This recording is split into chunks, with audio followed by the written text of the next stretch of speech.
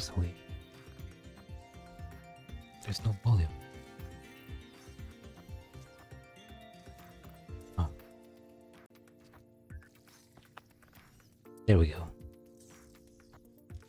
Ooh, ooh, ooh, ooh. Cheering.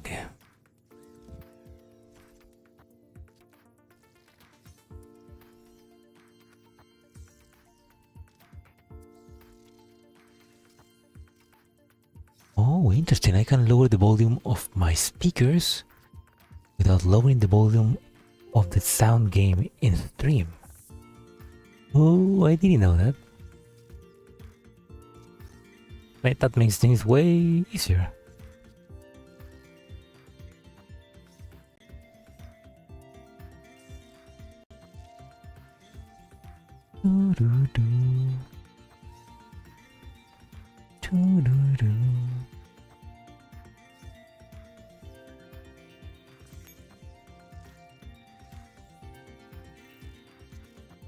I'll take advantage and I'm gonna do dailies first.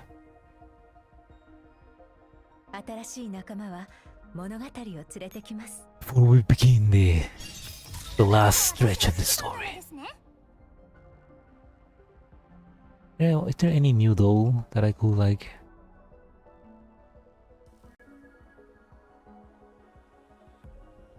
A new doll that I don't have and I can craft, maybe?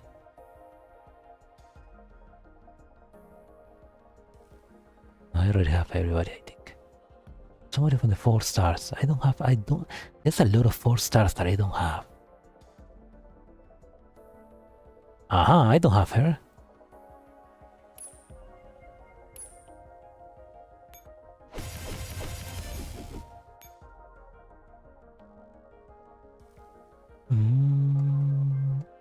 What?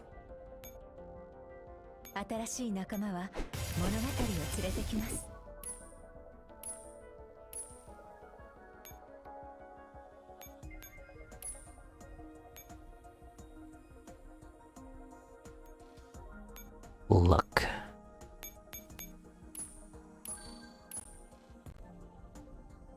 Yeah, I actually got the special equipment for M1918. Let's actually use it.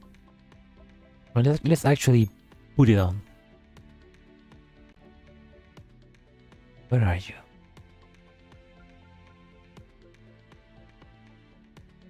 Am I confusing? No, there it is. Ah, damn it, she's exploring. Can I change it? Oh, I can change it. Oh, nice.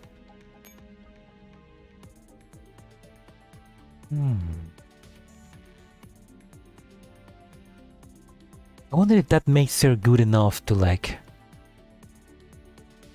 try again the ranking for the special equipment. Also, that's weird. I mean, she now has 3 special equipments, but she doesn't have like a special skill. She has no special skill like the others. I mean, I guess they haven't like make a special skill for her, I guess, yet.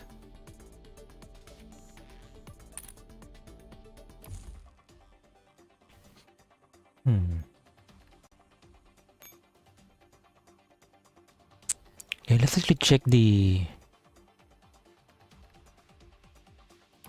Let's check the rankings.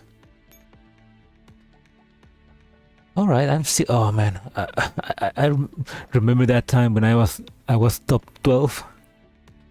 I even got top 10, I think. But now I'm top 52. Damn it. Okay, right now the strategy is to use Car, the Rhino, I forgot her name, Python, and Granny. That's the strategy. Yeah, that's the strategy. Okay, no, yeah, so that's probably a fake. Watching this while working my ass off during the night. LOL. Welcome to the stream, Plasma. So yeah, it's late. I imagine it's late at night for you. 1:44 p.m. Oof. Man, I feel sorry for you, man. That internet really sounds jucky.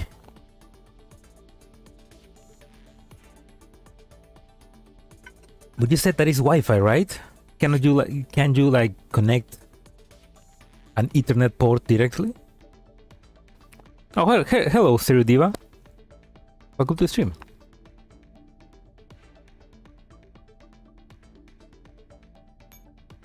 Right, I'm gonna try to do this composition then. Rhino, car, this girl, Peyton and Granny.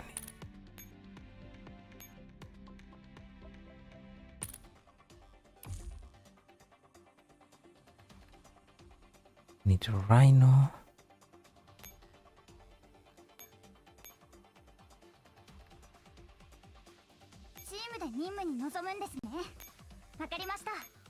Car.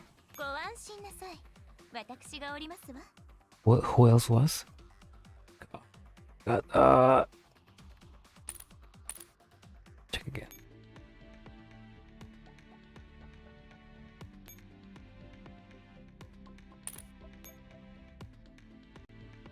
This girl.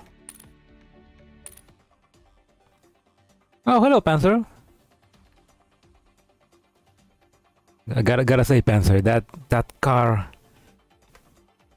artwork, ooh, it's looking pretty good. It's midnight here, but it's alright. Oh, it's not too late over there then. Here, it's midnight for you, and for me, it's basically 6 p.m. So it's like you are exactly 6 hours after me. Okay. Who was that girl? No, it's not a machine gun. Is it a rifle?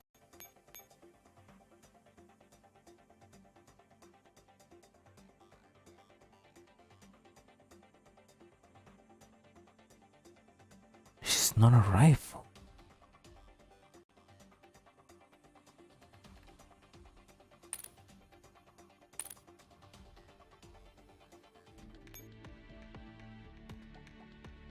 Oh, welcome, Blue Philly. 4 a.m. there. Oh my god.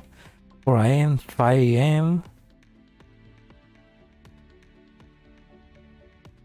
5:30 a.m. here. Oh, there. Yeah, damn. I mean, that's. I mean, I guess you have more fun early in the day, I guess. I don't know how to say that in English, but al que madruga, Dios lo ayuda. He who, which will translate to he who wakes up earlier is helped by God.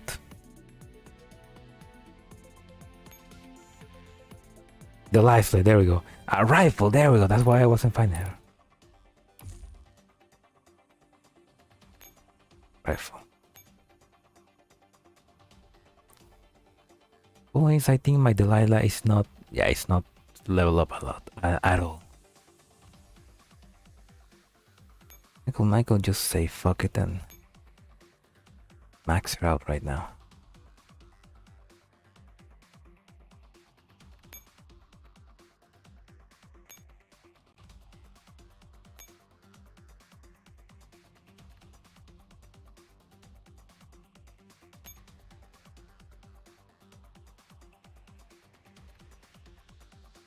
What do you need? Sleep? Yeah. Who needs sleep? Sleep for the weak. For the weak, or for the people that has a healthy schedule. I won't sleep today. I might have to wake up at 6:30 or something. Yeah. I mean, don't overwork yourself. I mean, that's the important thing, I guess.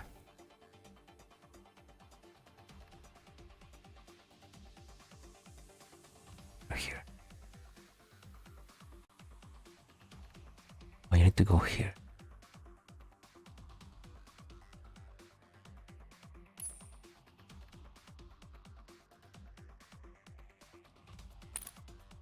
Okay, that's not an optimized team at all. What the fuck are you doing back here? What the hell? なるべく話しかけないで。少なくとも私がイヤホンをしてるときは。どうせ聞こえないんだけどね。Oh, you're here.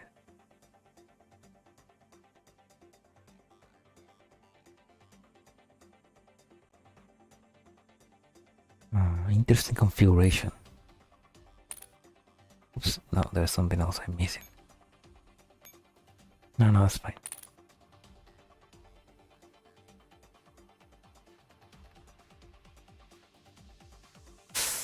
Actually, let's change your...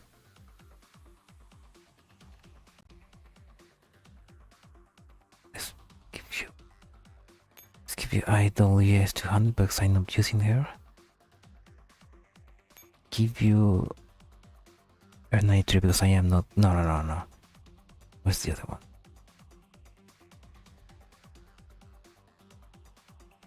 Type 56 error. No, I'm using her for some teams. Let's use one. There we go. Okay, now I need to like quickly... Dummy links too, yeah. And enhancements, yeah. Can't forget about that.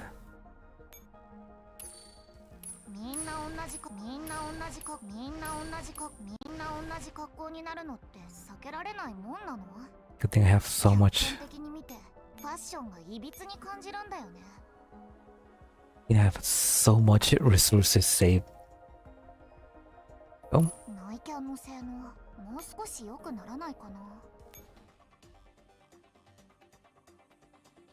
I'll check my data team for like a year now. I mean, when you have a good data team, it's not necessary. I like to like try to aim for the ranking. I mean, let's try it. I'm right now on 1.60, so let's see if I can go lower.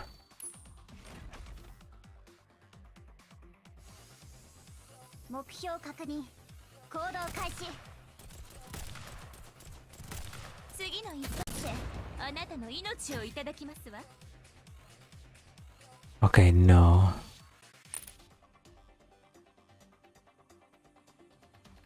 Something is wrong.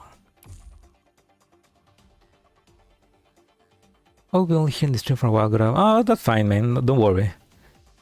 I mean, work is important.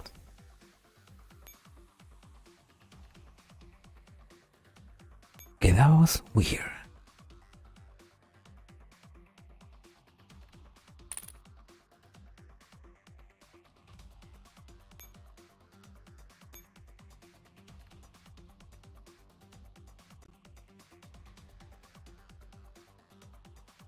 Give you MP5.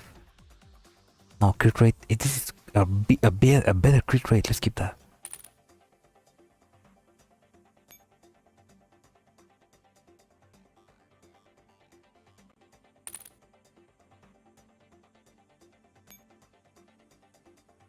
We're getting to wave 150 of defense drill.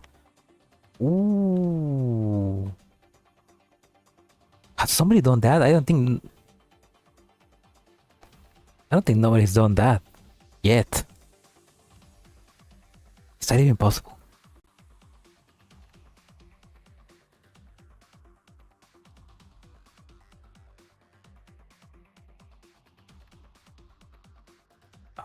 And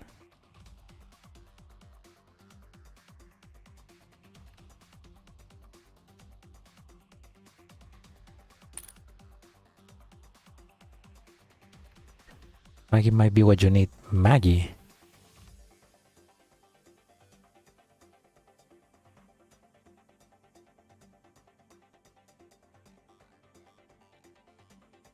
Are you sure about Maggie? Because I mean the ranking right now is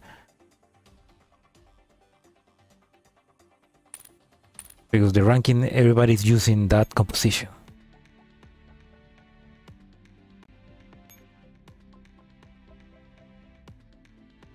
I mean, with some difference, but...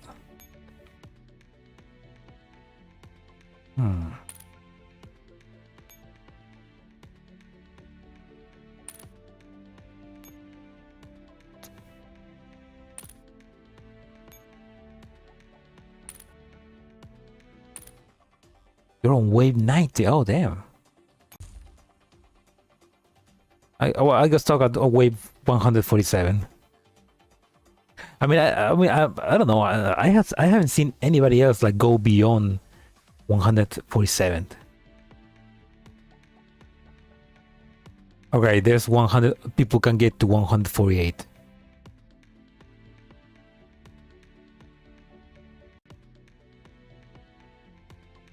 Which teams? Okay. Yeah, no, those are some strong teams. Wait. Anyway, okay, my problem is probably in the composition. So there's a composition that I can use. Damage, crit rate, damage, crit rate, damage, crit rate. Reduce skill CD. Okay.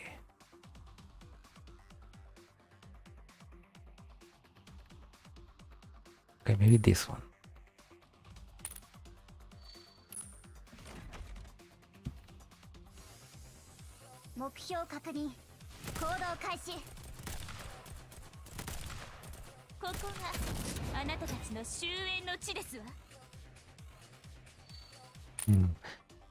I haven't really tried to get to 147. I mean, from 143 is not that difficult. I think it's just getting a special. You just need like a specific team. But I remember I checked a video guide from somebody and I got there. But yeah, to get to 148, that thing's way harder. Okay, maybe Python is not there. Oh, maybe this. There we go.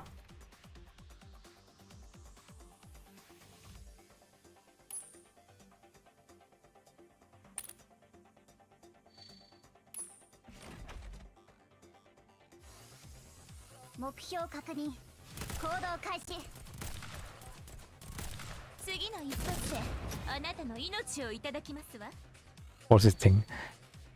You need to switch positions. Middle, Rhino, Python, lifeline. Right.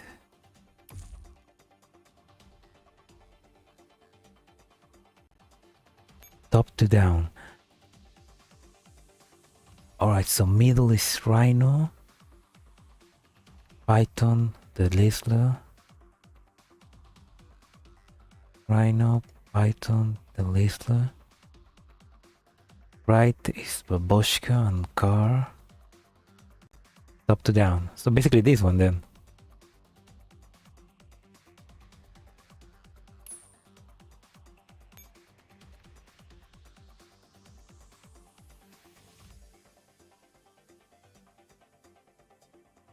Would there be something else I can improve over here?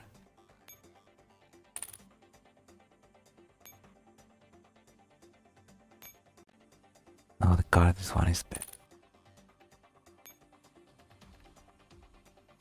And I know everybody is on, it's got the level skill.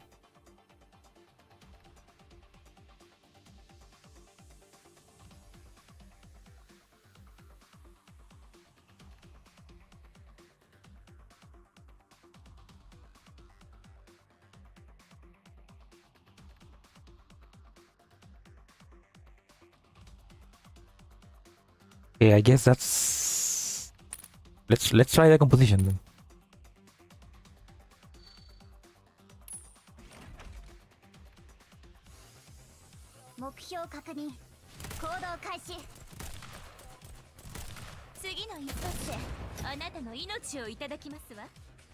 I mean, it's faster, but it's way slow.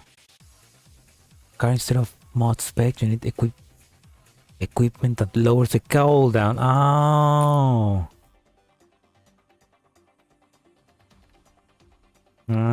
Okay.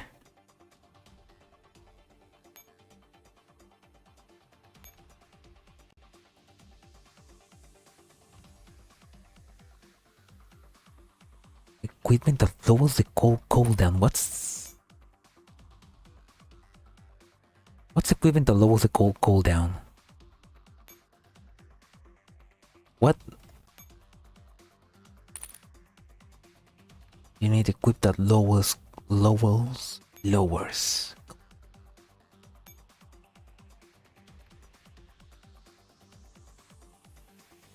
Okay, so it's not the rifle. The new stuff. That's right, there's new stuff. Fuck! I haven't. Oh no! I haven't been farming that shit.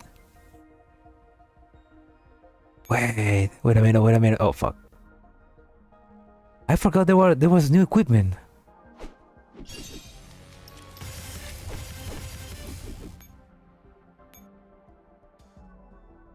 Where is it?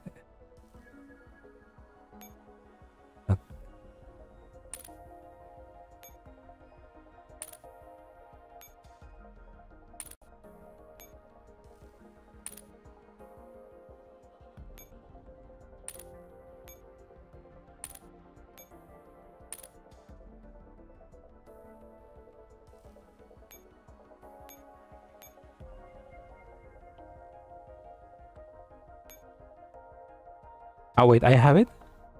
Button equip. Wait a minute.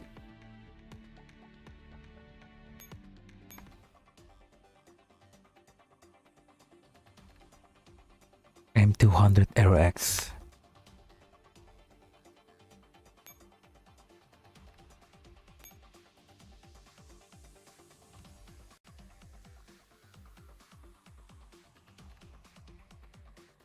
Oh, the rage finder. Oh, I didn't read that. Initial cooldown minus 80%. Oh, I didn't.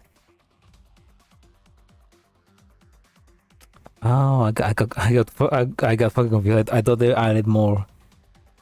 But they added more stuff. Okay, let's try that then.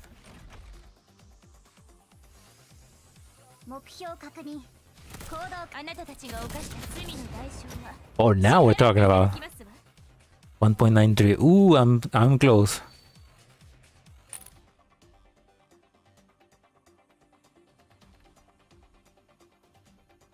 I mean, I'm close to from my record, which I forgot which was my record. My record was with.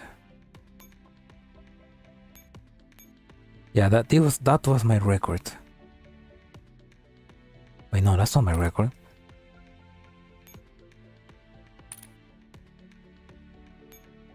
Damn it, stop.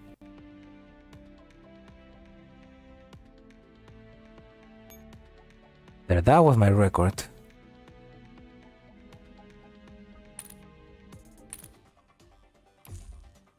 Then how slot composition? Ah, depends on Rhino. Yeah, because Rhino has his skill is RNG, right? Yeah.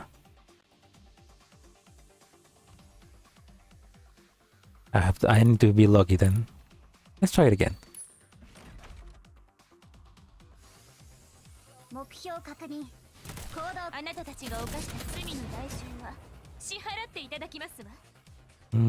Casi.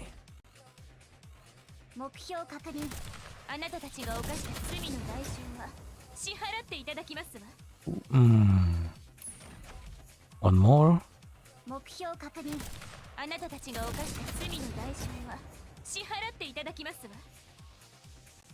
Well, next time then. There's always another day. I'll do that later. Let's actually continue, I mean, with the event. I love the animation that happens when you do this. Looks so cool. But anyway, let's continue the story. Where we left off, we just fuck Nembran.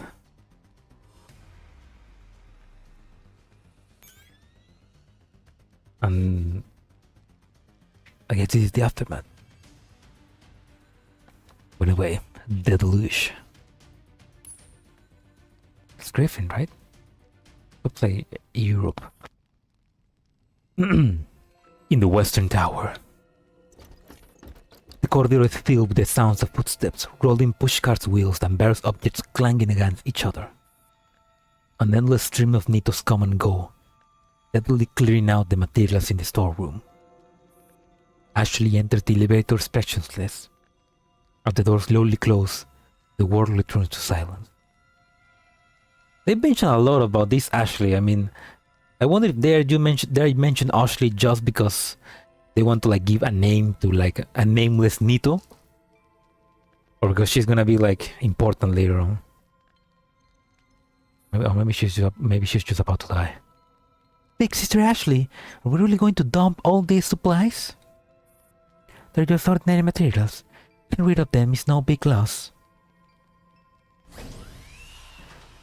Ding! The elevator doors open and Ashley strides into the last storage room. The negative pressure door opens. Ashley scans the expensive supplies around her before making a call. Big Sister Nembrand, we finished destroying the contents of the supply rooms on level 1 through 18 of the Western Tower. Just enter the storeroom on level 19 and send you the inventory list. Go straight down 4 racks. Your shelf. Open the safe to find her. Key code received. Ashley soon locates the safe and opens it carefully. The safe contains another lockbox. Ashley takes it out. It feels very light in her hands. Bring that box back. Be careful with it. What about the other mat? Throw them all into incinerator, number 8 in the power.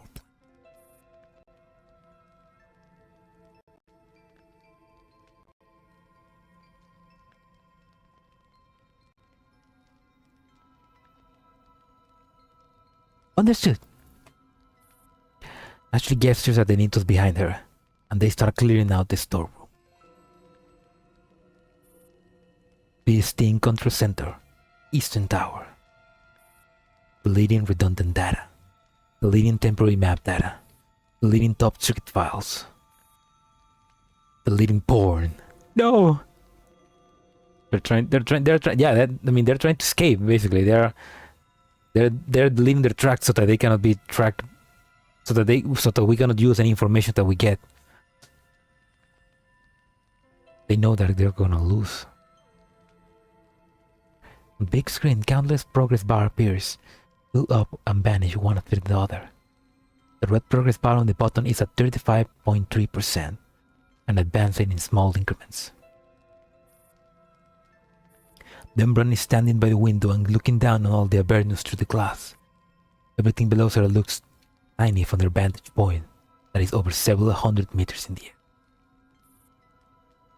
We are bowling. We're just tearing through this. We're just rip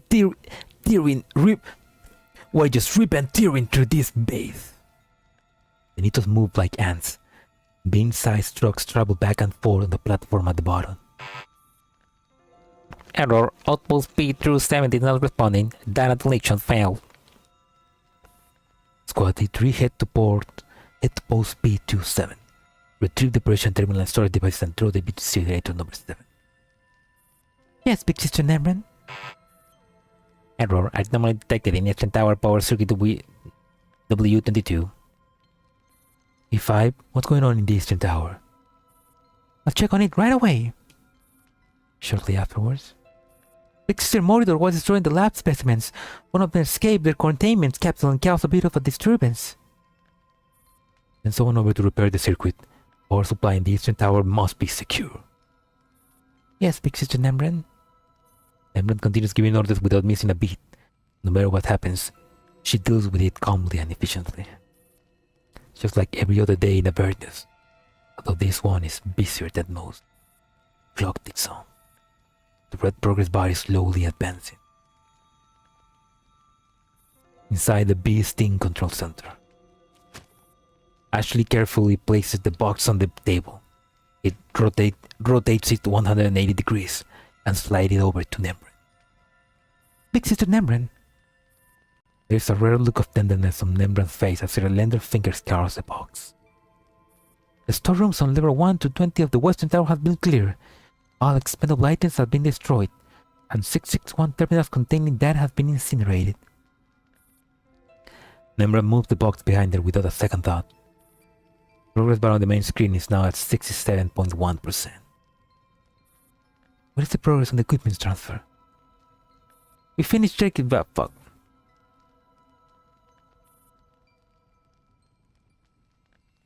We finished taking down the second batch and are loading into the trucks now.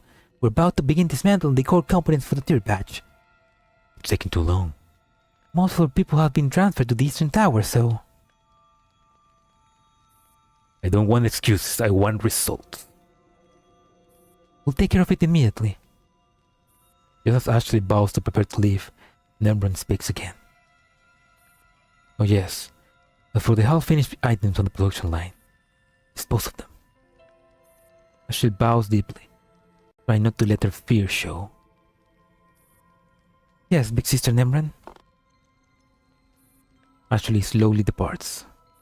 Nembran massages the temple and relaxes a little. What is it? I have a gift for you. Moscow. It'll be in the usual place. Is it going to cause problems for you again? No. They're just some dead plant specimens. That's good. We're waking up this time. Will I have to go to sleep again? Don't be scared. Be with you. There is movement in the pipes below the platform. Green-colored waste fluid mixed with countless artificial humanoids pour into the underground crevice. The wind howls, and they fall for what seems like forever. The drenched girls finally hit the button and look up towards the sky with dull eyes. For the failure. Although they miss this dark abyss, a pile of countless isomer and Nito's corpses. The further down one looks, the more decayed they are. The ones at the very bottom are nothing but bleached white bones.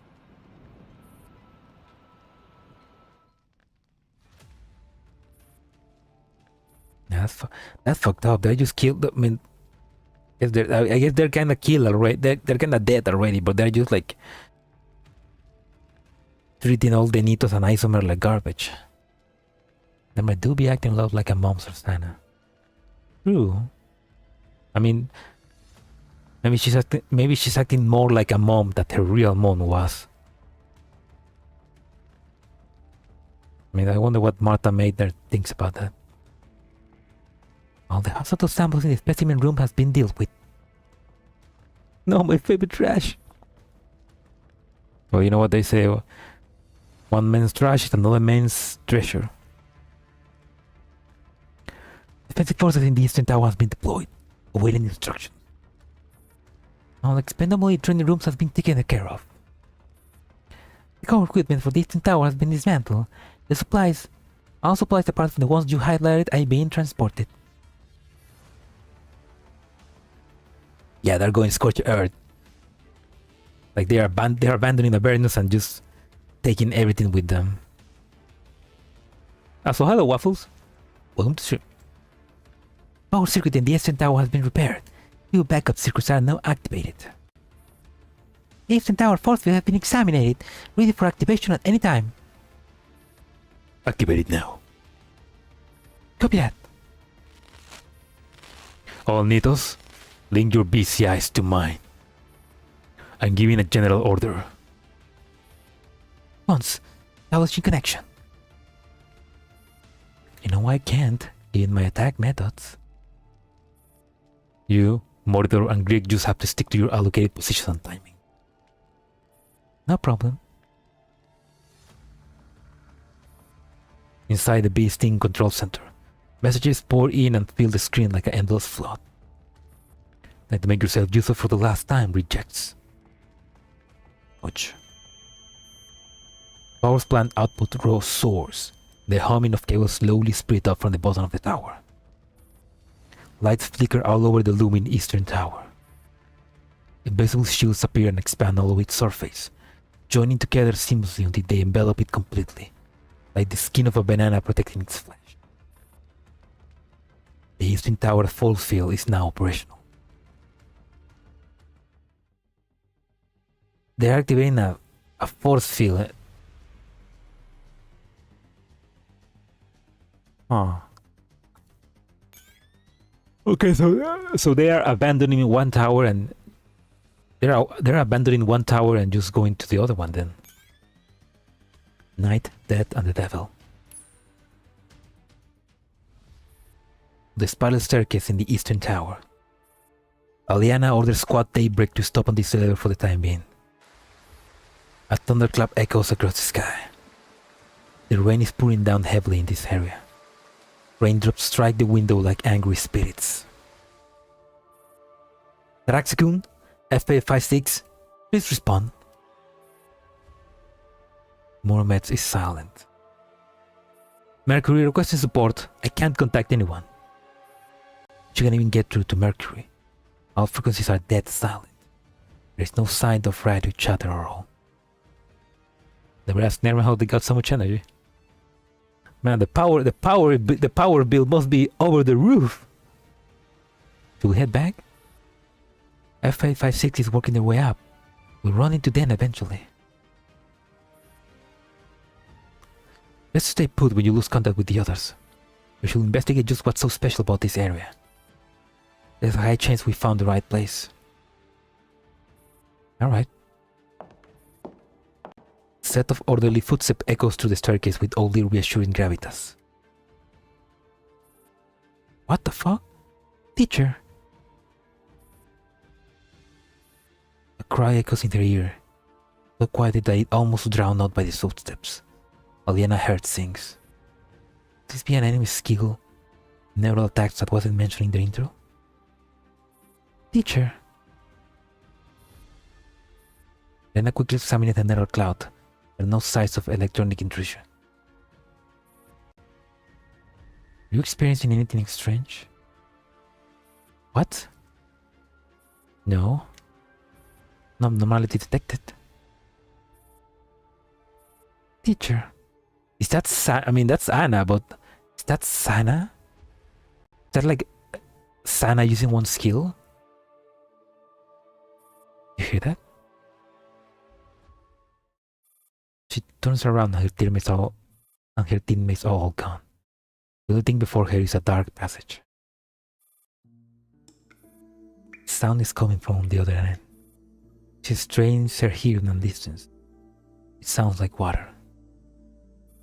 Rainwater. Teacher, I'm here. A speck of white light suddenly appears in the distance. Eliana slowly approaches it. The whiteness slowly grows larger. It is a chunk of ice.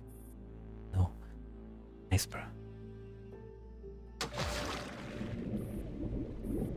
Icy lake water surrounds Aliana, and their vision grows murky. She's been pulled into the consciousness of the Nitos. Chaotic thoughts and freezing water envelop her.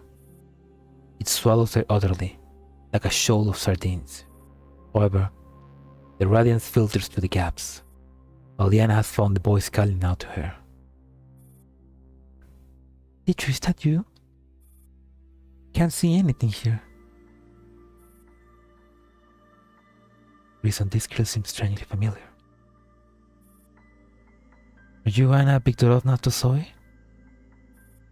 Elena voices her quiet suspicion hesitantly. This doesn't seem right. How could Angelina be so young? Who would this be? I'm not teacher.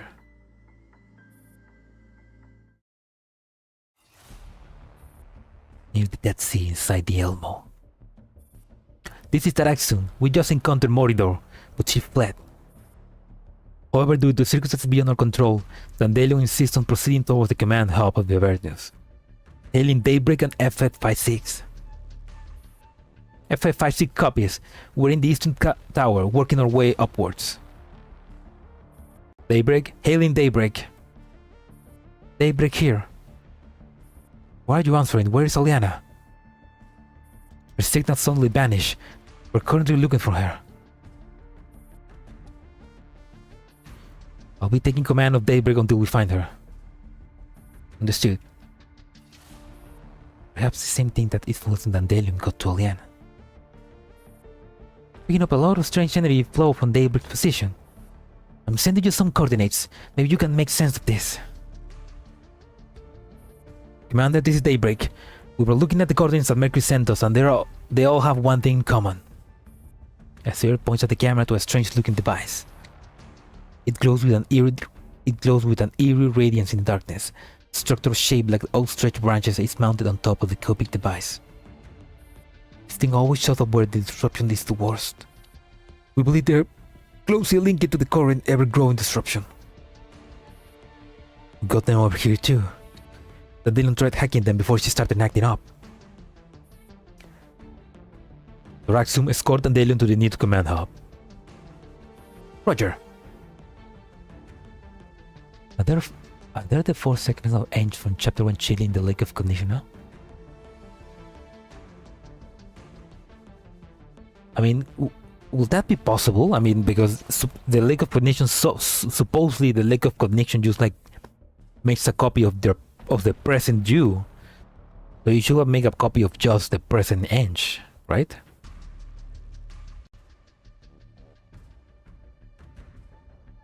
Yeah, it's kind of weird that she met the child Ange there. What does it mean? Paradeus Command Hub, Eastern Tower, Avernus. Following a load crash, Star 15 and 416 barged into the Paradeus Command Hub. Clear! Move up! After taking down their last few pursuers with quick bursts of gunfire, Taraxacum faithfully enters the command center. You hurt? I'm fine. Same as always. I'm okay. 15! Dandelion? Dandelion's expression slowly clears up. She points at the strange device in front of her as she answers Star 15. I can sense a consciousness stirring inside it. I like that we get to see those from the last few events here. Yeah, me too. I mean, I guess that, I guess because the last few events has been basically all leading up to this one, so makes sense that we are having like all of them together. Also because a lot of those died. We only have, I guess we only have Ben.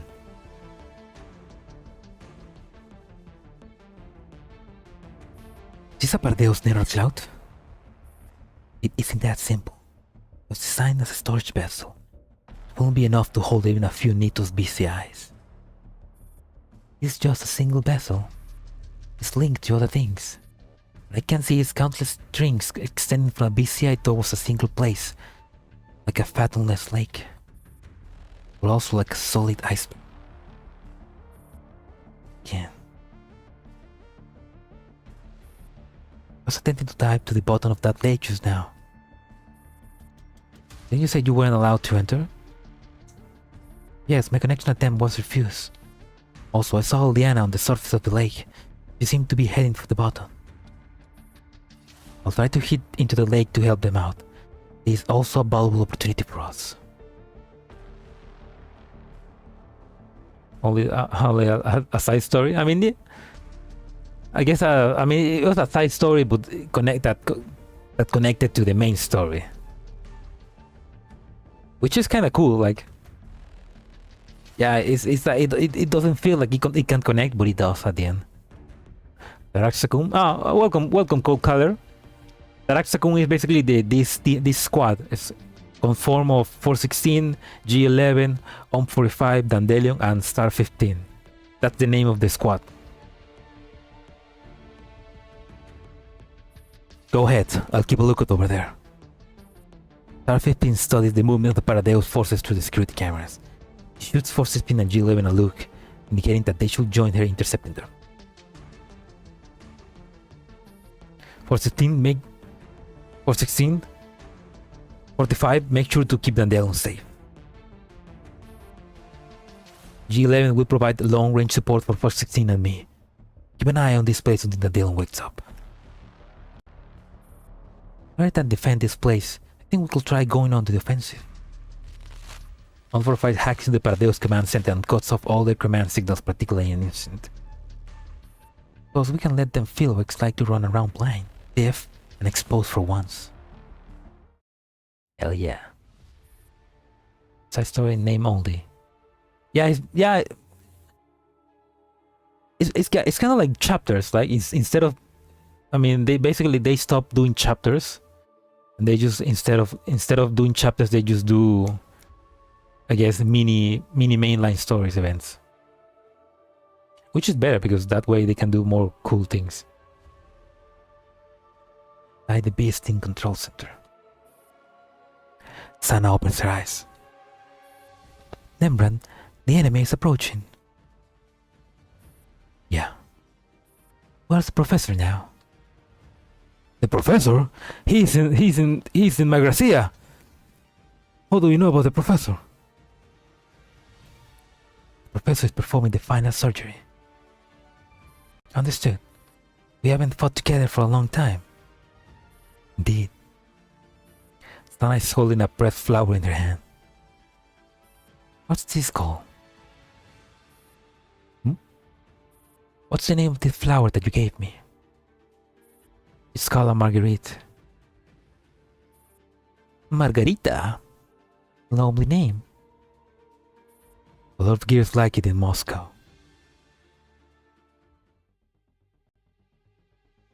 The last few chapters are mostly previews for events anyway, yeah. The last chapter was basically a continuation of Portalized Light because they weren't able to properly finish the event, so they finished it up in chapter 13. But it will probably be better to just, yeah, makes more sense to do events. Level 60. Oh, I guess that's Sana. Guernica.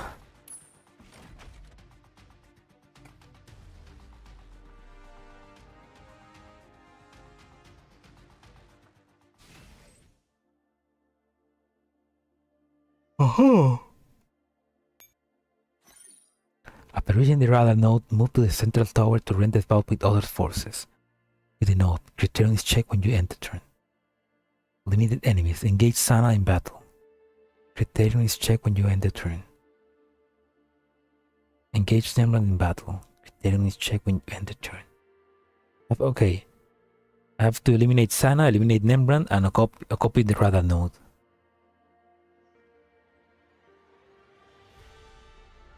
This map is going to be fun. I love fun. Okay, I need to activate. Oh my god, that's a lot of power.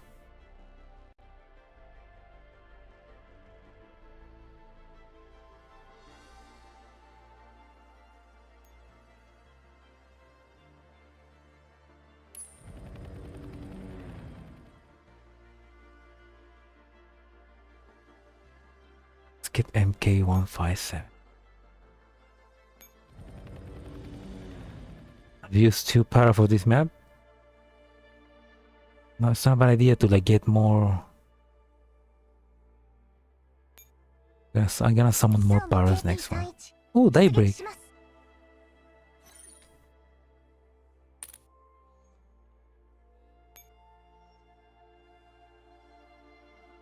Oh, okay, I have two very strong ones.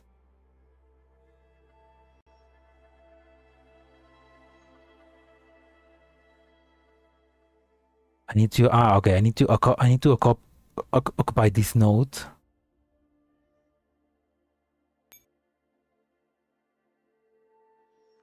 They can spies.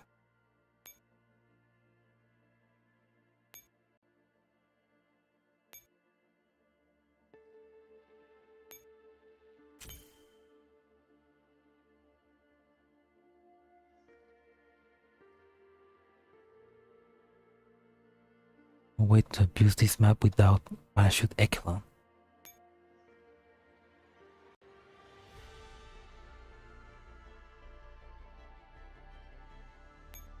Where I'm about to find out.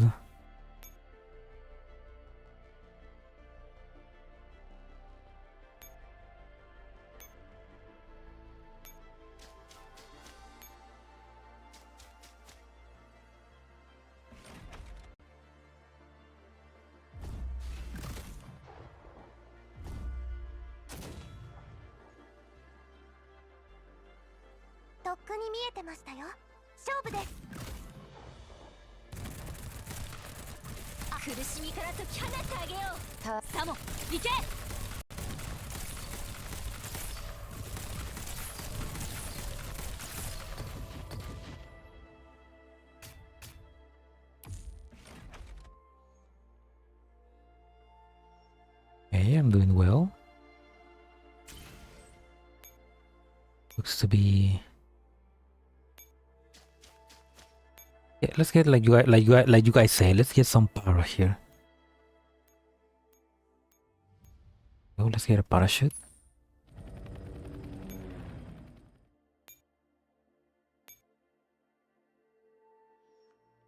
Guessing let's go here.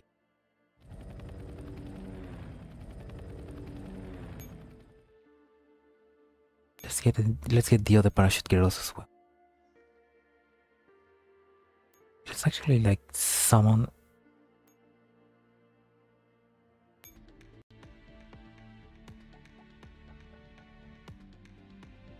Girls the other parachute fairy. There. Instead of this team, let's I mean I'm sorry, well Rod. Actually no, well Rod is pretty good there, I think. Maybe another handgun. Maybe no, okay, no. Where is P22? There we go.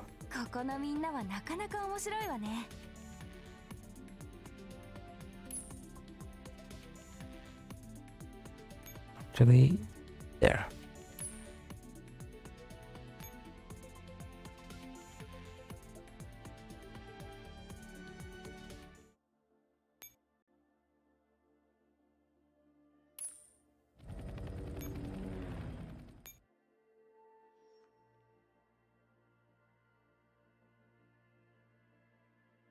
Yeah, let's use this.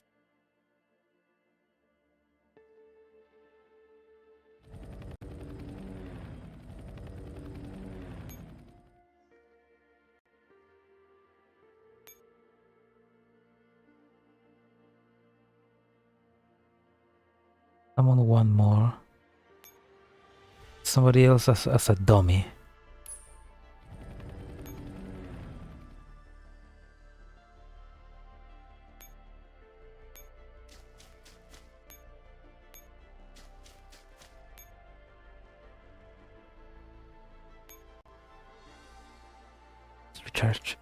Let's recharge Suomi first.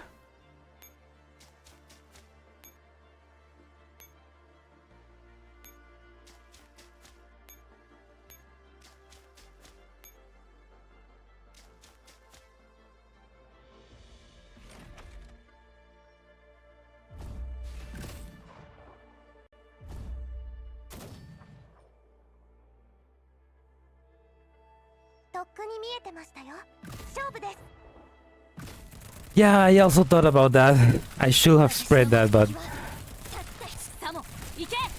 that's the problem about not thinking ahead.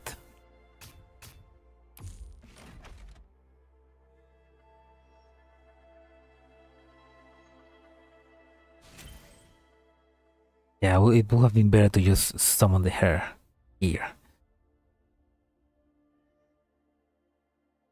Anyway, yeah, it doesn't look like this guy can advance to two spaces, so let's hope it doesn't.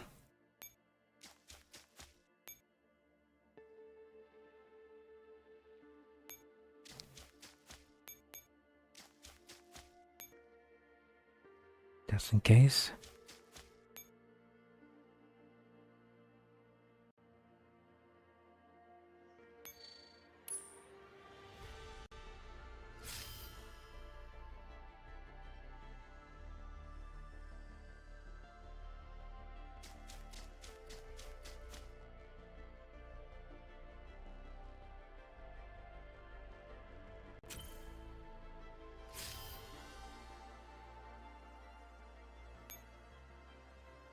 What's the terminal there?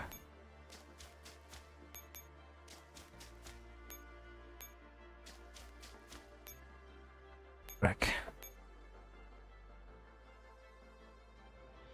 Alright, it's cracked. Right here.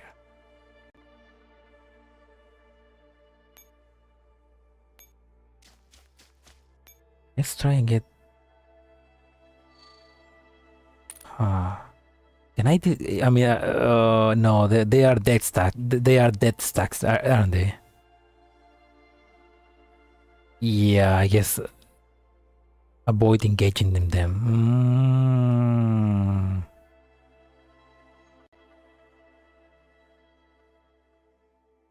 Maybe I...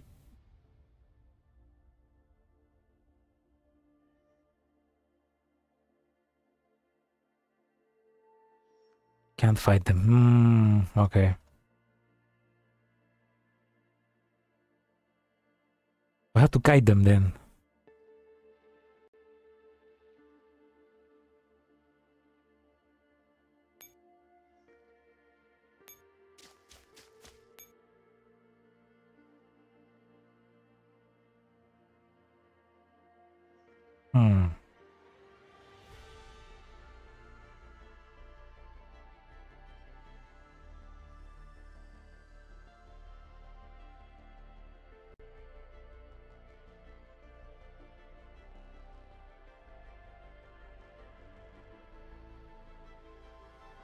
Maybe if I summon more hawks, they can be killable, but... Oh, maybe not.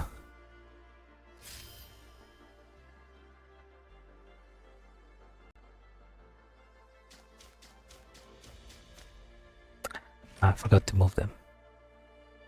Oh, that's fine actually. Oh my god. Oh, come on, girls, you can take it. I know you can take it, girls. Come on, girls. No, they couldn't.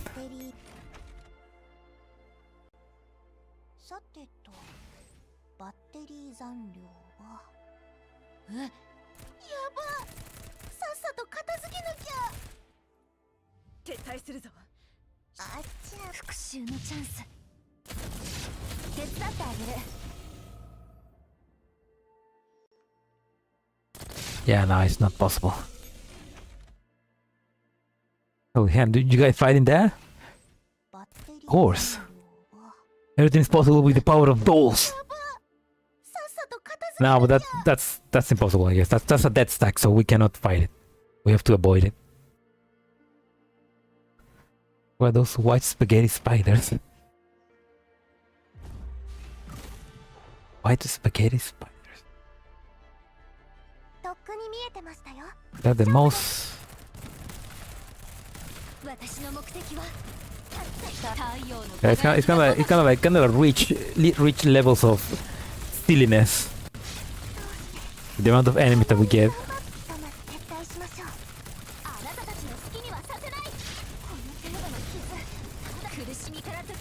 You know what? They weren't doing that bad.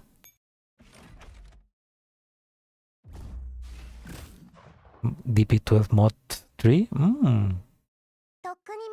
It's a good idea to try.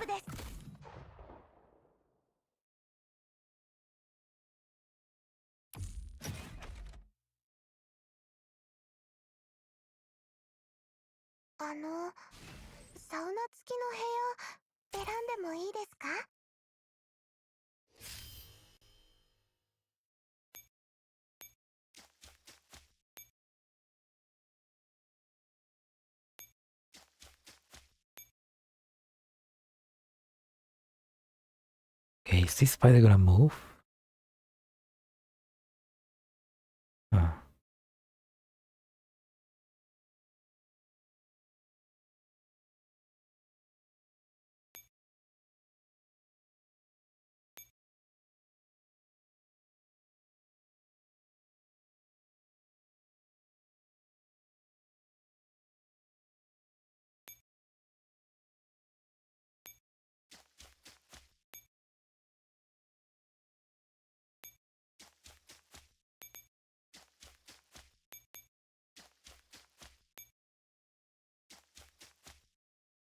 Come on, Daybreak.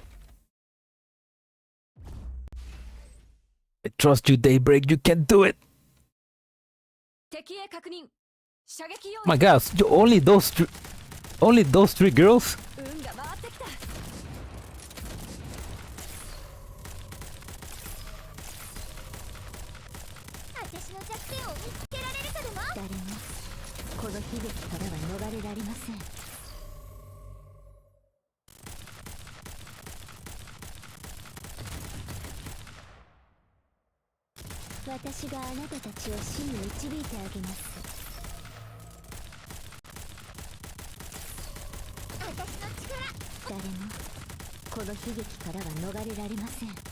I mean, they are resistant.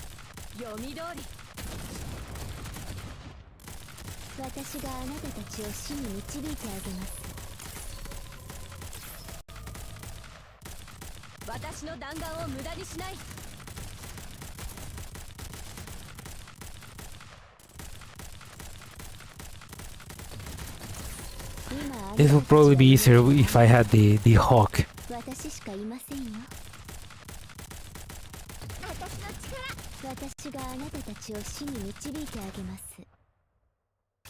Why 400k enemies in rank are easy kill but not death stacks? That's a good point. I guess maybe because, I mean, one is for you to not try it and the other one is for you to go, yeah, maybe I can do it.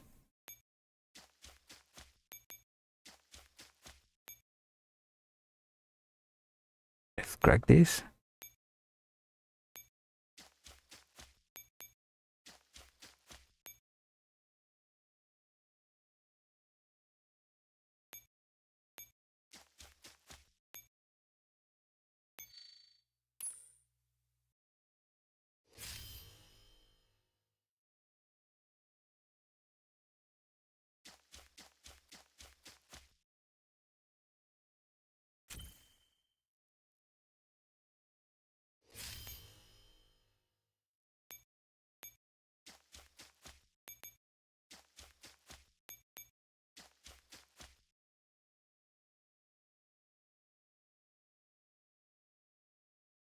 Ah, okay.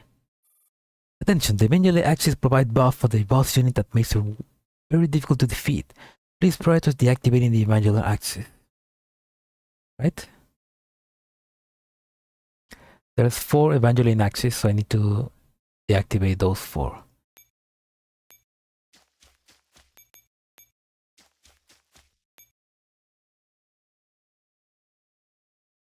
Crap. Protect star.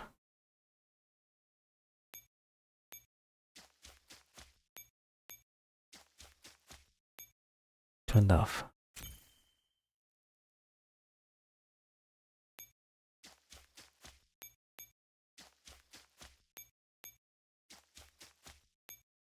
Turned off.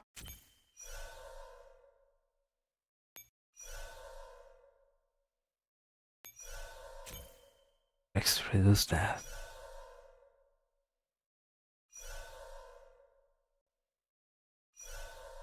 The weird sound.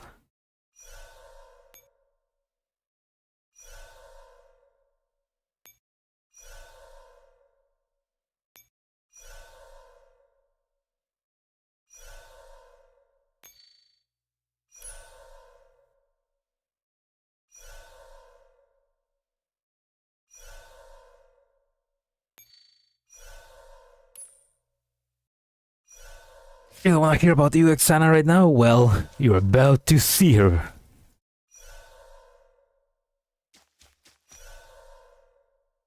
She has like, what the hell? She has like goat legs.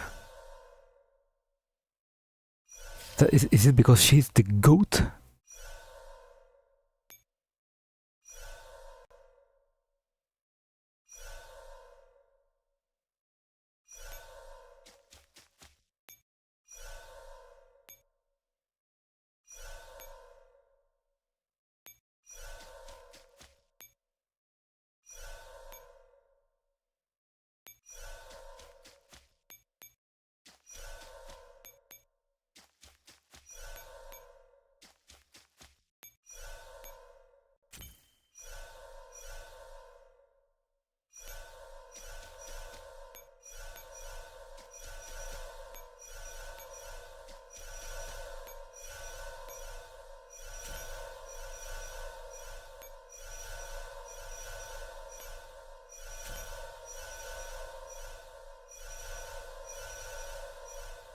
Like how that sounds.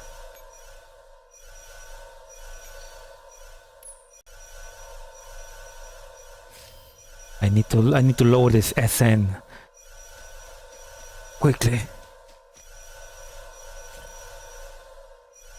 Yeah, I really don't like how this sounds.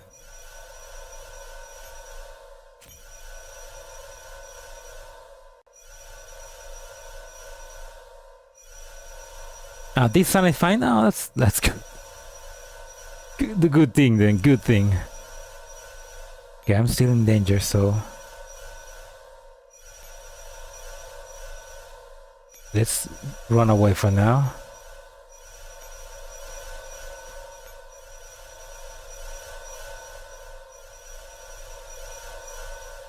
Can you imagine I can probably defeat Rembrandt and Stana using Dandelion and FX56, right? No, fuck! Don't do that.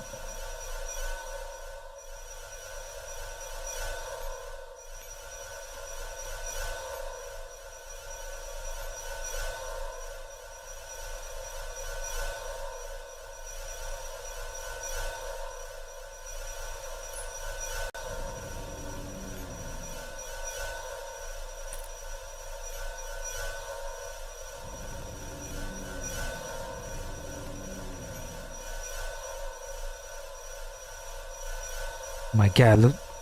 Who the fuck is playing? Who the fuck is...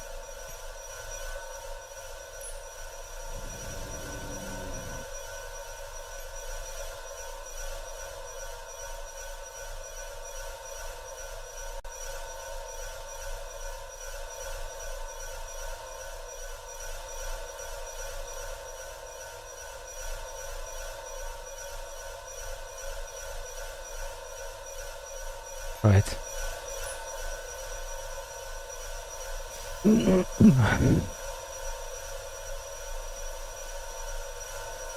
Oh my god, I'm going crazy. I'm going crazy. Ah.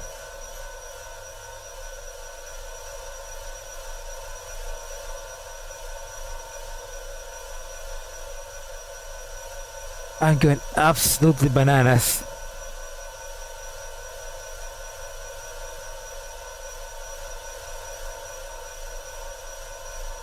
I think maybe I shouldn't have like deactivated two of them at the same time, because I think now I cannot like lower this enough. But I'm gonna lower the volume. Fuck me.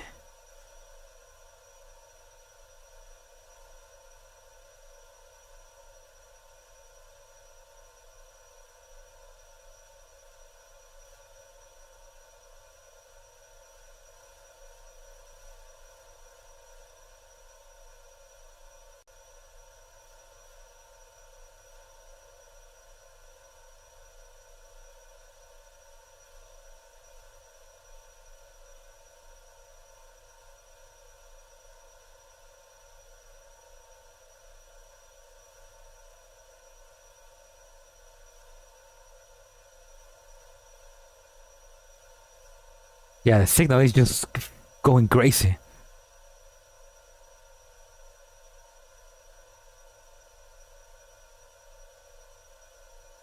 This thing was scaring me. No.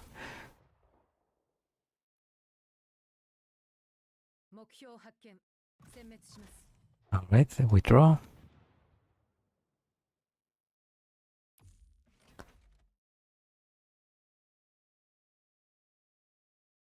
I'm getting some kind of laser shielding. Okay, now it's normal. Now it's normal, so it was going crazy before. Right.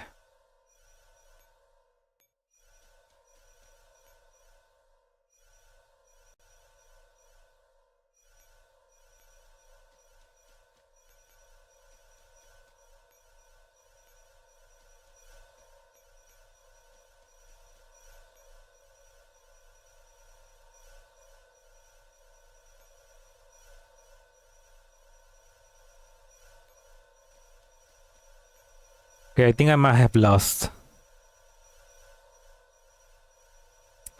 Yeah, I probably just lost.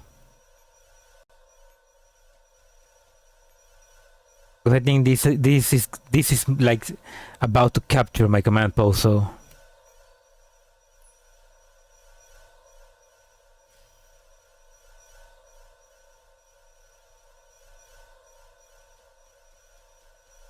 Oh, I didn't. Thank God.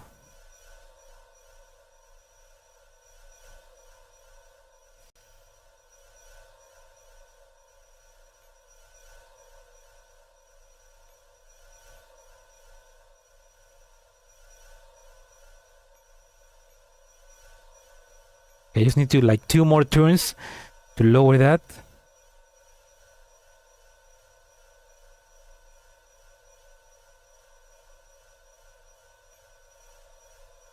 Alert AI.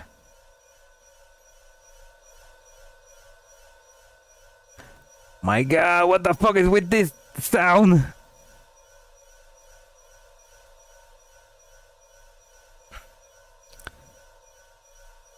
Yeah, enter. Look at aggro on the dead stacked.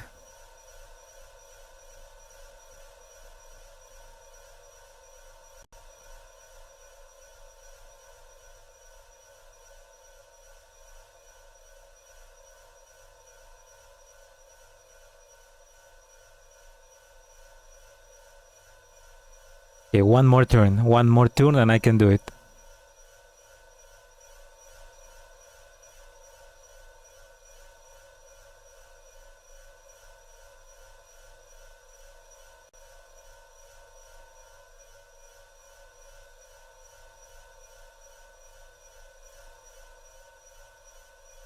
Whoop.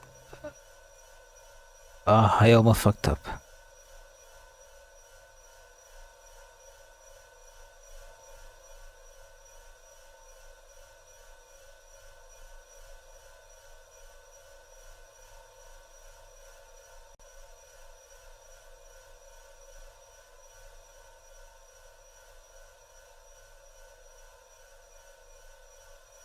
There we go. But the sound doesn't stop, so I guess it's just glitching. Anyway. Oh my God, they cannot fight because they don't have any rations. No! Ah, okay. I need to bring my own team then.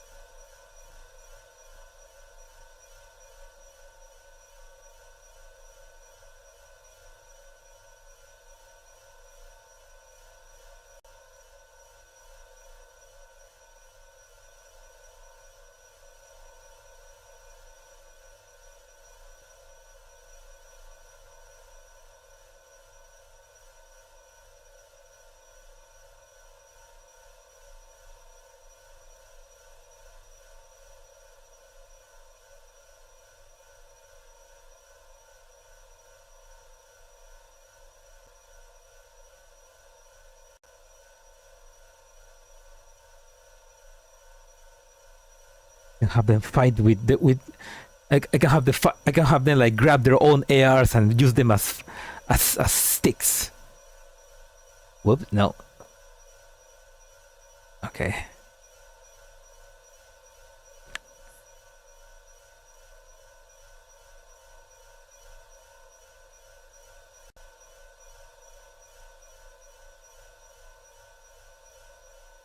I mean, this is the weirdest improvisational jazz session I ever heard.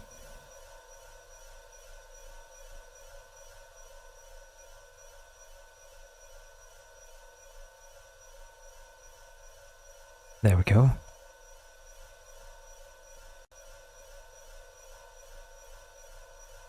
It slow me.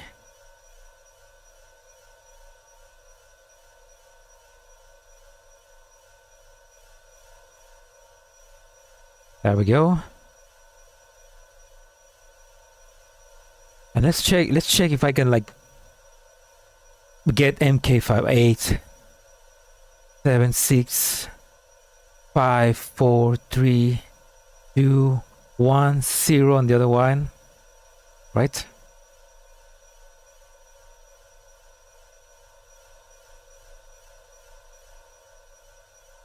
Six, 5 4 3 2 1. Rangers in space.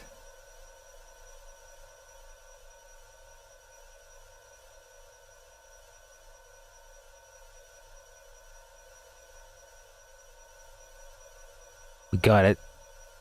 We got them. Retreat. You as well, retreat.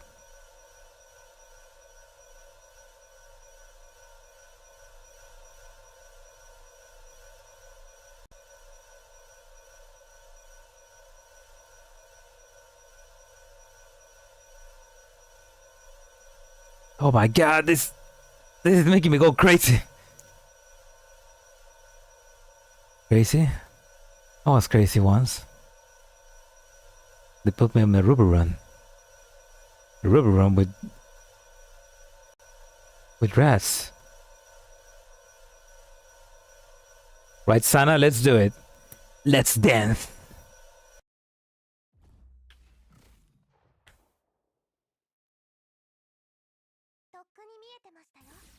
What the fuck?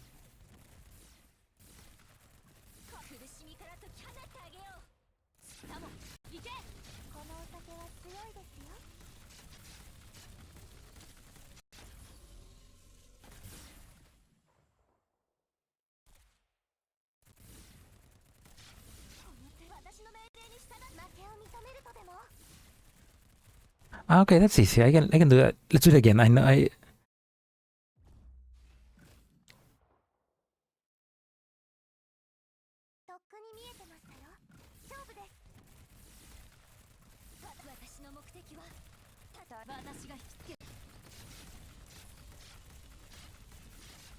I need to avoid this.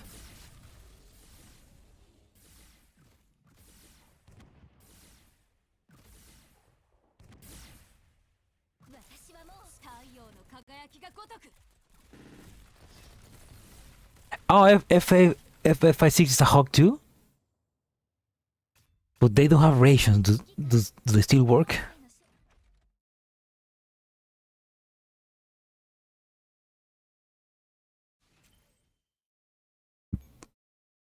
Okay, they've been weakened. They've been weakened really badly.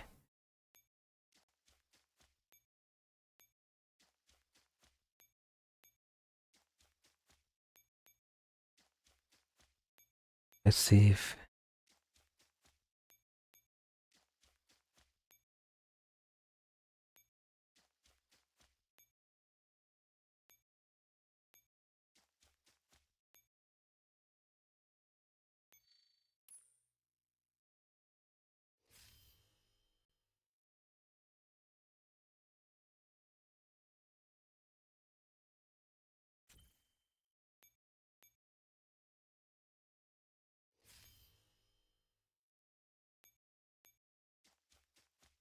Get your girls back here.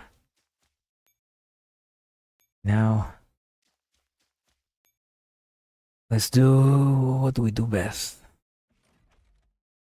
No, it appears that if they don't have any rations, they don't work.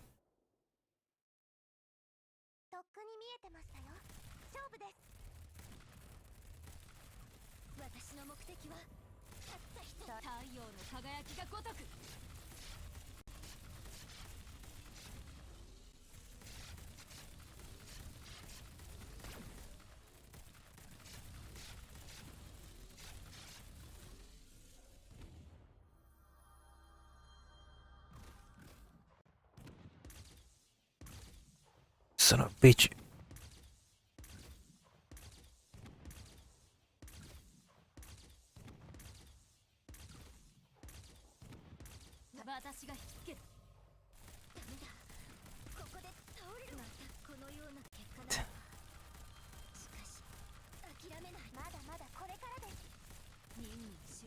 Oh my god.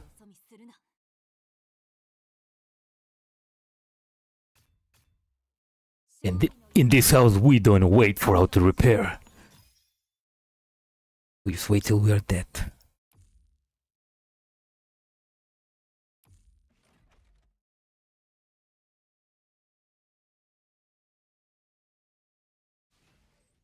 Choo.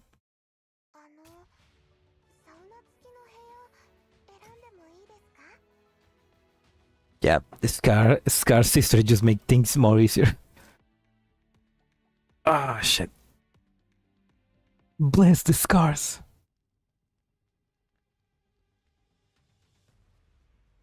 We continue now. Death and fire. Griggs and Bremet's signals are offline.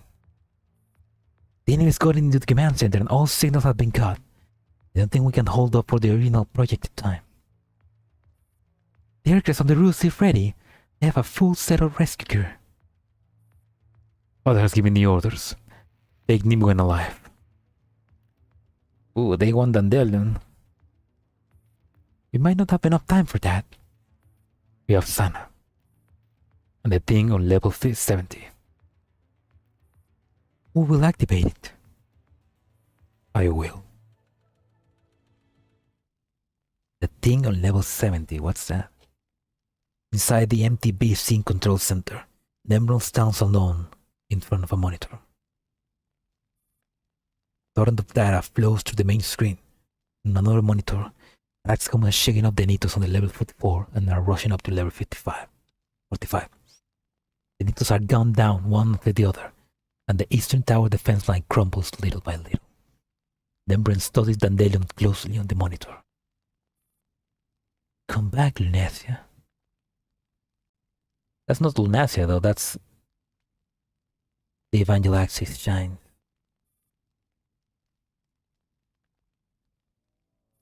Level 44 of the eastern tower. The nearby Nitos suddenly abandon the defensive position and rush that action at once. Oh, am I imagining things? So how come there are more Nitos now? Ah, there's too many of them and they all look the same. Hey, G11, that's kinda racist. It's true. What is racist? R15 fires up a shot and changes position. Hurry and move up, don't get stuck here. King fires another burst and takes down 2 Nitos. However, a dozen more makes a mad dash towards them. They're entirely focused on only one of us. Hey Dandelion, are you need to bait or something? I'm just a weak and helpless AI. Please protect me. Cut the crap and move! In the depths of the Lake of Cognition of Vernius. You're not the one I was looking for. Perhaps I'm the one who's looking for you. Why were you looking for me? Because we're going to be comrades, fighting side by side. Me? Yes, I'm supposed to bring you back. But I don't even know you. What year is it for you? 2047. Oh, so it really is like the child version of Anna has been has been assimilated to the Lake of Cognition then. Interesting. And who are you waiting for? I'm waiting for my teacher. I want to tell her I found the answer. No way! Oh, that's fucked up! So, does that mean that Martha Meitner used the Holy Grail operation to use the operation that Gray invented on the Anna? Or maybe I'm just thinking too much about things. I want to tell her I found the answer. Answer to what? My teacher once asked me, if everything in life is futile, then what is the point in struggling? What is your answer? I will answer that question with my entire life. Well, you did it. And then approaches Anna and takes her hand. Although I don't know why I'm here, or why you are here. I will take you with me. We will find a way back together. Paradeus Command Hub, Eastern Tower of Paradeus. Got good news and bad news. Which one do you hear first? Bad news? Oh, rude. I decided I'm going to tell you the good news first. Then why did you ask first? I found Aliana. I also saw what's drawing her in. And what about the bad news? She can't hear me. Turns out this... Then points to the special device. Connected to the entire tower.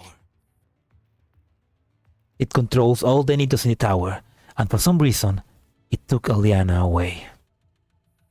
I need to report this to the commander. I just knew there was a problem with her base layer. If I remember correctly, the relics agency split into two back then, didn't it? Perhaps she was linked to them in some way. All we can do now is shut it down. Oh, okay, so that was the... Remember in Eclipse and Eros, the event, when Dandelion scanned Aliana, she said that there was something in her code, in her base layer, that she wanted to like investigate, but we didn't allow her. So that's probably that. Aliana has something that connects her to the relics agency, and that relic agency is what was created. That something from the relic agency was what was used to create the Lake of Cognition, I think. Aliana and the others started having uses on level 70. Alright, we'll go there. Going up. Level 70. Black Cross. In the depths of the Lake of Cognition. Paradeus. Aliana takes Anna by the hand as they head towards the deepest reaches of the lake.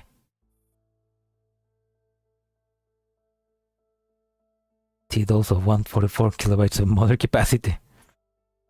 That's why they need to be upgraded. Also, hello, Salo. I'm doing good. We are cracking this baby open. We're cracking this tower open. We're squishing the Paradeus like cockroaches. The water is darker than blue, more of a fathomless black. Hey, Aliana! Oh, Aliana with the hair pulled down. I suddenly realized something. I finally understood why we, who were imperfectly made, were sent to deal with Capita. Why is that? This energy circulation system works on the same principle as the dot tag system. Oh, wait!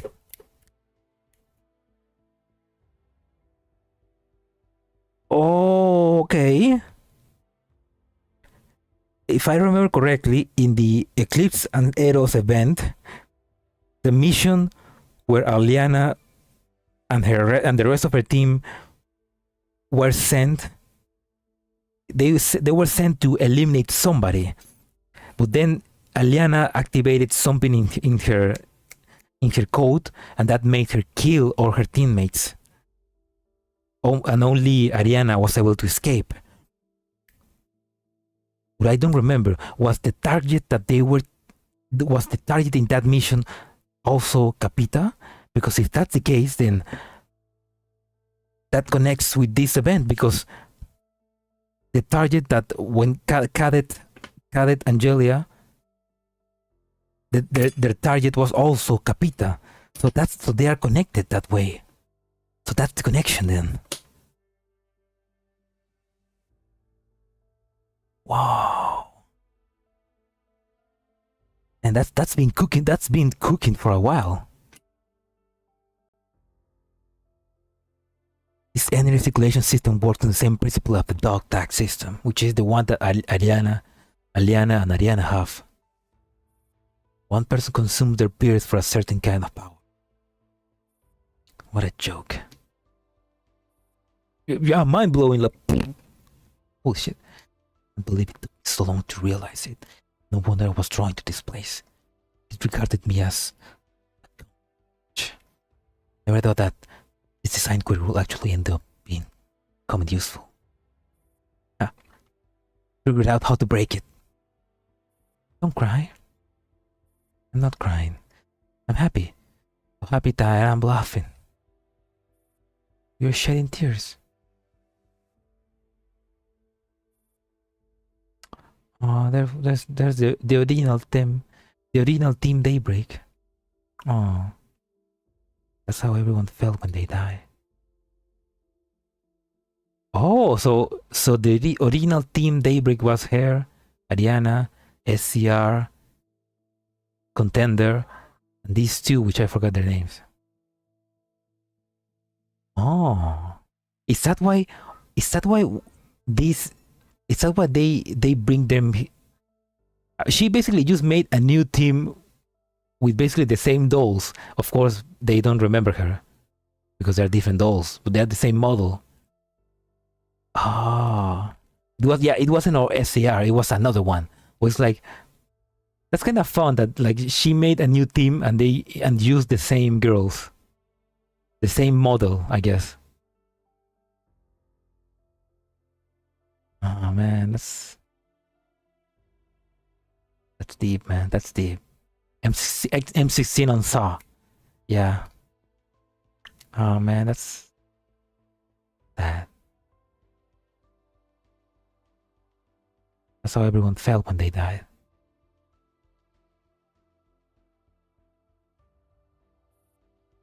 All her parameters are outstanding, but she should be able to match up to the meaning we assigned her.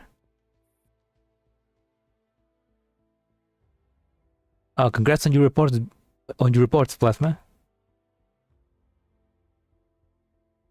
Professor Maid. Oh, Professor Maidner! Oh, shit! That's why they use the same system. Maidner created a help. Maidner used the same system that she used for the leg ignition to create the dog tag system for a squad Daybreak. Fuck! That's fine, Plasma. I mean that's okay, man. Like take care of you. It's better to sleep than to not sleep. Anyway, fuck, man. Maidner has been here since the beginning. Oh, look at that. She's so young and full of hope. A ray of daylight that illuminates the night. Since she's the first child of this team, we'll have her be the sun. I hope she can help us put an end to everything. We'll call her Oliana, the dawn, daughter of the sun, and our returned gift from the gods.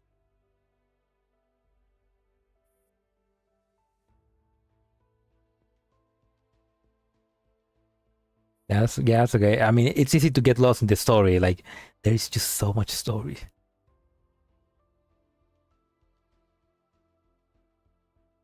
Music, yeah. Gotten really emotional. Inside the Elmo, near the Dead Sea. Commander, we got a message from the command center. Operation Muromet has exceeded its time limit. The rain has stopped and the radiation levels are low. Aerial visibility is good. Grim Hill has been initiated to ensure completion of the objective. We are about to bombard them, I guess.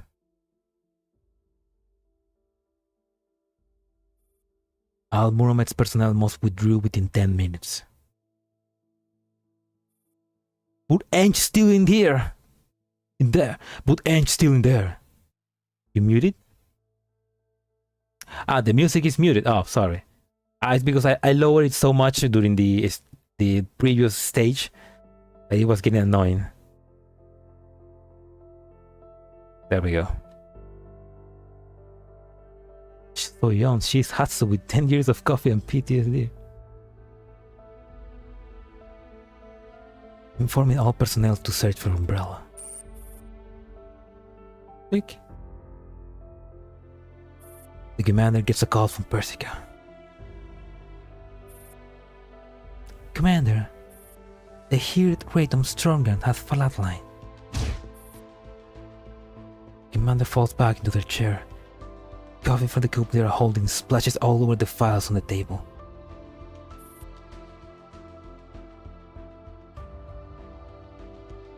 Some Star Wars firefight kind of shit.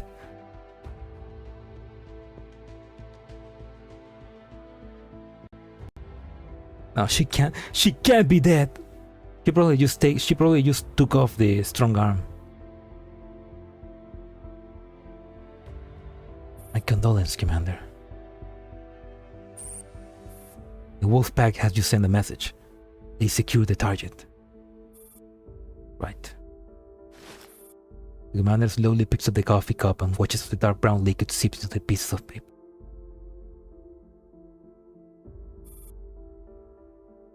Order all Muromet's members to withdraw. Understood. The commander contacts air traffic control. This is the Elmo. Hey, QBI. Your instructions, Commander? I will activate the cipher key in 10 minutes. Copy that. Thank you for everything you've done to make this day possible. Commander hangs up and buries their face in their hands.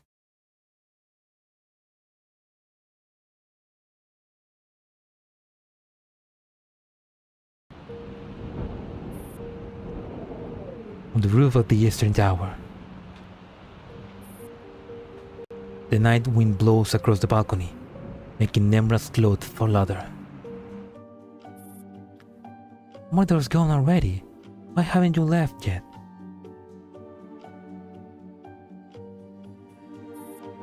The aircraft was full.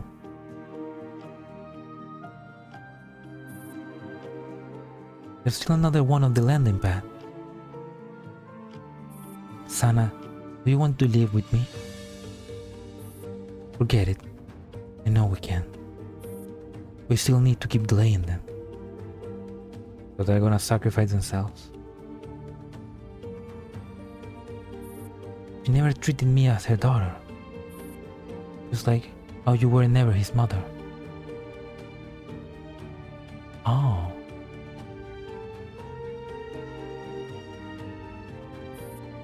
We had no choice. Can the aircraft take 2 people? Why don't we go for a little ride somewhere?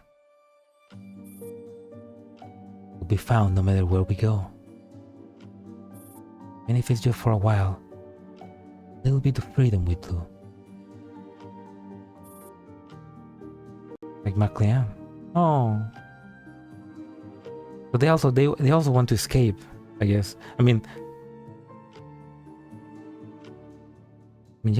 supposedly she's William's mother, but I guess William, she's no longer her mother. Like William did something to her to just recreate her in her image, I guess. To fly it, then never left the Evangel axis before. Alright. The 2 of them board the aircraft. There is a happy smile on Sana's face. She holds up a dried, real Marguerite. How strange. I'm using Sana's name and I have her memories. My like and personalities are nothing like hers. I was never allergic to fresh flowers.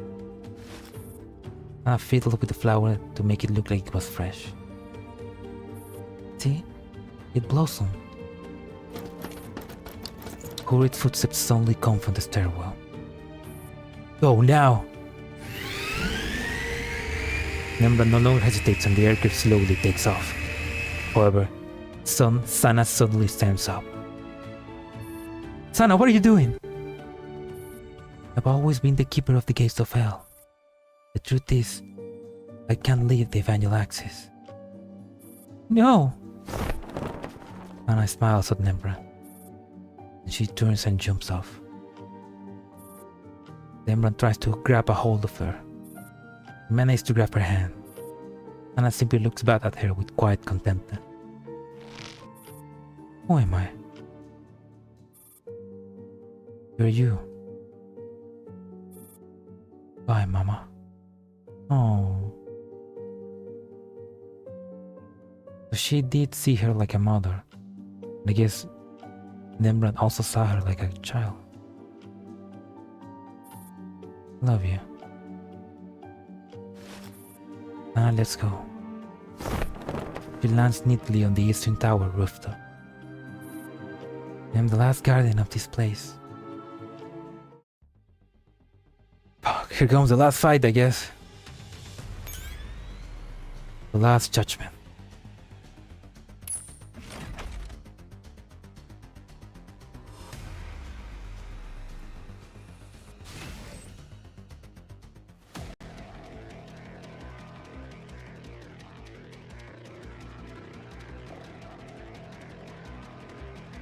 I mean that girl was basically that girl was basically the childhood friend of Angelia. So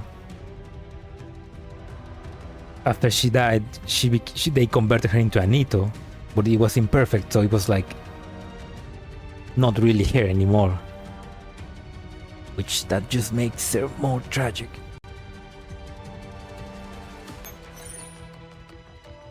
Last 5 rounds or more. Beat Sana.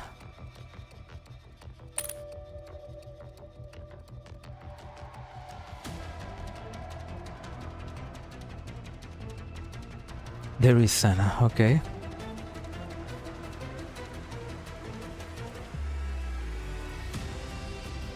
We can defeat her.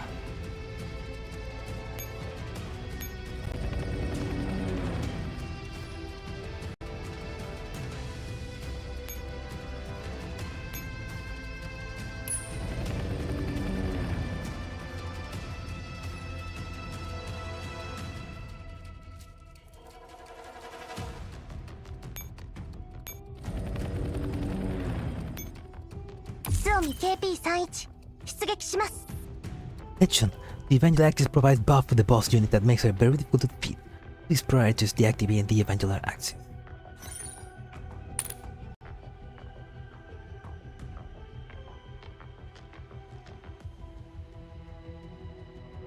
There's only one. Oh no, there's 2. Also, there's an artillery position there. Oh, I don't like that.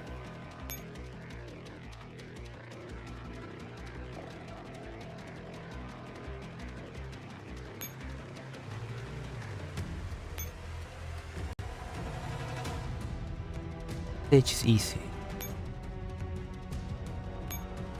It does look easy. Let's do the classic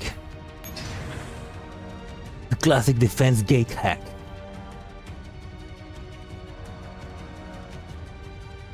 I can only do it once.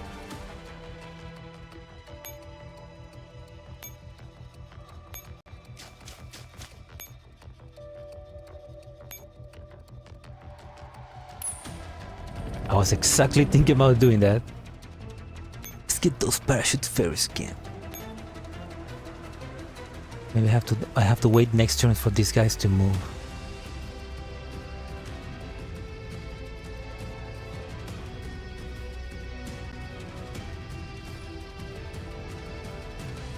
Okay.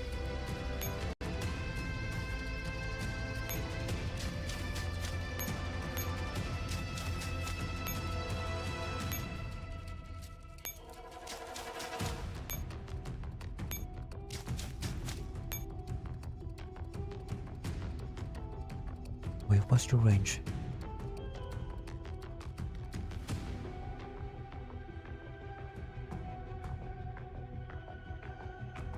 Yeah, they nerfed the gates.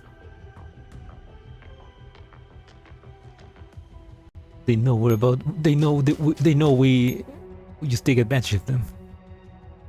Okay, that's not enough.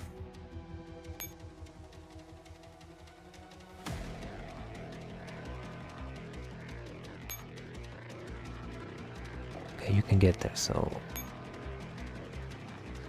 try doing this.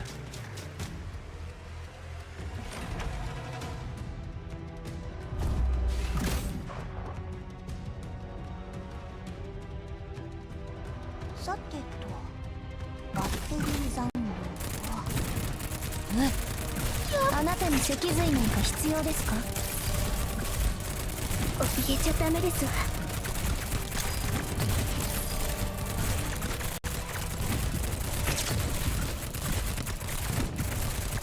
自分のことを信じてあげて。 Shit. あなたに脊髄なんか必要ですか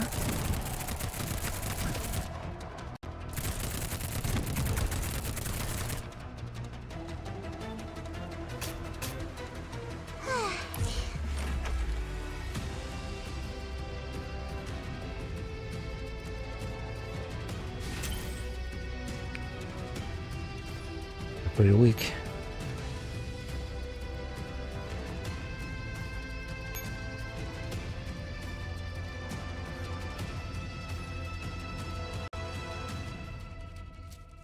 Okay. Oh, okay. I mean, this guy should move. Should move. Okay. Drown. Yes.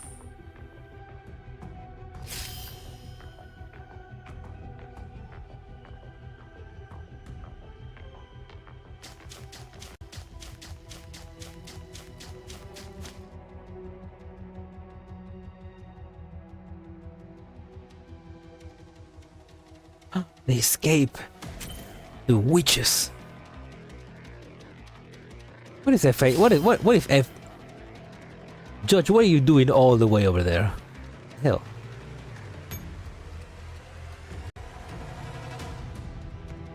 Judge.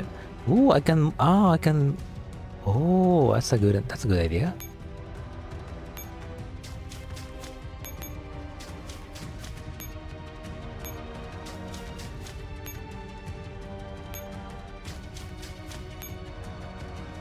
Destroy this. Did I destroy it?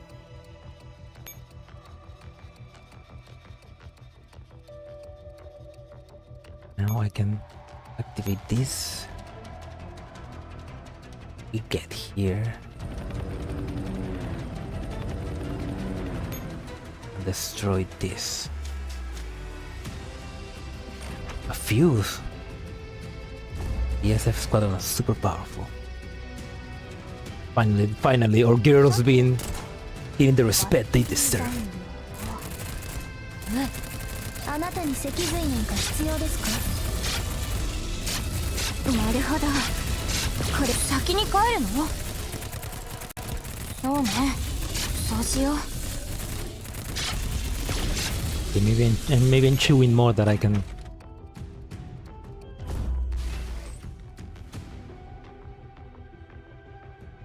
さてとバッテリー残量はすべて復讐のチャンス。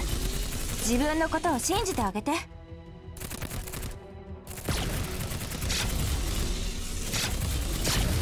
るほど。これがあなたたちの目的なのね。先に帰るの？ Yeah, I cannot do that. There's gonna be another life around this time. I don't know if tomorrow. I mean, maybe. It will depend if I can finish this. If I finish the event today, then probably not. If I don't finish it today, then maybe I'll continue tomorrow. But yeah, I normally always I always stream at the same time, which is 6 p.m. for me, which in your case will be 12 p.m. I fucked that up. Okay, let's try it again.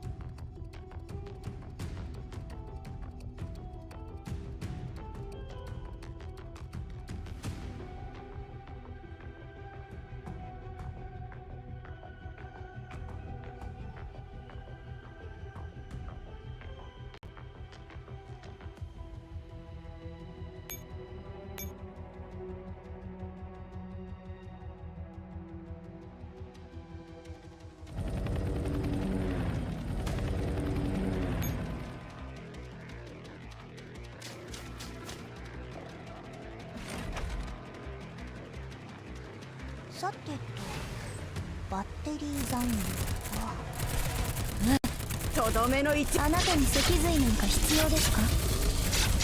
これでどうでしょう。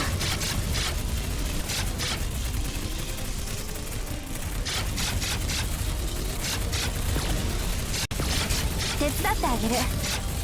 全て任せろ。復讐のチャンス。怯えちゃダメですわ。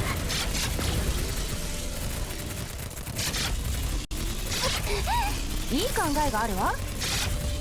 すみません、指揮官。さて Need to kill the guys behind. バッテリー残量はあなたに脊髄なんか必要ですか？これでどうでしょう。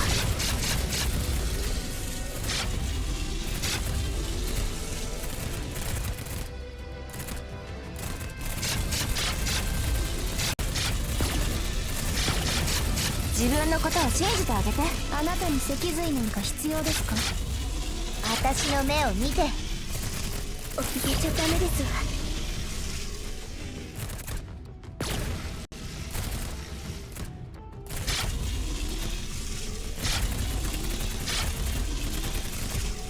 いい考えがあるわ。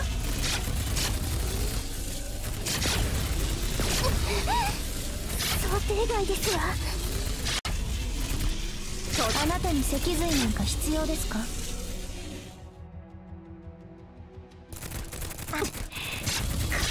うして。 Yeah, I fucked up again. Ugh. バッテリー残量は復讐のチャンス。いい考えがあるわ。これでどうでしょう。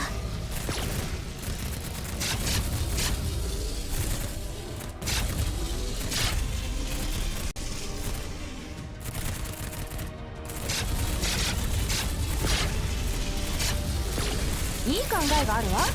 あなたに脊髄なんか必要ですか？失礼いたします。すみません。いい考えがあるわ。なるほど。隠す。さてとバッテリー残量はやばい。さっさと片付けなきゃ。全て任せろ。手伝ってあげる。撤退する。復讐のチャンス。怯えちゃダメですわ。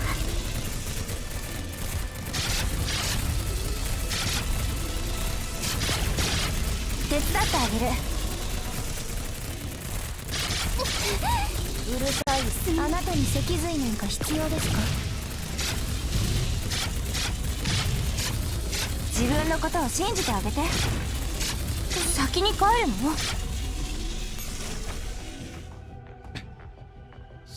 I think the more you say that you hate your internet, the more the internet is going to get shitty. You know, like it knows. The internet knows.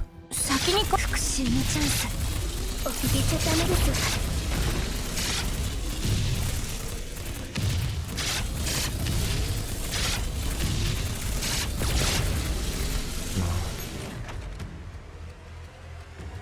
さてとバッテリー残量は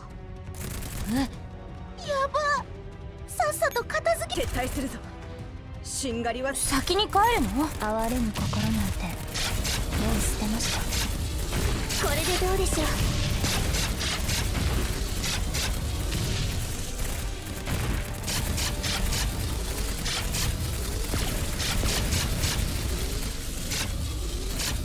復讐のチャンス。失礼いたします。すみません、指揮官。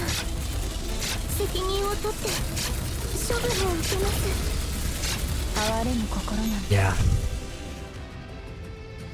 さてバッテリー残量は Get the net gods. やば。 They know. さっさと片付けなきゃ。They can feel your anger. わかりました。次は Alright then, I failed that, so let's enter in then.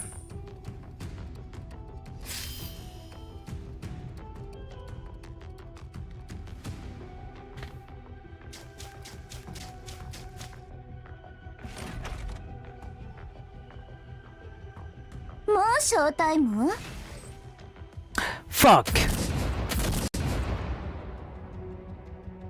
Always with the lack of resources.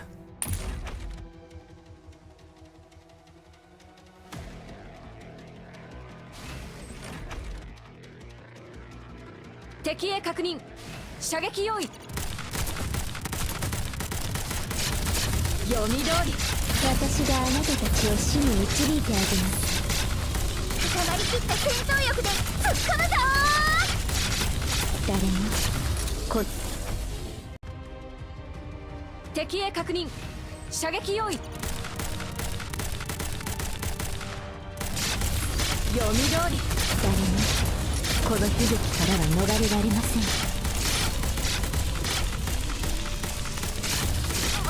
今あなたたちが祈れる相手は私しかいませんよ。あなたたちが望むものは I am getting ここには何一つあり really ません。 destroyed. This is not my turn.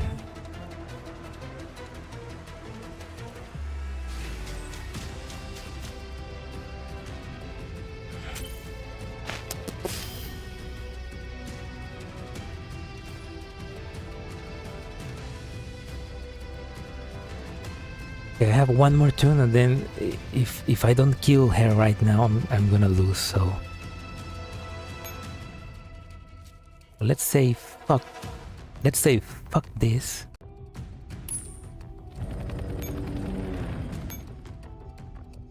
Let's give you protection.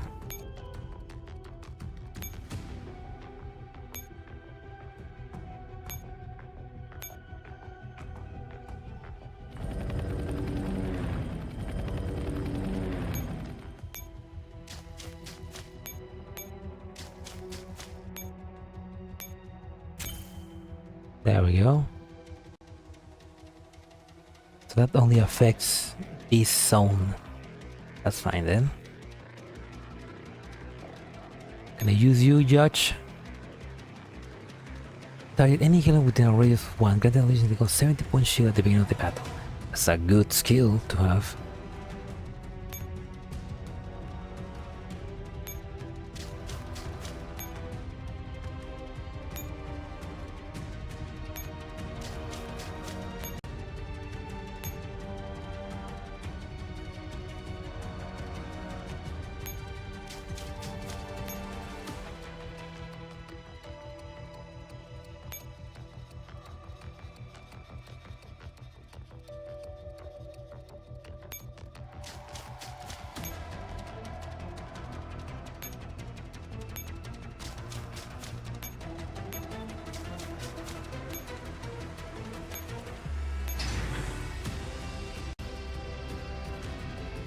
Always works.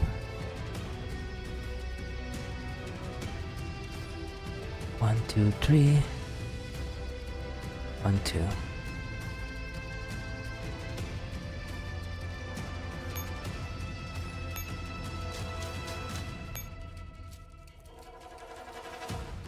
Right, let's tango. Judge can almost kill the boss on her own. That would have been a good strategy to have, maybe. But nothing defeats good old Seiya. Good old Seiya plus 2 hogs. とっくに見えてましたよ。勝負です。苦しみから解き放ってあげよう。太陽の輝きが如く。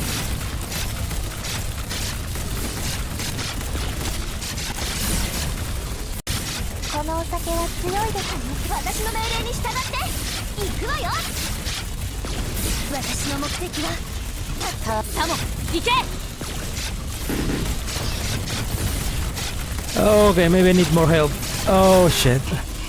まだまだこれからです。任務終了。ひとまず撤退しましょう。今に Oh shit! I have... しかし諦めない。 Oh my god, say yes! Ah, fuck.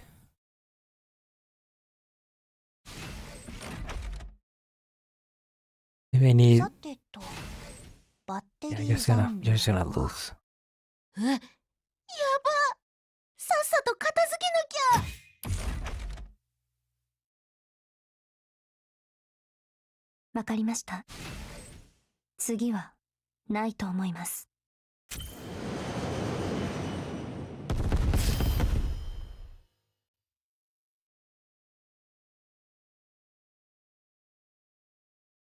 Mission failure? Can I fight her again? 6. No. Can I fight her again, I guess? Guess I can fight her one more time, probably.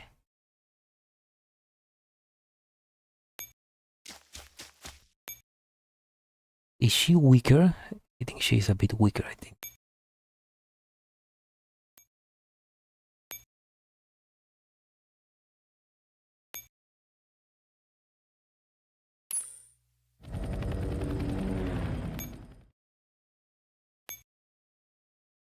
But yeah, that's basically the time limit. The silent is just killer, yeah. That's basically the time limit. The time limit is you have to kill... Like it's before the airstrike that the commander order. 苦しみから解き放ってあげよう。太陽の輝きがごとく。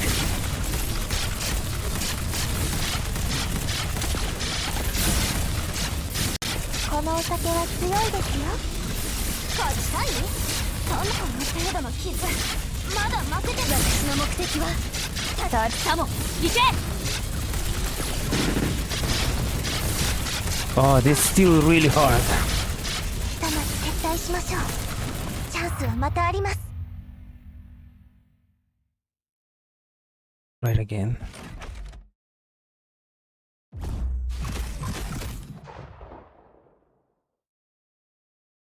とっくに見えてましたよ。勝負です。私の命令に従って行くわよ。好きは満ちた。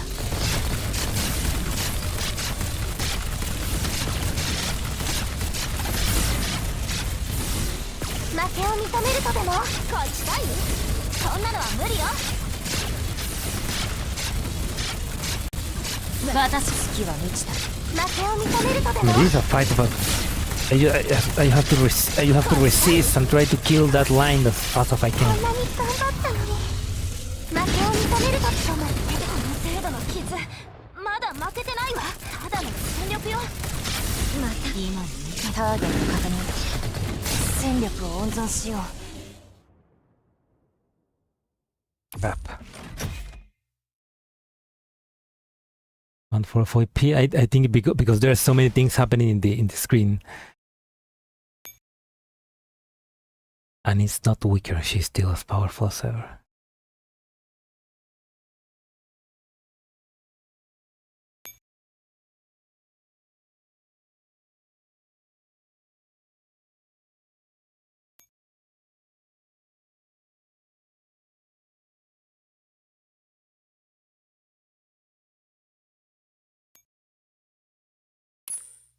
And I really lost, so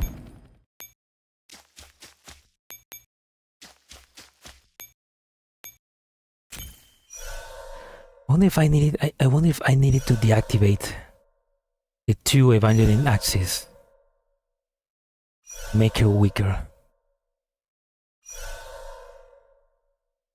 Maybe that's why.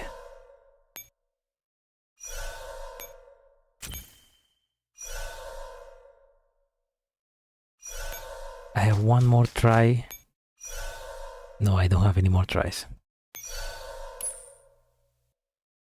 Yeah, it's a mission failure.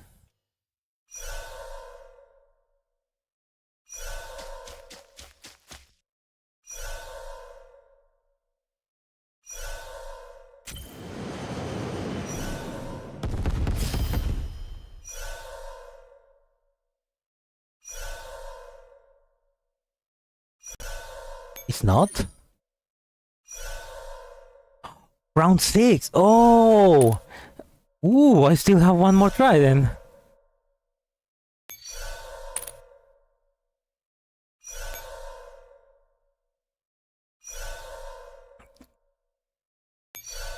Oh, okay. 7. Can I get judge over here? 7, 6, 4, 5, 4, 3, 2, 1. No, I cannot.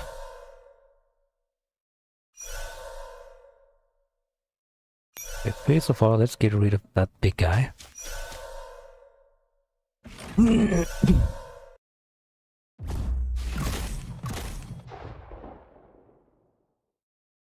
敵の数を確認。私の目的はたった一つ。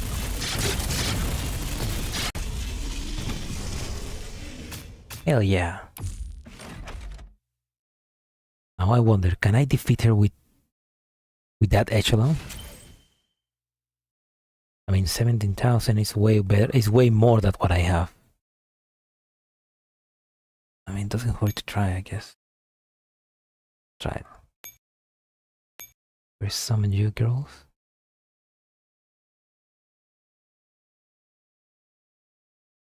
Bit of Makarov. What was Makarov's skills? I forgot. Those all them units accuracy, increase all ally shield. Yeah, that's a good one.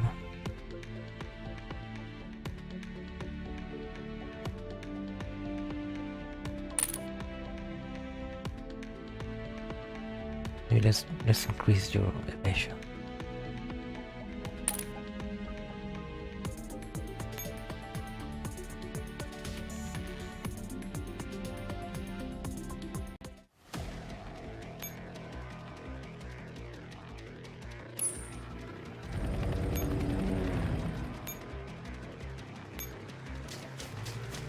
Okay, let's try this with squat. Squat Dandelion.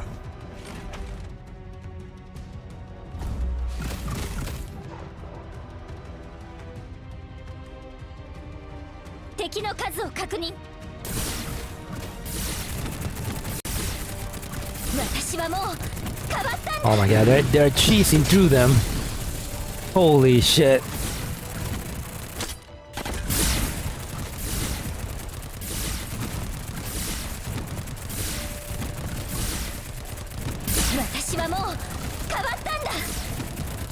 That's...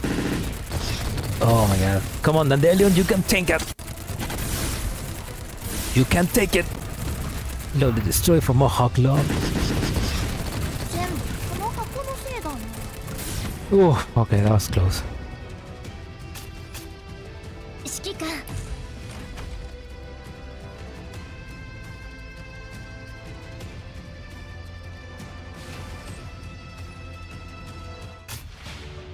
All right.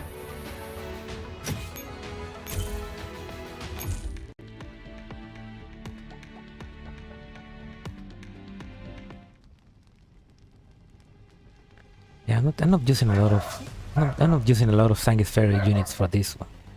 Oh, 3. Oh, I think okay. I think I know what those are. Altar piece number 1. Paradeus command hub, Eastern Tower of Bergna. We need to go now! Just a little longer. What if I can you still hold out? Yeah, I got G11 calling me. Not for long, you don't. The Deletion! Almost. But then it's shut down the Evangel access from the inside. Starfixing savagely kicks the device next to Angelion. The moment it hits the ground and breaks open, the ruthless need to surround them suddenly collapse in unison like they have lost power. The connection to the Lake of Nature has been broken. Can only feel a faint presence. Did you take care of that thing? It wasn't me. I just removed some of the obstacles. Those two consciousness opened the final door. Well, whatever it was, the news sought to be completely out of control now. The rain has stopped, the clouds have thinned. Upon the barren land that extends as far as the eye can see, looms the vague silhouette of a pair of twin towers. The bombers, as white as swan, race across the sky.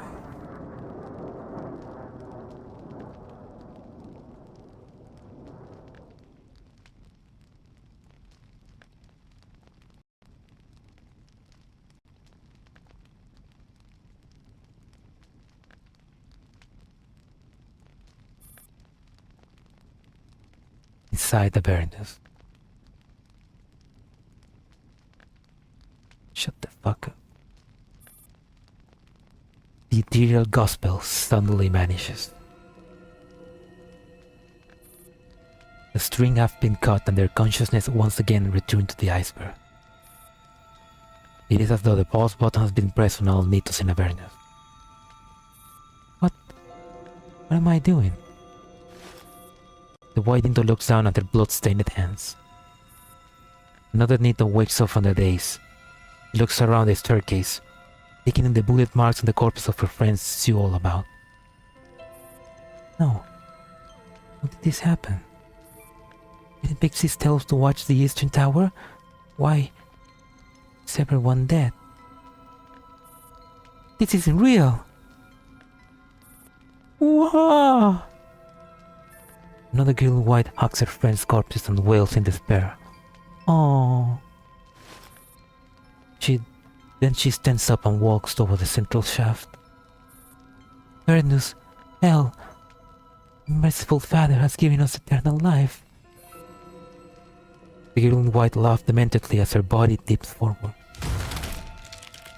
She hits the ground in front of the statue, her blood splattering all over its base. Her eyes wide open gaze up at the headless statue of the goddess, who looks forever pristine in the simulated daylight.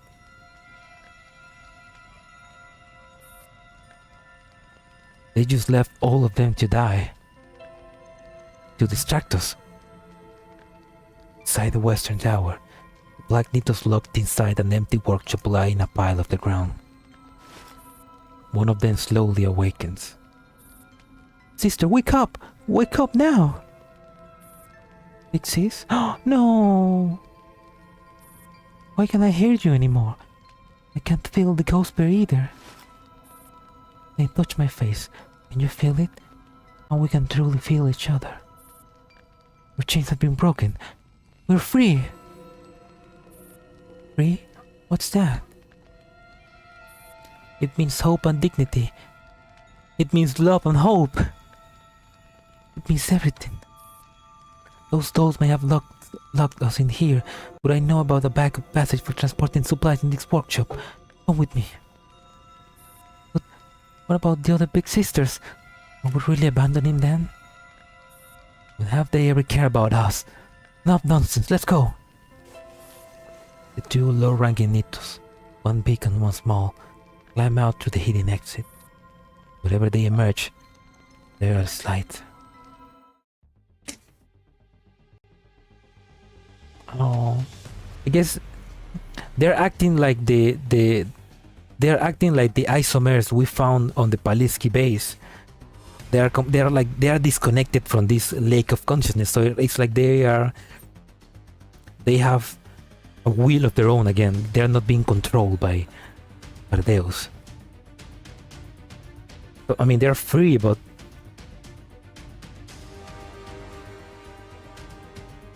the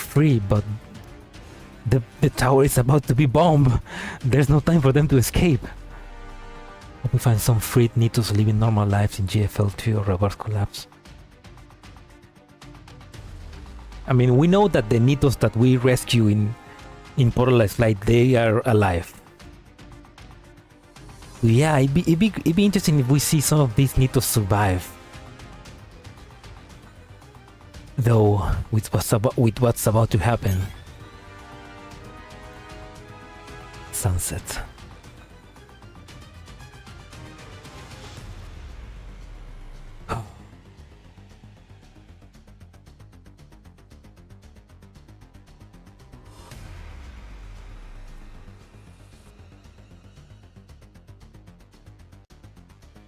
Okay, before we continue this, call them collateral damage.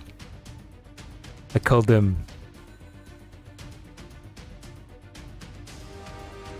they're just unfortunately friendly fire.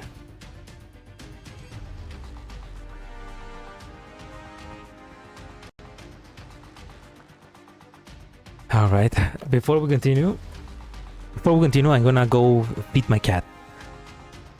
I'll be back in a minute.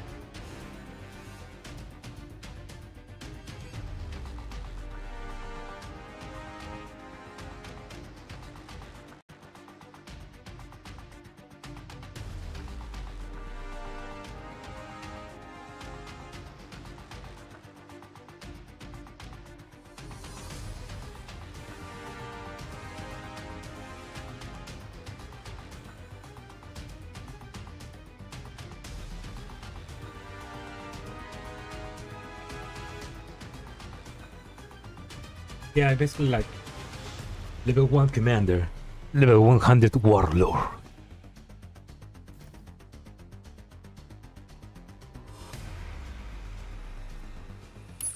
Something. Outside Ange's room, Paradeus.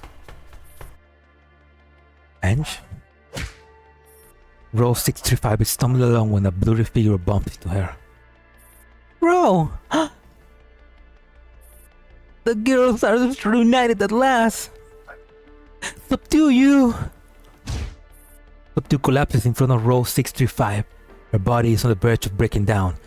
A miracle she even made it here in these states. I did it! I linked up with you. I'm sorry. I promise I'd come back for you. Hey, I don't even know how I escaped from that bitch. But by the time I came to, I was sitting outside and 15 was yelling at me over the comms. What did 15 tell you? I was completely focused on contacting Ange. I didn't pay attention to 15 transmission. She said that they were going to start bombing soon, that I should find you and get you to evacuate. Alright, I'll go get Ange. Row. Subdue grabs row 65 as the layer is about to let go of her. Ange gone. That can be. She was here just 10 minutes ago. 15 said that the signal from strong arm had vanished. Row 635 gently lowers Subdue to the ground. I need to confirm it with my own eyes. Row 635 hurries over to Ange's room. The only thing left there is a silver device lying on the ground. The silence is deafening. Ange. I'm getting a little sleepy, Row. I'm going to take a nap for a bit. Sup, no! Subdue! Subdue smiles drowsily from where she's lying on the ground. Promptly falls unconscious. Row 65 rushes back to her side and props her up. She looks at Ange's room one last time. The only thing that makes her board engaged is the cold metal bracelet on the ground. After taking a deep breath, Row 65 carries Subdue out of the room. But that's good. That means that, well, it's no longer Ange. It's the amalgamation of Ange and RPK, so. But that she's still alive, at least. Near the roof of the eastern tower, Paradeus. This is daybreak. We found Aldeana's body in the relic simulation, the zone. The Nero cloud is completely fried. We'll bring her body back. In that case, you'll now take over as the field commander of this mission. I will complete the remaining tasks in Aldeana's place. Right now, all teams are to withdraw. F56 will help that action withdraw while Daybreak will cover the rear and ensure everyone can leave safely. Hang on, Row and Subdue haven't checked in yet. The rear received the orders to withdraw. I'm going to meet up with them. The Knight, you need to stay with their action and ensure that Delions can withdraw safely. You must not allow her to fall into Paradeus' hand. All units withdraw from the Paradeus now. Transmission ends. Star 15 pokes her head and looks down at the corridor, which seems to spiral infinitely downwards to hell itself. Anger simmers within her. Pick up already. You pick up just a minute ago, so why aren't you responding now? Quit standing around, we need to go! 15. You need to trust your friends. They always come to you no matter what. Just go already, we don't have much time left. Protecting Arch on 45 along while drawing Star 15 and G11 out of the Paradeus. In the Elmo, near the Dead Sea. The simulated sand table in front of the commander shows the updated movement of the monomet terms. as relayed by SCR and Irma. The commander carefully studies each speck of light, which seems ever so tiny compared to Avernus itself. Commander, the Axcon was withdrawn from Avernus and reached the safe zone. We estimate they'll be back on board the Elmo in around 20 minutes. FE-56 will be out of Avernus in 5 minutes. Alright, have them pick up the base. Commander glances worriedly at the nearby countdown timer. The bombing will start very soon. Will do. Also, Star 15 requesting permission to remain in the safe zone to wait for Sub 2 and Row 635 to evacuate before returning to the Elbow. There's still no word from Row. SCR confirmed that they had received the orders to withdraw. The commander looks back at the sand table before them. Many specks of light have been stomped out. The edge of the Dead Sea. Star 15 continues looking towards Avernus. FF-56 and Daybreak have already left, leaving only the roar of planes' engines rush past overhead. Is Rosalind too? No. She mutters hopefully to herself. Time seems to slow down, turning into a sticky substance that flows sluggishly. Rosalind too sows the seed of devastation, and she watches as the distance between the bomber and the seemingly invulnerable tower of Avernus shrinks inexorably.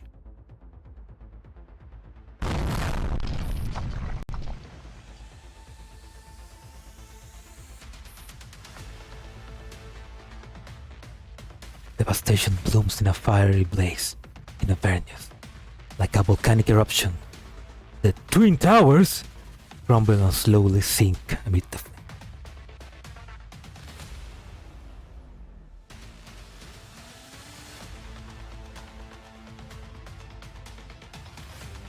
And to use this image,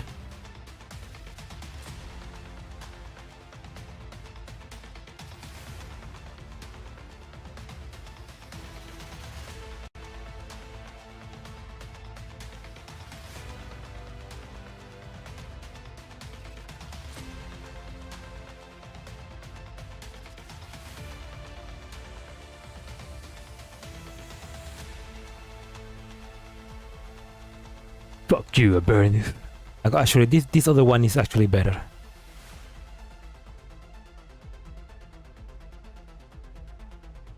Oops.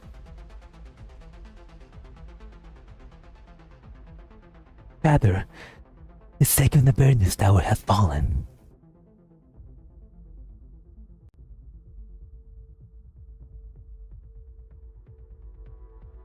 Do.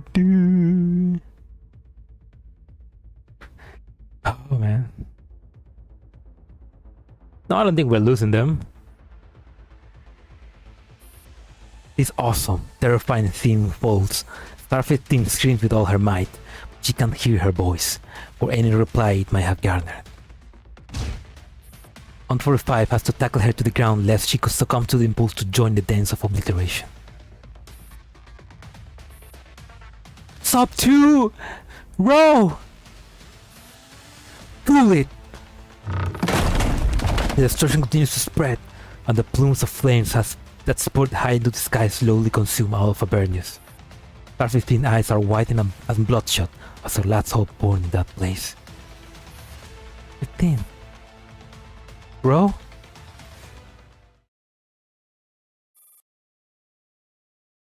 They did it! They fucking did it! Look at them. Yeah, such a badass image though. Oh man, they keep us waiting, huh? As Avernus collapses and burns, the two familiar figures slowly limp into view. That is one cool scene, yeah. We made it. Bro, stop! Yeah, they need some repairs. Sub 2 is in hibernation mode because her body is too badly damaged. Narrow Cloud is okay though. Good.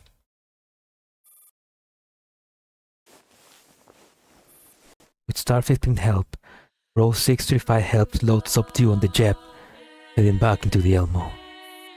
She watches the flames roar into the sky from the remains of Vernus. Row 635 briefly struck dumb. Ange gone. Yeah, we couldn't save her in the end. You did your best. Let's go. It's time to head home.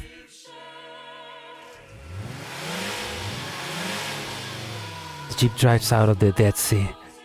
The burning remains of Avernus shrink into the distance in the rear view of the mirror. The group that narrowly escaped the inferno all cram into the one vehicle.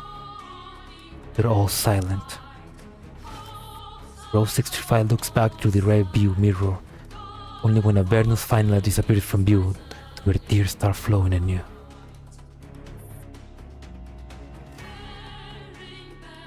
SlowShock M.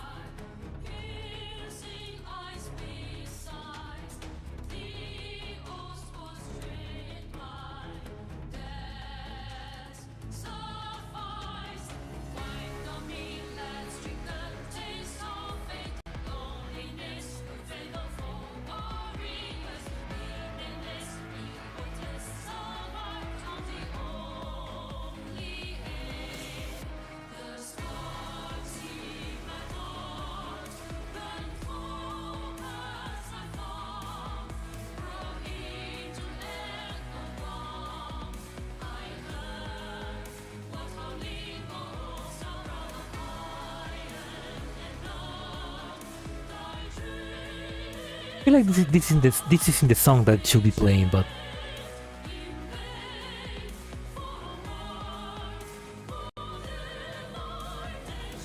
oh.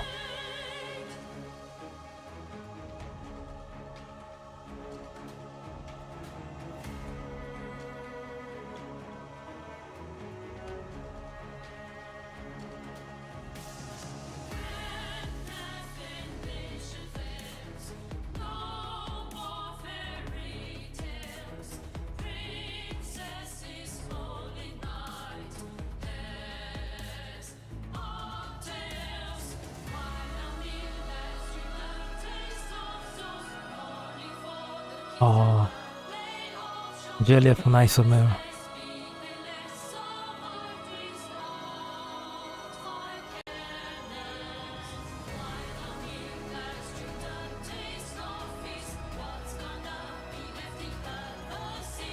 No.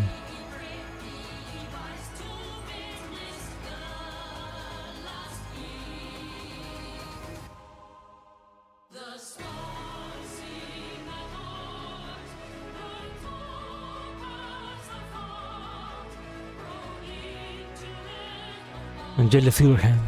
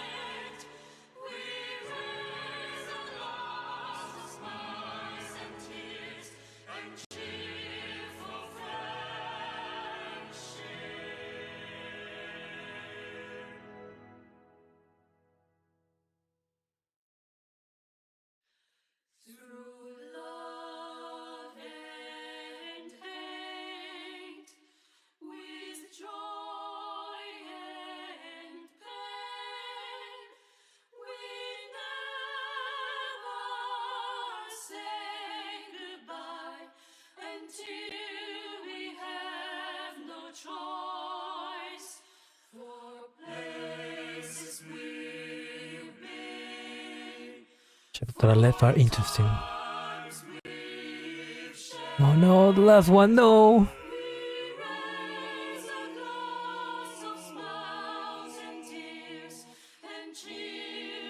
Ange, no!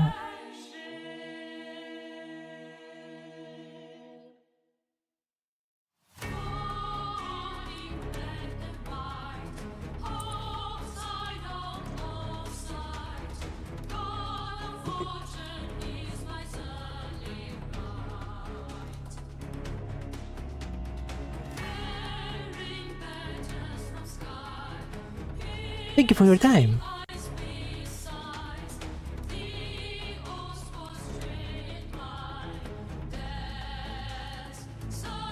To be continued.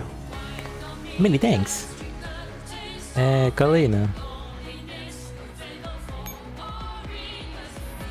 SlowShock and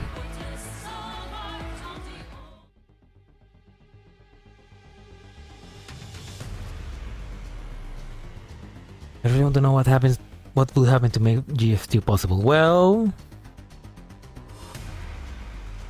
I mean, probably the next couple of events, they're gonna probably answer that, and it's probably gonna be something like some new mission stories in chapter 3 after the ending, by the way. Aha.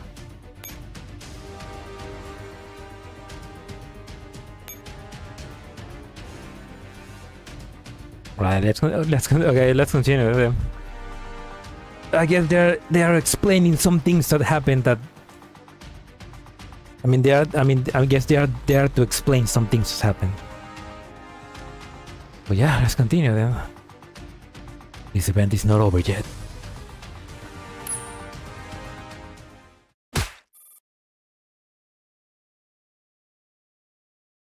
One question, people, do you feel like things were missing? Yeah, I also feel like there are some things missing, like because they basically say so suddenly we lost contact with Moridor and Bramet and Greek. And it's like when did that happen? Like did they were killed off screen, or did they just escape?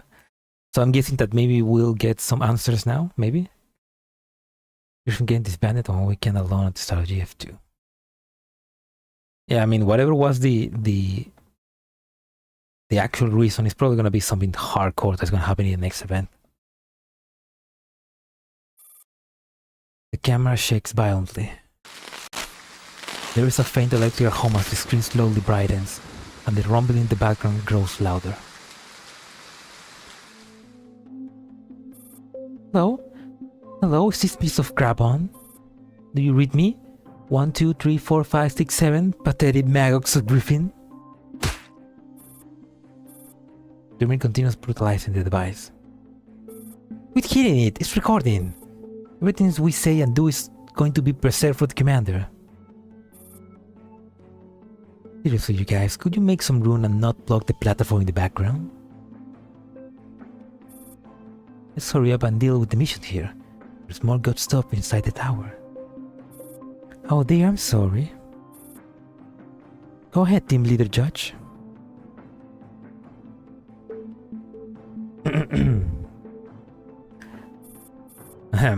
Everyone pay attention.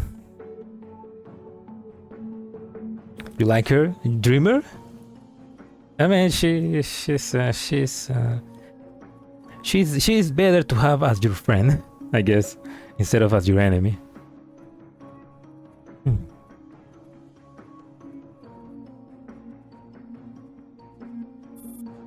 Big crew Papa dying? Not yet. Soon though. Commander, this combat log of Team FE56C. Our current location is the Avernus platform. Mission progress. All active forces on the platform, including Narcissus, have been subdued. Daybreak has entered the Eastern Tower. They're beginning the signal search assignment. Now commencing sensitive site exploration.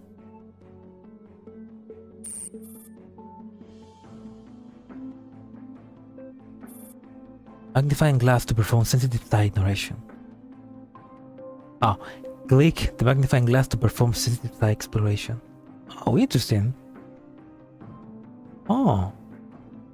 Don't worry, Waffles Creek has the cards to become Virgil's daughter. Yeah, I mean, they're annoying. I guess they were more annoying when they were our enemies. Now that they are our friends, you could say, they're more like endearing, I guess.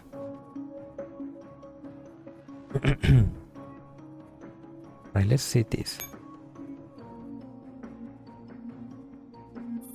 There is an ordinary looking truck covered in bullet holes. It was clearly used as cover during the previous fight.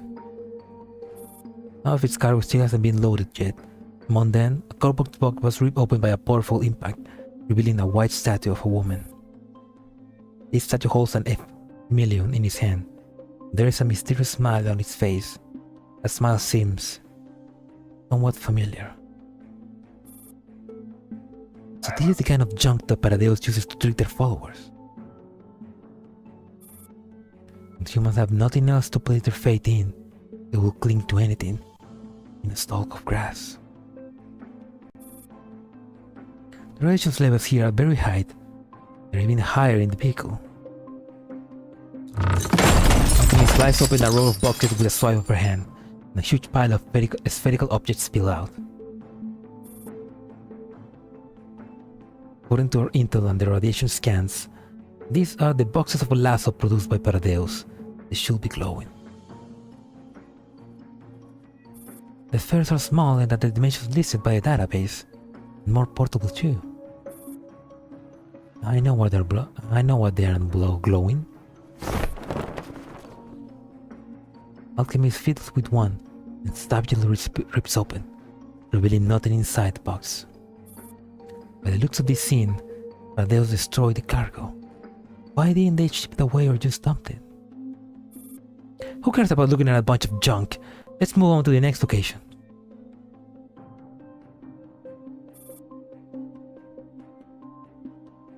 Let's check this. On the outskirts of Avernus, the rain here is light and intermittent. Shellfire washes across the landscape, gathering blades, armor plates, shell casing, severed limbs and white-colored debris in its wake. The brightest point in the dark night is a blazing fire that belches thick black clouds of acid smoke. An overturned truck burns merrily in the body of a white armored trooper hangs up the side. It looks like it was trying to flee, but it has been burned to a blackened grease that hangs forwardly out by the door frame. That's Team D Chopper! There's a helicopter not too far off. Slow has been repainted and is all buried in the dirt. Its tail rotor has been broken off and it's nowhere in sight. Ahaha! Intruder got jammed by the radiation and the chopper crash. What a joke. I hope it keeps raining. Take a nice memorial photo for you. Hey! Rain drops falling sheets as they splash into the ground. This rain comes from the sky above Avernus, or more specifically, from the collapsed particle clouds. When the mechanical bodies of those and SF units won't survive prolonged exposure to such condition. Camera wobbles and focuses on a point in the distance. The searchlight on the watchtower was extinguished before the fighting started. Now it stands at a pitch-black monolith distance. Solidified collapsed radiation crystals stud the surrounding black rocks. Oh, got more visibility now. Take a look. Doesn't improve much. This rain won't let up for quite a while. Move on to the next location.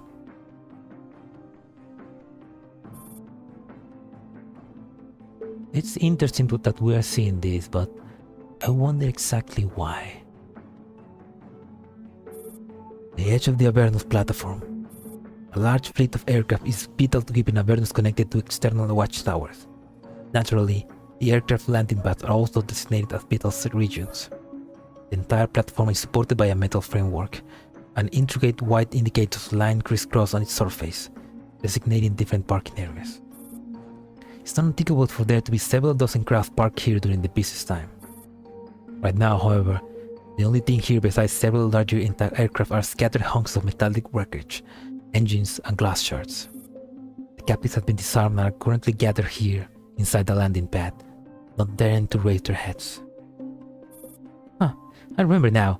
We hacked those two aircraft in the distance before they could take off. Personally blew up this one here, knocked its door right off. Distance, the heat heard to question aircraft that Dreamer is pointing to begins to wobble and crack.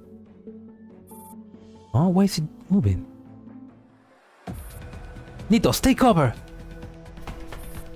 Camera shakes violently. However, the expected sound of gunfire does not come. Frail aircraft tilts forward like a broken seesaw. Black mechanical arm holding a massive gun emerges slowly from the rear seat. Nito drags her ruined body out of the cabin and pulls the trigger in a frenzy. Oh dear, I'm a problem, cutie. Maggots must be cleansed. This is Big Sister's order. Alchemy fire off several shots and the struggling Nito stops moving.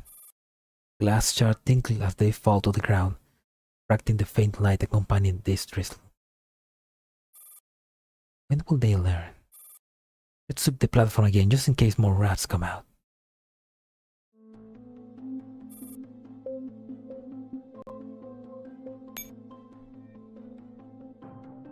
I guess these are some interesting bits of story from the Sanctifiers side point of view. Stack of supply case lines on the side platforms. It seems they weren't moved away in time. There is a metal door at the base of the steep opposite to them. The story reaches out to push it. It gives away and she almost falls in. Damn it, I thought it was locked. Don't wreck this scene. We'll head down to check it out after we finish checking the platform.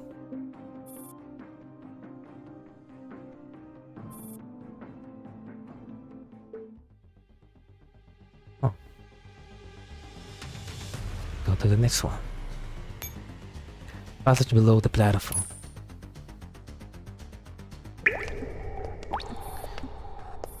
The light grows dimmer as the slope continues downwards. The mist condenses on the surface of the overhead pipes and drips on the ground. A short distance beyond the staircase landing, the darkened light shines once again.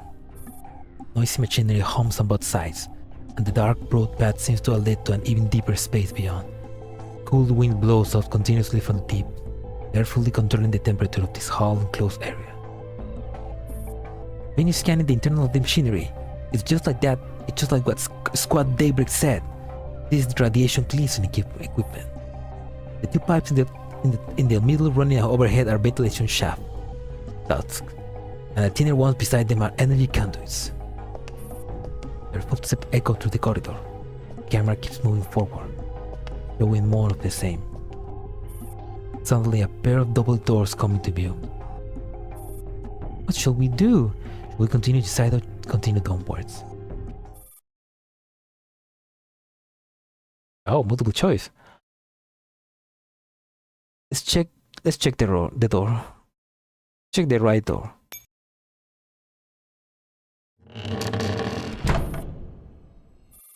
The hidden door opens without much effort.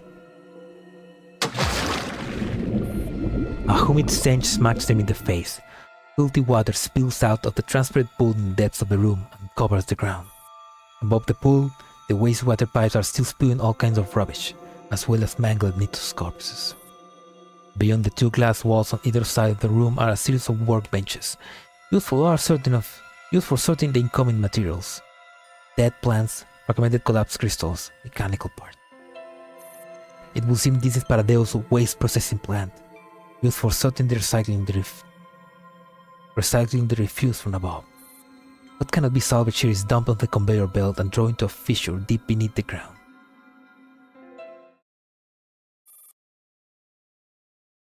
Check the left door.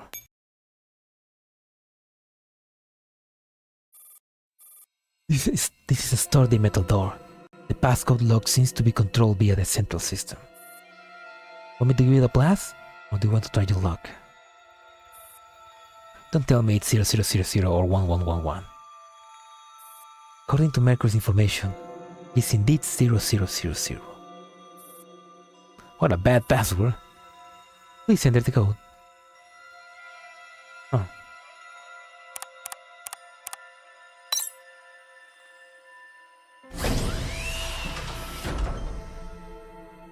The door opens. Wait, seriously? Do these needles really have such weak OPSEC? There is a sealed room behind the door, as well as a control panel with a row of switches on it. What do these switches do? Wait, don't touch! Jeremy casually flicks one and Judges immediately flicks it back down. The room seems to shake. Lame! And you realize that they forgot to use this pathway for the nukes. That's why they didn't use them. Look what I found! The camera turns to the control panel. On a nearby monitor, a blonde woman explains how to operate the surrounding facilities in perfect interlingua. According to the operator, the lower layers of the platform area can be moved around. This is followed by a composite CGI video clips of two towers soaring into the heavens. After the video ends, it loops back around to the beginning, and the viewpoint of Paz pans from a vast city towards the twin towers under a bright blue sky, surrounded by trees, grass, and flying birds, which make it look like a forested holiday resort. The two towers have a relic agency logo on them. This is clearly pre-World War III footage. So the Avernus Towers exist from before World War III. So the Avernus Towers were made by the Relics Agency. So this building can fly. Seriously. Why? Are you planning to fall down with the tower once backup arrives? I can't be bothered to wait for a backup. I'm flipping the switch already. However, nothing happens. Head down the slope.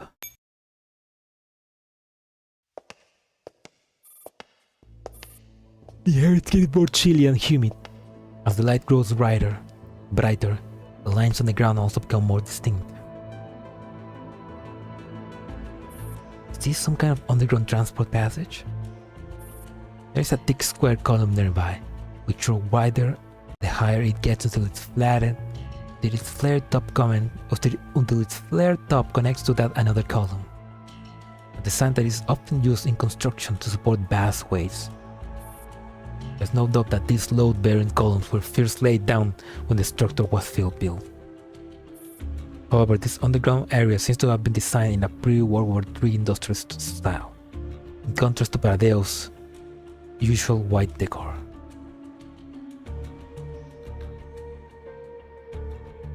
Ange's own. Prepare for battle. Oh man, if suddenly we have to, if they could like control the towers to be like enemies. There's a logo shaped like a blue globe on the outermost wall, but the paint has started to flake off. This logo belongs to a relic agency from before World War III. This was when the relics research craze swept the world and now governments built their own relic research centers, each grander than the last. My guess is that this was from that era. With that, World War III broke up, interest in relics waned, and it became a dump for wartime waste before being completely abandoned. The camera shifts again, shaking slightly as the doll doing the filming walks forward. I'm picking up movement. Everyone stay alert and activate sonic sensors.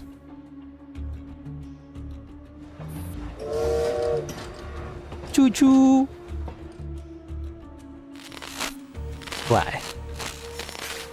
Although the static is quite loud, the audio from the footage is still clearly audible. It sounds like a railway train rolling down a set of tracks. After turning the corner, a set of neat railway tracks suddenly comes into view. An unmanned 12-car train pulls into the station, the cargo bed loaded with a pile of boxes the size of a small mountain. Two of them are filled with luxury supplies. Insist, Norwegian lobsters and French wine.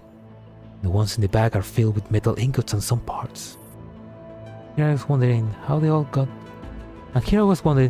got this crap to a godforsaken place like this. Turns out there was literally an underground shipping route. Outward bound trains are here. Take a look. The 3 trains are parked in the railway. Their bodies covered in a thick coating of dust. It looks like they haven't been driven out in a long time. We follow the line and keep checking. According to our scans, the lines head out of the Dead Sea. The mission is to investigate the Paradeus, so let's go. Sensitive site exploration complete. So that's how they so they were using underground train lines to keep Paradeus working, to get supplies and everything. Eastern Tower, Great Hall.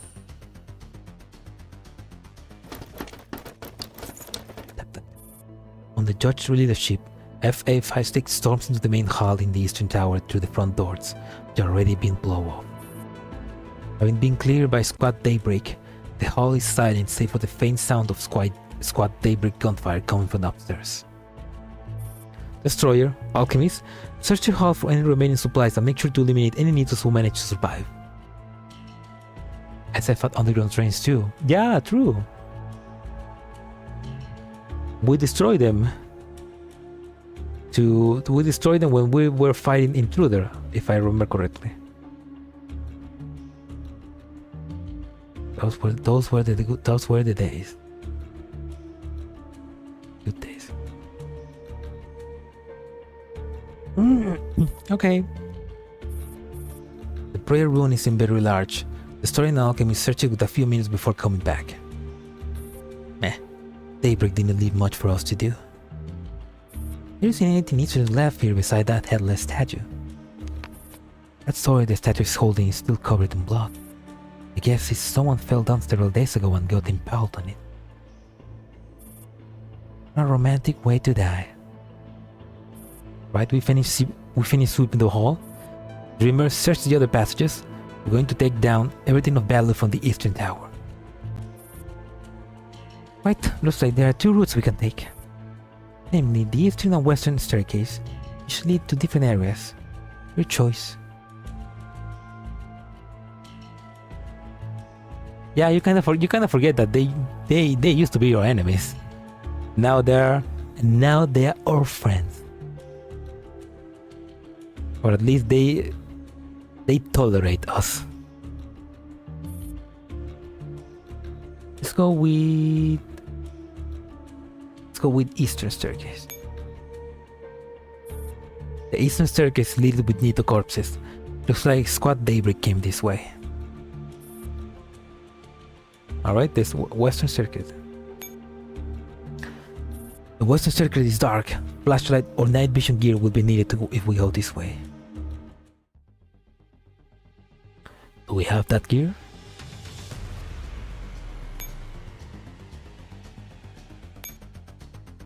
Eastern Tower, level 2.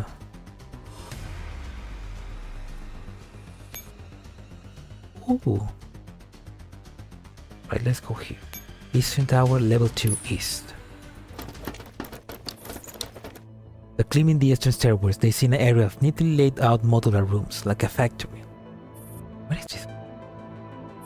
According to our map and no intel, this is Paradeus' training facility. Alchemists used one of their hand blades to push open a half-closed door to a nearby room, revealing that the machines and devices within have not been disturbed. Looks like they are important. Paradeus couldn't even be bothered to destroy them. They left so much stuff behind. Judge, where should we start looking? The magnifying glass to perform sensitive site exploration. Okay. Let's go here. Staircase railing. Judge studies the handrail running along the side of the staircase. A trail of dried blood leads to one of the training rooms. After noticing where Judge is looking, Alchemist silently heads towards the room.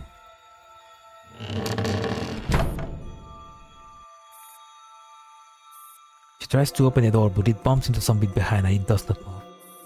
Judge signals to her, indicating that there's an enemy behind it.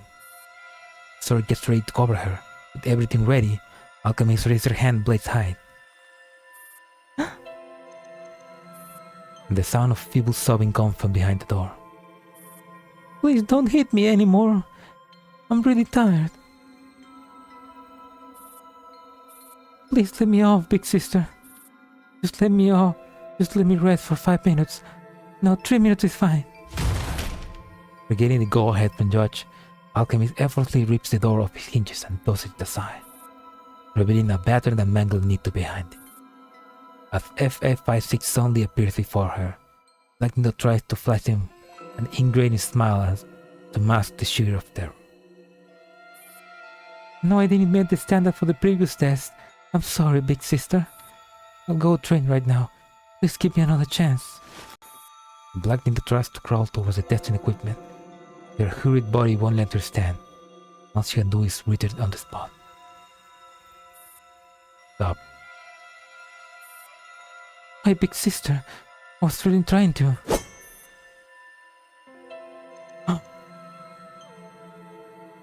Alchemist brings her blade down and puts a sweet end to the Black Nito's suffering. Rest in peace. Aww. At least she had a little bit of compassion for her. Good on you, Alchemist. Yeah, those Nitos deserve hugs. Let's go.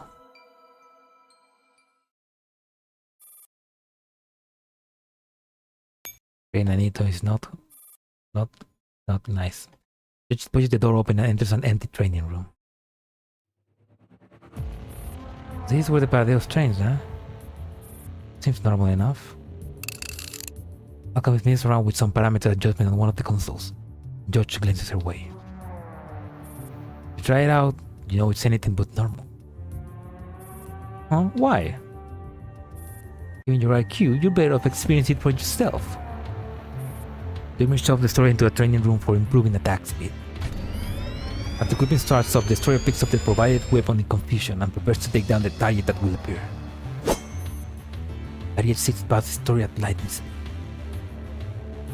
What the hell? Are you messing with me? Frustrated, the destroyer swings her weapon around, but the target seems to have a mind of their own and nimbly evade her. Soon the training time limit expires and the destroyer leaves the room, panting heavily.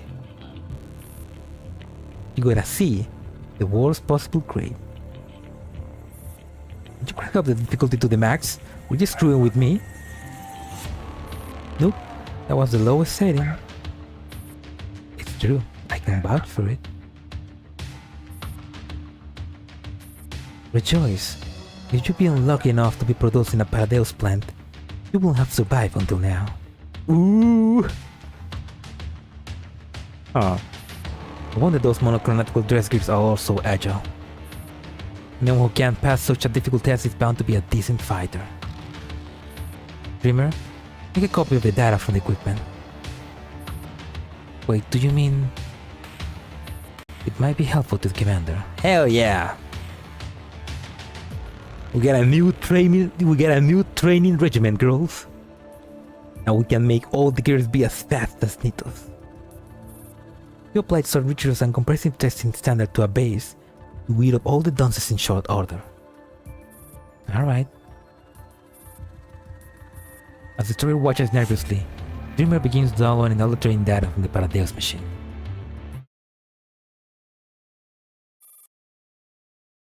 Like the dark turn, but to be honest, it still hits you up. Dutch acts the strange protrusion on the wall and then flings it open. A small window appears before her, and clearly see the entire training room through it. Did they use this window to observe the trainees? Yes, no other switches here. Alchemist enters the room and finds the observation window location on the other side of the wall. Found in confusion, she returns to the corridor and studies the window again but close. A one-way glass. There's no way to tell the window even exists from the outside. Why go all this trouble? Why not just install a camera and be done with it? Installing a camera means that the subject and the observer have both completely accepted that someone is going to be monitored. From a one-way glass like this implies that the observer has absolute control of the situation, and the subject has no choice but to obey.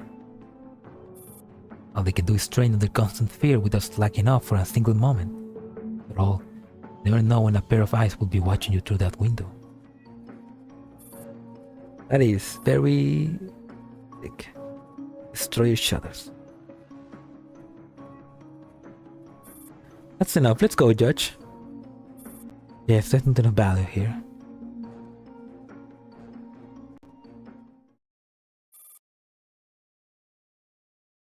Yeah, there's no other. Yeah, this is more like a. I mean, it makes sense that they didn't add this. It makes sense that this is not part of the main story because it's just. It's like just telling. It's like telling us more about how the Avernus works. And how Paradeus works, I guess. I like it. Same tower, level 3, west. They clean the western stair. The densely packed area of wall-mounted pots that resembles a columbarium appears before them. Is this a storage area? Please don't tell me there are need to slide in there. The map says this is a western training area. It seems to be focused on electric warfare and honing intelligence. Training area? What can you even train by lying in these pots?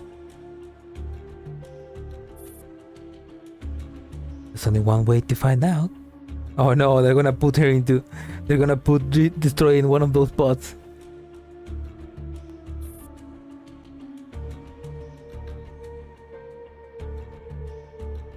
So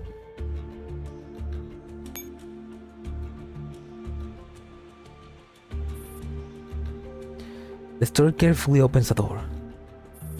When she looks inside, the room appears to be as narrow as a coffin, to the point where the occupants won't have any space to move once they lie down inside. What's this? Want to have a lie down in there? Hell no! I still don't understand what the purpose of this place is. I have no idea what they could train here. I heard that Nitos have memories from when they were humans. I bet retaining their humanity will make it hard to do their job. They have to come here regularly to get brainwashed and stay memories erased? It's just a guess. We'll have to bring the information from this place back to base for analysis. Isn't that the perfect control measure? On the surface, it's training to strengthen you. It's actually just a means to strengthen their hold on you. All the resistance and rebellion can be chalked up to a single word: failure. Good to know that Dreamer is still as sadistic as always. Let's not waste any more time in this place. We still have many other areas to search.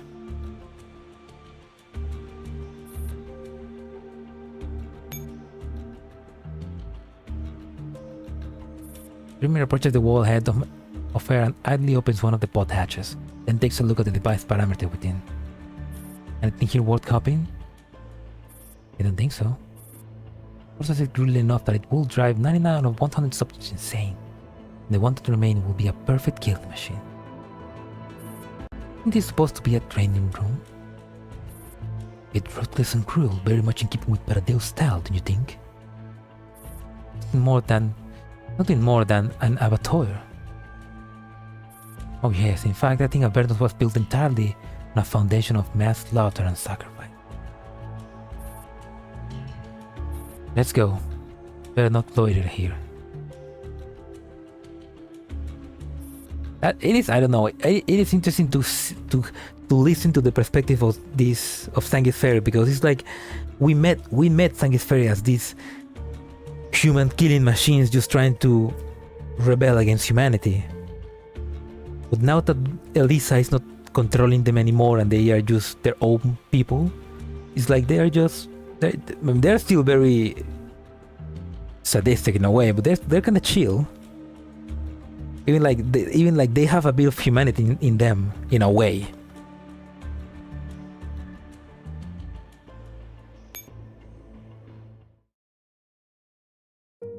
Alchemist noticed that one of the training pods is different from the others. It is nearly twice as wide. She opens the hatch and it even seems deeper inside than the others. This pod. It looked like it was made for an ordinary Nito. Given their size, you could fit 2 or 3 of them in there. Was it meant for those gigantic, fully mechanized guys? Those don't have the brains. There's no need to train their intelligence. I'm not sure who it was made for. Let's bring back the data stored in this thing. Alright. While Dreamer is busy copying the data, the story decides to poke her head inside and take a look around. Ah! What's wrong? The story exclaims in fright before jumping back. Alchemist moves up to take a closer look. The inside of the pot is covered in dark brown scratches and stains. The scratches appear to have been made by human hands.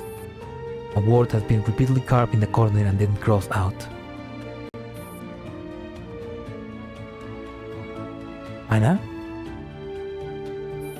Yes, the person in here was desperately trying to remember that name. They're all crossed out. Guess they didn't manage to remember it after all. Yeah, there's nothing else left here. They have standards. We're the bad guys, but not as bad as the bad guys. Let's go look elsewhere.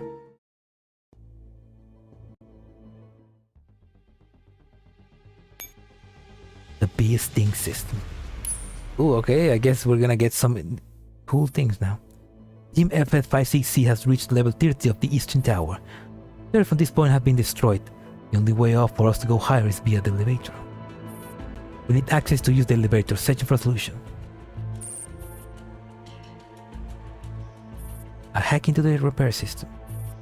The elevator should be up and running again. Okay, next up will be the... Oh fuck! Oh my god! Oh my god, stuck!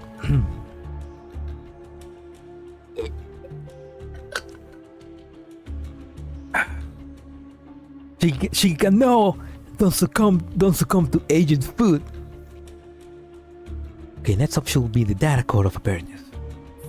We're gonna stay alert, clear Jerry and take care to preserve the data.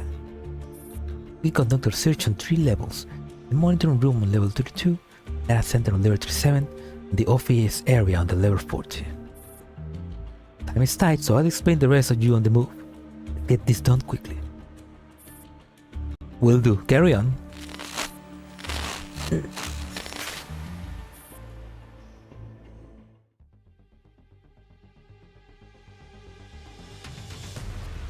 Aha. Eastern Tower, level 32.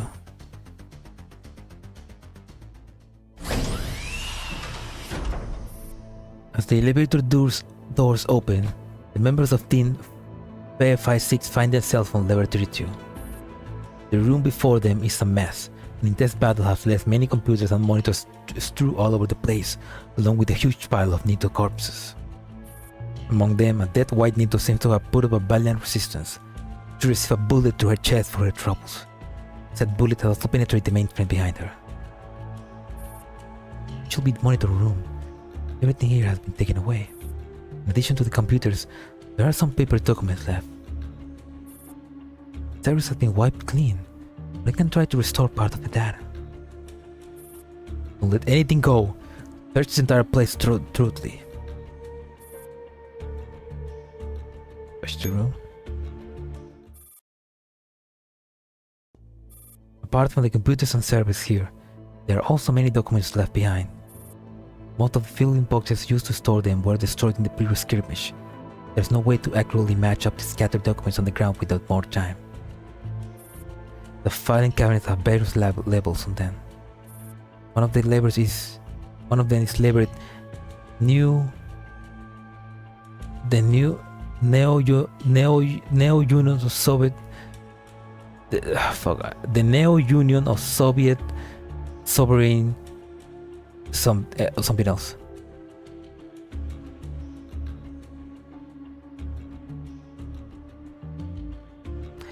No, NUSSR is the Neo Union of Soviet Sovereign Rosaries, something like that.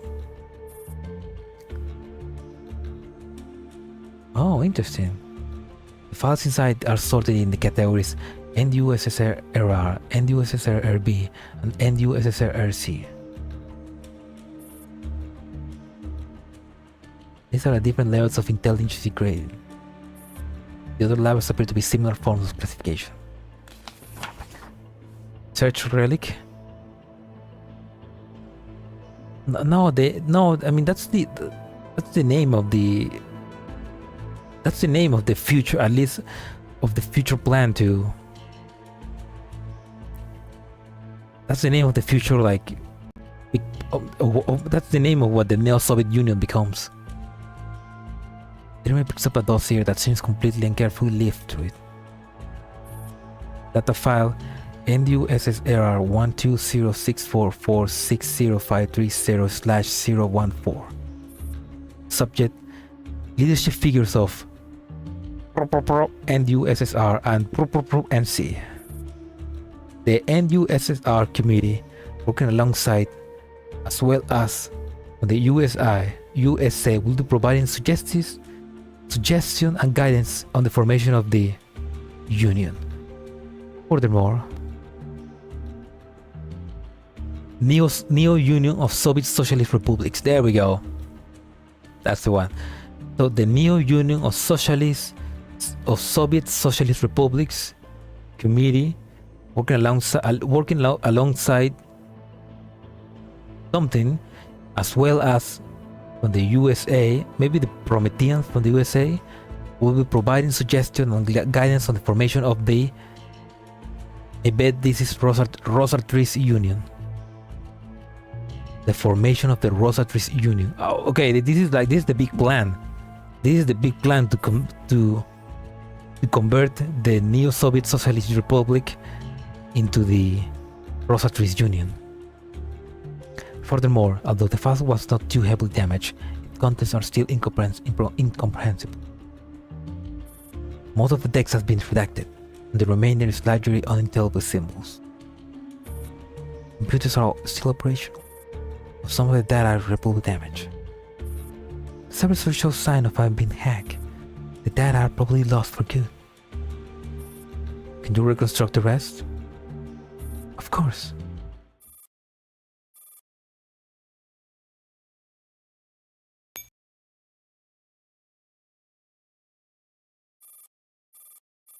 Loading data. Failed to load. Loading data research log. Failed to load. Current experiment records. Records have been deleted. Current experiment records. Records have been deleted. Current experiment records. Records have been deleted. Restoring data. Data restored. Loading. Data file PACC 20641021109527. Subject: Herbor. Loading video file. Now playing.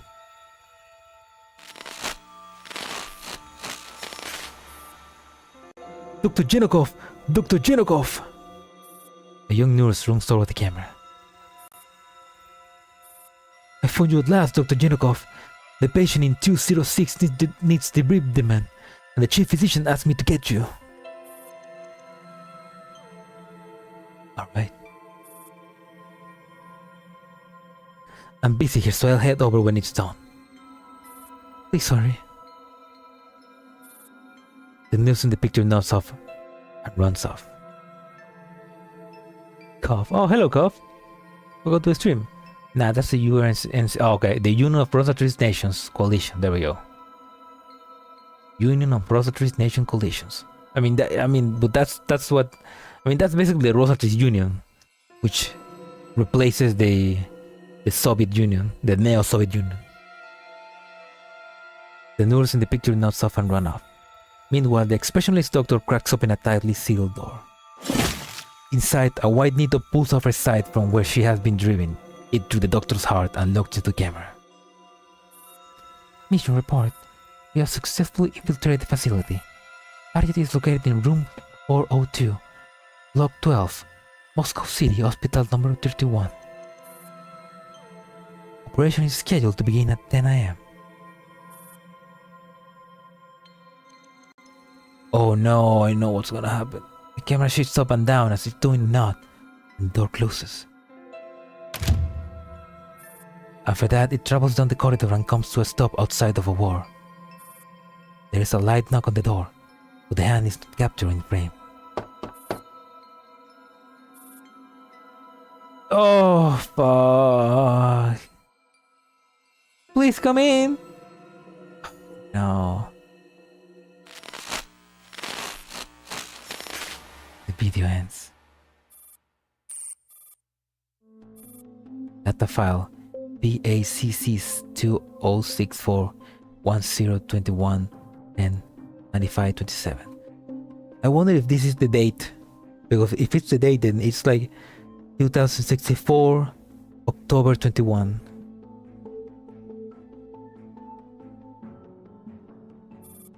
Subject Rat Grior. Loading video file. Oh man, that's the point where it happens, where they kidnap Kalina. The shaky camera is blocked by a pair of hands.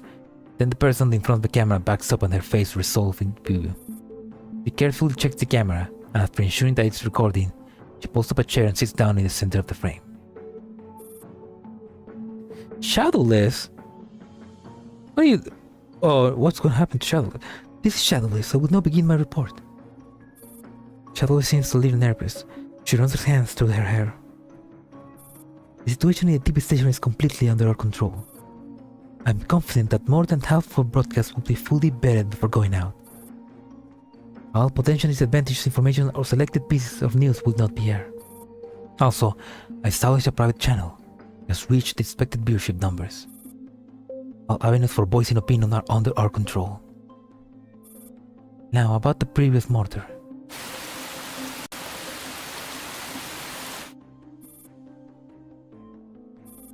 Public opinion surrounding Dr. Alessia's death is being censored. The public don't know what the role Galatea played in this incident.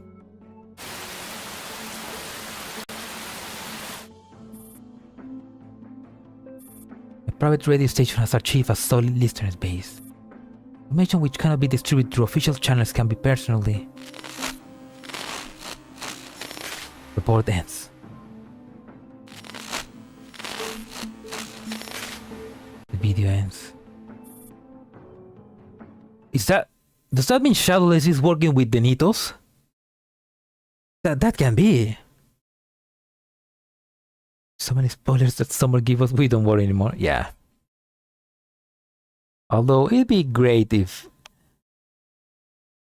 the last event could be released at the same time in both EN and CN, so that we can like experience the story at the same time. The last story at the same time. That'd be cool. Still, what the fuck was that? Is Shadowless working for Paradeus, or is Shadowless no longer Shadowless that has been Nito 5? Like, so I'm confused. Store data, okay. Shadowless, you were supposed to be the shadow in the light. Loading data. Loading research. Current experiments.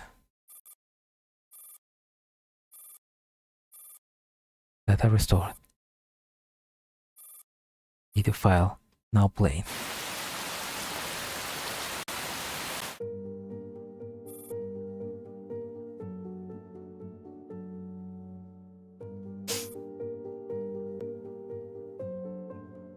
Oh, this is when M4A1 in the body of Dandelion was questioning Mordor. Mordor, I once told you I needed a proper moment. I believe this is it. We can have a proper talk now. Are you for real?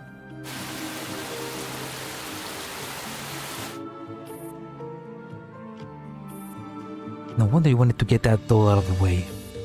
I'm sure she'd be very disappointed if she knew that you had in mind, right? They'll understand my intentions.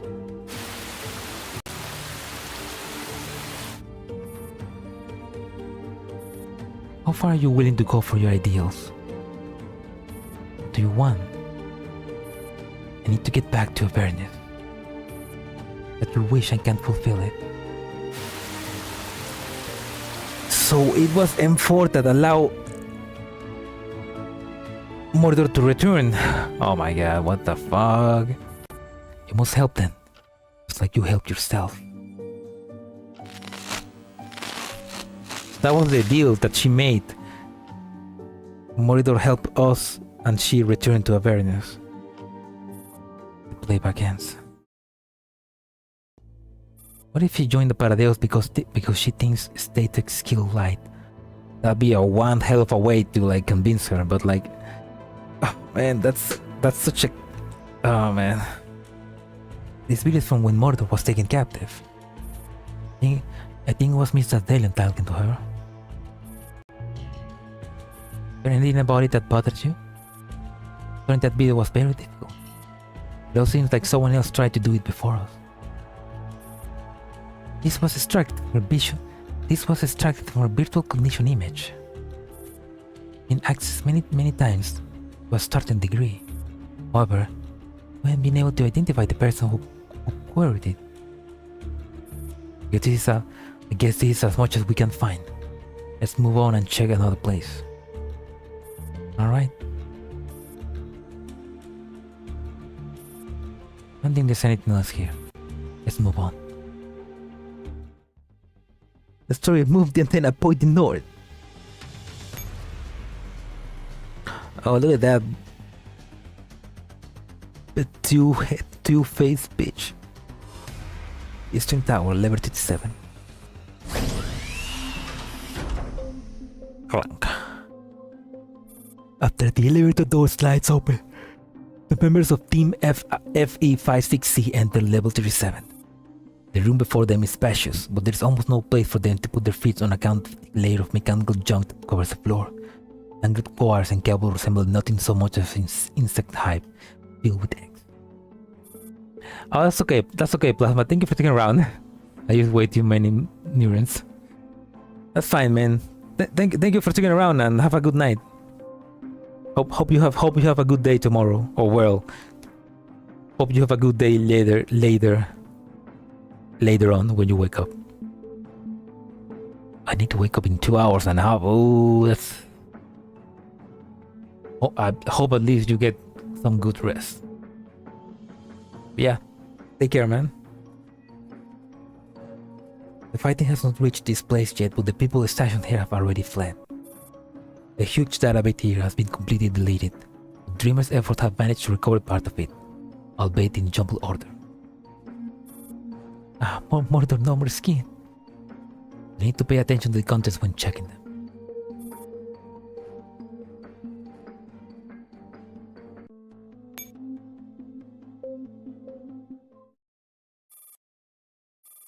What do you see?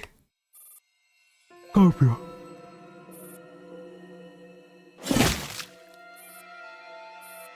Massive stinger tail stabs a straight to the chest, then hoists it tight into the air before cautiously tossing it aside. Looks like this is your limit, Grey. There's just no way for you to match up to Narcissus. Please don't compare me to that mad dog. My talents don't lie in this field. A bureaucrat. You shouldn't be doing a perfect impersonation. Rather, must believe in yourself. Believe that you are Grey. Don't understand, teacher. Is there any other Grey beside myself? Very good.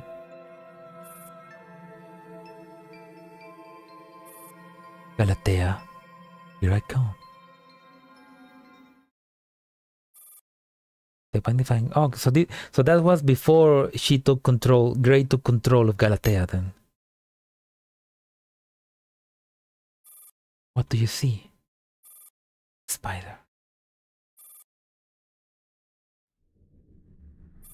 Inside the frigid factory, countless needles with identical bodies typed on faces and gathered together. They look at each other amid the oppressive atmosphere, hostility burning in their eyes. Then, a single crisp and clear note rings out over the speakers. In an instant, they pounce each other like cannibals, rats ripping each other apart. The only one of them is left standing in the end. You have proven yourself. Now, as long as your gene density meets the standard, you will be allowed to live. Yes, Father.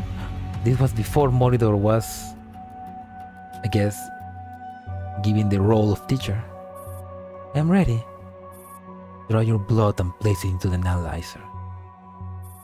Understood.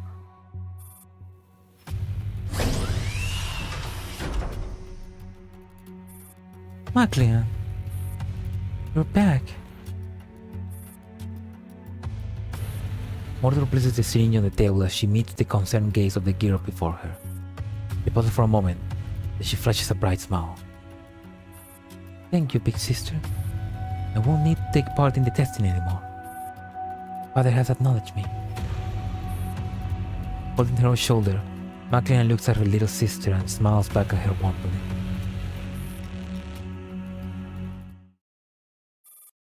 Aww. Yeah, that was because Magrasea was... I don't know. Magrasea was using her blood so that Mordor can be given the favor of Father, I guess.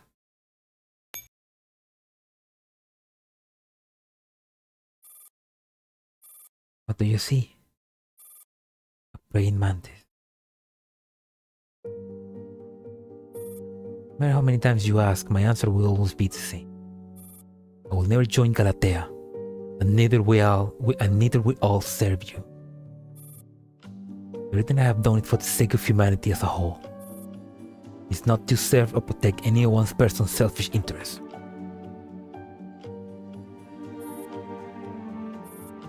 Addressing you by serial number is too troublesome. I'll call you Greek. You don't mind, do you? Okay, so that previous memory, I think that was Grey before she was Nitophi.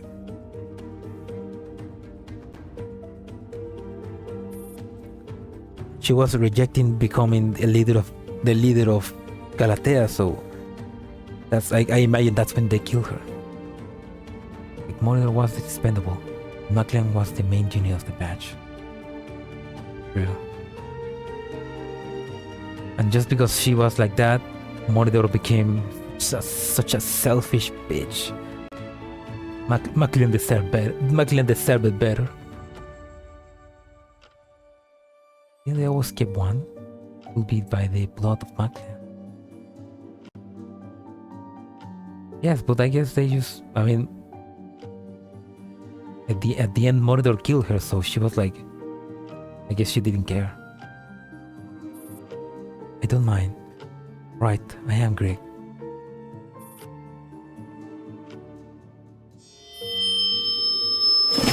The saber hums, and all the targets on the training range are slashed to bits in an instant. Who would have thought that giving trash to another piece of trash would produce something of value? This saber is now yours. Thank you, Father. Will make myself useful for Paradeus.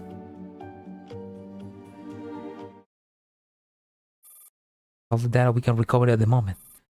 But you have to bring back the rest. Dreamer?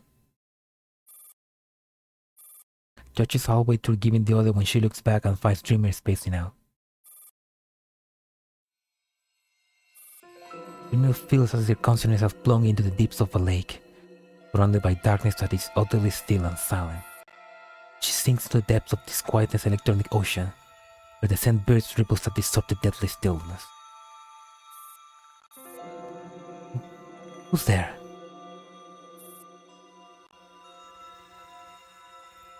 Darkness. The mind is adrift. She is unable ever to tell up from down, or left from right. In her whole sense of existence has become hazy and ethereal. No, but that's the thing. Mordor didn't have the blood that cured Elite. Magrasea had it. That's why they wanted to capture her back, but at the end they were like, fuck that, and just kill her. Mordor was brainwashed by Paradeus when she killed Magrasea, and broke down some of the brainwashing when she interrogated. Mordor doesn't have the same blood as Magrasea. He wasn't as successful of a specimen as Magrasea. Yeah, and that was one of the things that M4 did. and for telling her that Macklin was the better of you. Just a rigid. Also, did Dreamer just fall into the lake of consciousness? I mean, heck, Dreamer denies the first notion that comes to mind because this is not an active electronic warfare attack. More like she has been instantly pulled into this silent domain. Just as Dreamer tries to find an exit, she suddenly realizes that something seems to be holding her in place. Did someone come? Did they come in the end? The Titans roll out. The only one who can enter this place are the same poor souls like ourselves. Wait, what is this? Dreamer instantly struggles to shake off the hand that has grabbed her. However, there is nothing there. You're so cold, so afraid, aren't you? That's okay. Now that you're here, nobody will ever hurt you again. You're in pain. You can't hear your voice. You don't have to worry anymore. There's no need to worry anymore. You can return to us. Stop! What? She does not feel pain. These voices sound lost and confused. They do not sound malevolent at all. The inconstant chaotic data wash over her like a tide, almost scattering her. She tries to find the source of the voices, and a frail yet determined voice speaks out. Stop deluding yourselves. The tide has gone out. The place will not last for long. The voice seems to have seized on the weakness of the other voices because they suddenly disperse, leaving only fading echoes behind. As long as we can be together forever, we will not disappear. Nobody will disappear. We shall be together in neither heaven nor hell, neither cursed nor redeemed. They did not die, nor yet remained alive.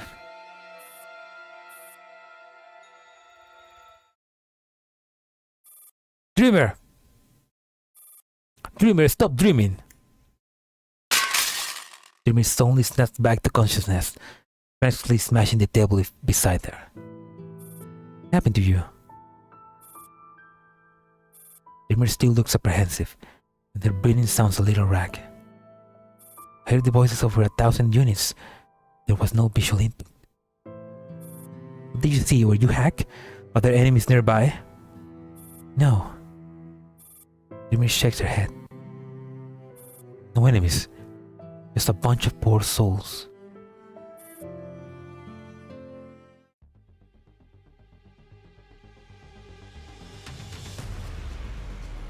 A mental Jupiter cannon? Ooh.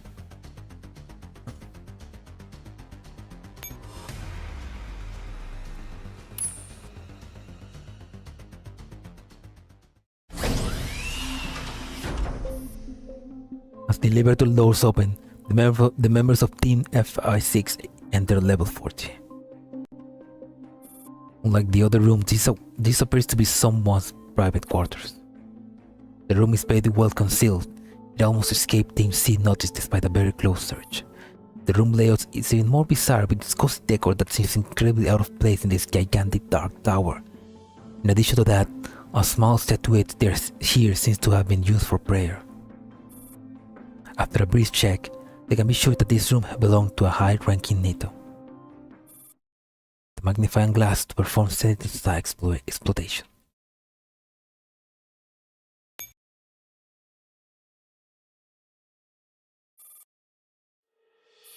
Galatea's recruitment program is proceeding apace under Father's leadership.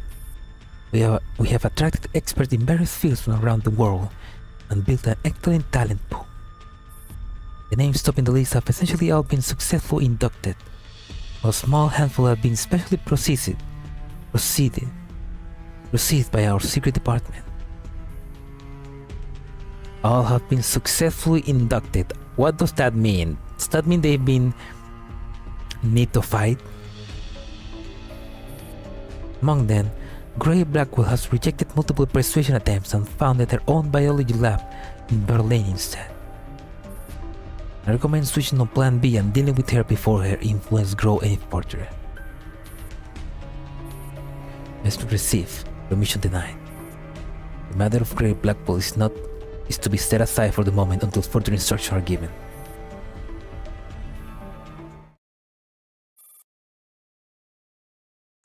It probably means notification. Yeah. If even Dreamer says poor souls, then it was. If even she feels bad for them, then damn, poor girls. They find scattered notes in the room. The notes are not labeled. Their age and handwriting. They seem to be records of a very old experiment.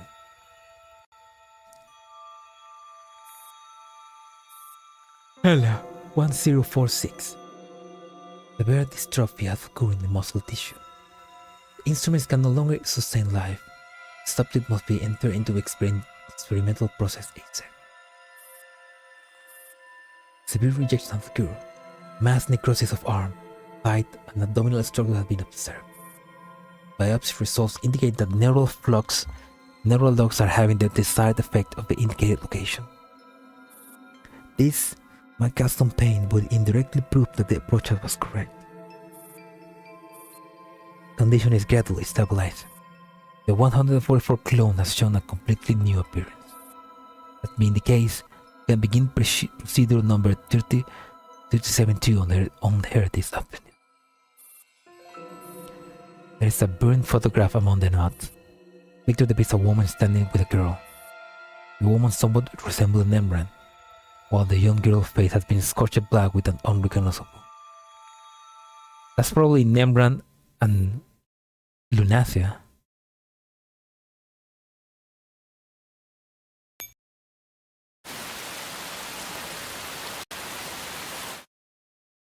Shit. The screen flashes and flickers for a while before finally resolving into a video recording of people eating. It does not seem to have been taken into this room, in a more luxurious location. On the other end of a long dining table is a distinguished-looking man who is slicing the beef on his Oberstein. I have never liked any of England's contributions to gourmet cuisine, but at the very least, they can produce a decent steak. Our plan has already reached the implementation stage, but we still need your instruction before we can proceed. The man puts down his cutlery, then he picks up his napkin and dabs at the sauce corner of the mouth. Do not speak of topics that ruin the taste of food during mealtime. I sincerely apologize. Demon rises and bows her head to convey her contribution. And contrition. Sit. Yes, father. The man pushes back his chair and rises from his seat. I have to meet the general in this afternoon. Leave any reports you have to make till afterwards. Understood, father.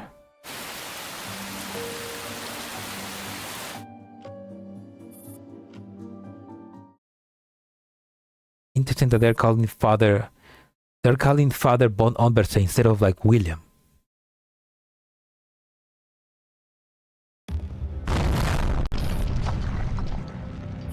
What?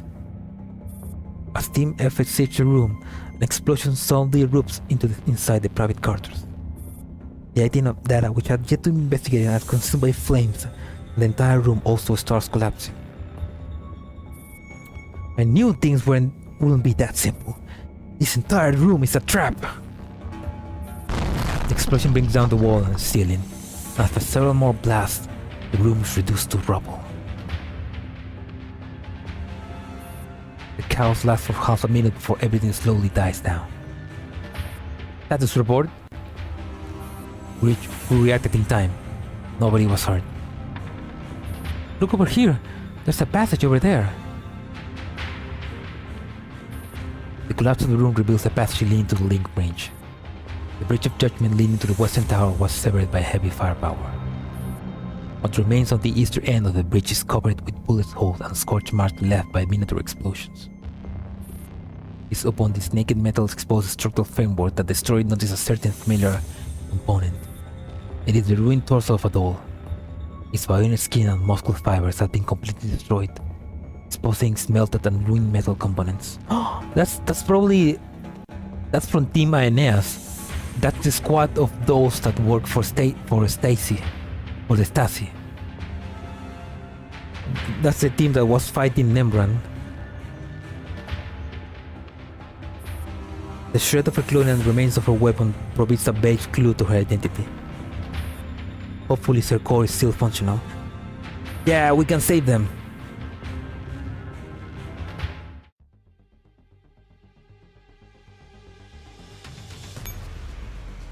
Relic experiment area.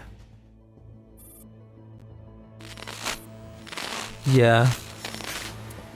But at least we probably can save them. Begin recording. Team FA56C has reached level 55 of the Eastern Tower in the Paradeus. Muna 199 and the Lolly, yeah. Give me the camera. This place is too big and I can't even see the end of the corridor. Playing together will be too inefficient. 112. We'll split into 3 groups. Alright, we need to move to the higher floors ASAP. So this worked for me. That said, make sure you stay safe. We haven't verified if this floor is clear of enemy signal contacts. Remember to check in regularly. Relax, you'll be fine. Control center. As we're splitting up, I'll go check out this eastern end of the corridor with Destroyer. I'll protect you. The simulation area. I'll stick to the plan and head to the western end. We don't know what's over there, so I'll contact you if I run into anything. According to Daybreak, there seems to be a lot of still functional simulation spaces there.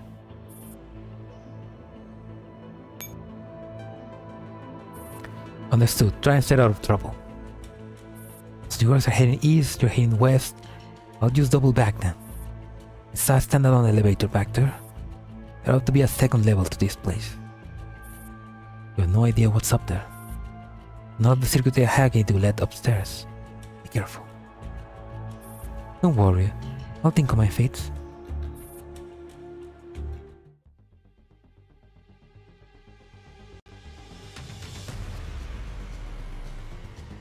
Right then. Eight more notes and it'd be over.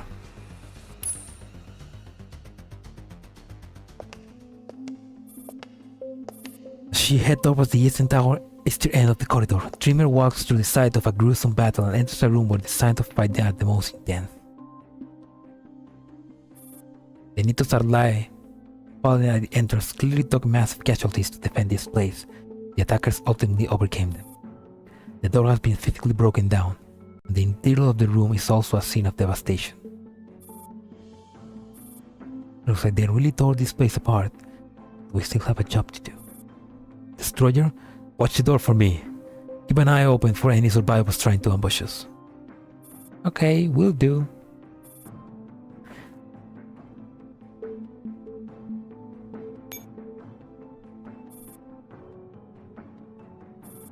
The mess on the control terminal is much worse than in the other locations. The platform and demolition charge did terrible damage to this place, and the carbonized stains from the high temperatures are scattered in all directions for several meters, like an exploded flower. Amid the wreckage and the remains of their explosive ground, whose original appearance can just about be made out. Why did they use so much firepower in this place? That's because this is where the controller for the force field on the rooftop were. Anyone wanted to break into the Esther Tower will have to destroy this. So that Axoncum did it. No. Dreamer picks up the fragment of the explosive round and rubs away some of the black scorch marks on it. This was from the Stasi. Someone was here before us. Magnifying glass to perform a sensitive self-explanation. They only found one core on that other place. So that means probably the other Stasi members are still alive? Or at least they go farther from that corridor. At the end of the control room are numerous smashed monitor screens. Like the bee-sting system, these were used to keep an eye on the interior of the Avernus. After restoring the data, Dreamer discovered that the purpose was to observe and broadcast into the experimental areas. Also, there are some video files still on the system, most of which concern the selection of low-spec Nitos and experimental records. Among them, One particular file was obviously being accessed a lot more frequently than the others. Experimental batch RXT19914090 low-grade material interaction. Test subject number 10876 is exhibiting abnormal behavior. Number 10876, offensive data sampling failed. Defacing data sampling failed. Subject number 10876 has refused to attack the target. Activate Evangel broadcast. That's successful.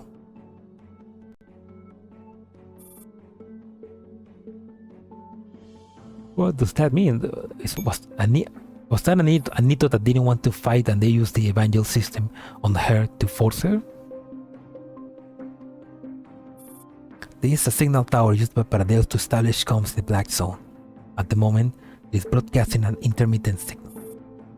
The signal is still working, but there is a new device mounted on it that stands out greatly. That device is interfering with all the signals that are sent and received. You now know why this place was in chaos. This jamming is from the Neo-Soviet Union. Military gear. It smells very much of state tech. Oh, oh no, wait. That's probably was made M16. That was probably put there by M16 because M16 was working with state tech. Oh man, or Gil was helping us. Hell yeah, M16, hell yeah. Why didn't they just blow it up?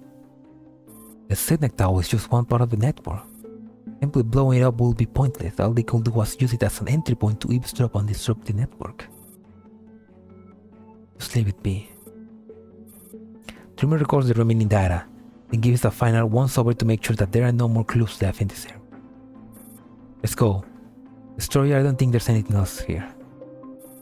Wait, Dreamer. The cameras are still running. They can only monitor the situation in this region. We need to move higher. Dreamer seems singularly unconcerned with the story point as she turns to leave. However, a scene on one of the monitor screens draws her attention. Is that alchemist? What is she doing there? Oh, we're gonna see now.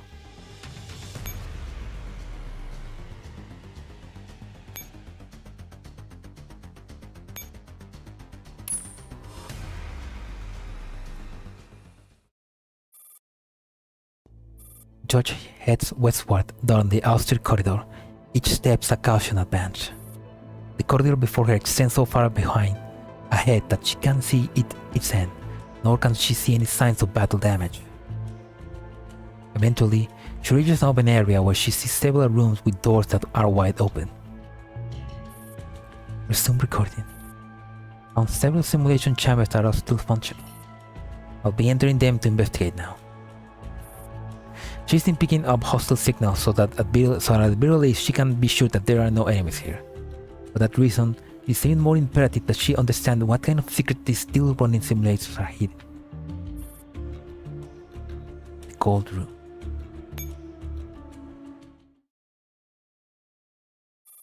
Wisps of cold air step up as Judge enters the room and she takes in the scene. The inside of the room is something like a cold storage locker. A woman wearing a thick and heavy-looking outfit is standing over a operating table, in the middle of the room, hard at work. Although the temperature inside of the room is very realistic, Judge is fully aware that this is merely a virtual, projected image. As the Judge is moving to take in a closer look, she is startled by the sound of someone kicking the door behind her. Immediately after that, two humans pass through her body and approach the woman in front of her. The woman performing the operation turns around, with her face obscured by static and jumping pixels, making her look like a movie monster. Receive an internal report that this and verify its authenticity. Doctor, we're charged with using experimental relic data from a secret project without permission and committing severe violations of academic ethics and integrity. Maybe that's Martha Meitner. Do you have anything to say in your defense? We're nothing but short-sighted fools. There's no way to advance our research through conventional means. You morons living in your bubble of bureaucracy have no idea what real science is. You've been involved in relic research for many years and even helped draft the Code of Ethics. Actively breaking it is utterly deplorable. Many people have pleaded on your behalf. We must close down your lab and revoke your privileges that you enjoy. Meitner, Marta, you're fired. Or Willian, maybe. The lights in the room suddenly go out. When they come back once again, everyone and everything has vanished without a trace.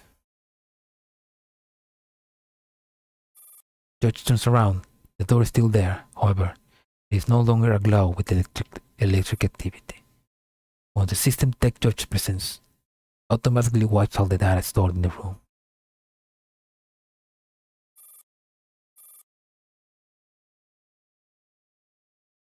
So yeah, I mean, we know that the original Avernus was a place made by the Relic Institute to investigate, but then it was taken over by Paradeus. So I guess that was a scientist that was one of the scientists that probably now works on Paradeus.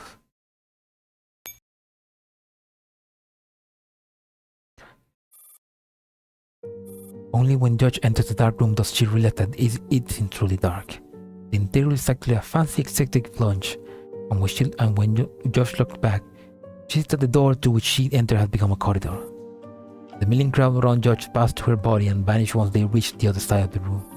Meanwhile, Judge's attention is focused on the center of the room, on the person who is clearly the protagonist of this simulation. Melting ice cubes inside the glass bounce off the interior with crisp sound. A woman sits alone in the center of the room, face obscured by jumbled pictures and static, making her completely unidentified. Then, a gentleman approaches her. Von Oberstein. Good evening, Doctor. You are? I noticed your glass was empty. I figured this could be an opportunity to make friends with you. I don't need friends. You do need a drink, I believe. The glass touches and the scene dissolves once again. The simulation chamber has been forcibly shut down. The room is devoid of everything in about 2 seconds. For a quick check, Judge is certain that all data here has been deleted, without a single trace left behind.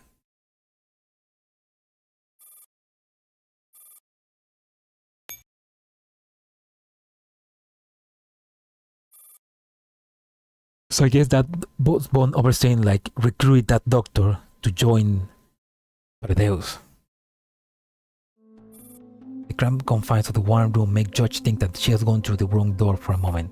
Before her eyes is a tiny apartment. Judge reaches out to touch the wall beside her, but her hand goes clean through it. The apartment windows are covered by curtains and it seems to be a night outside because the interior is very dark. On the far side of the room is a large screen, and there is a set of active earphones on the empty seat before it.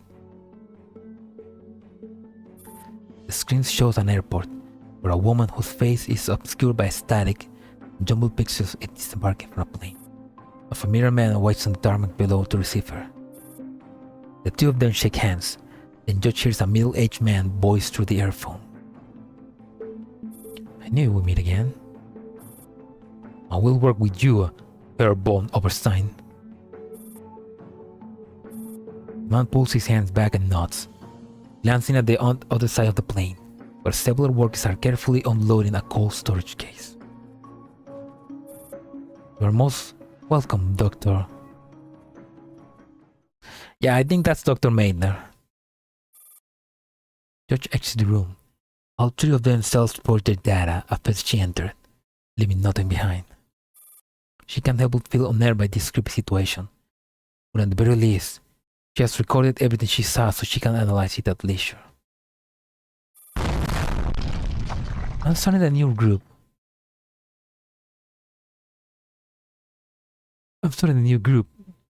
You interested in Meitner? Are you interested in the Paradeus initiative?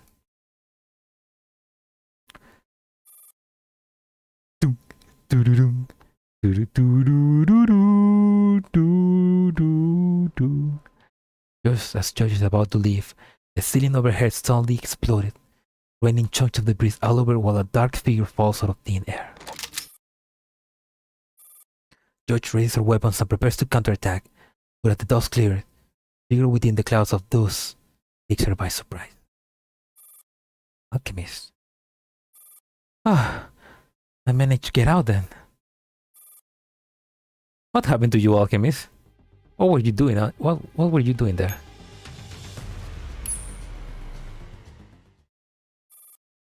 Alchemist goes down to a different route from her friends and boards the standalone elevator. After exiting the elevator, Alchemist finds herself one level above. With everything before her eyes is pitch black. And realizing something is wrong, Alchemist immediately turns to leave. After taking a few steps, she realizes she can't feel the elevator she took up there. Well, this is annoying. Her communicator doesn't seem to be working, so all she can do is feel around for a way out. Head towards the sound of blowing wind. Reduced to groping around blindly in darkness, Alchemist decides to trust in their sense of hearing.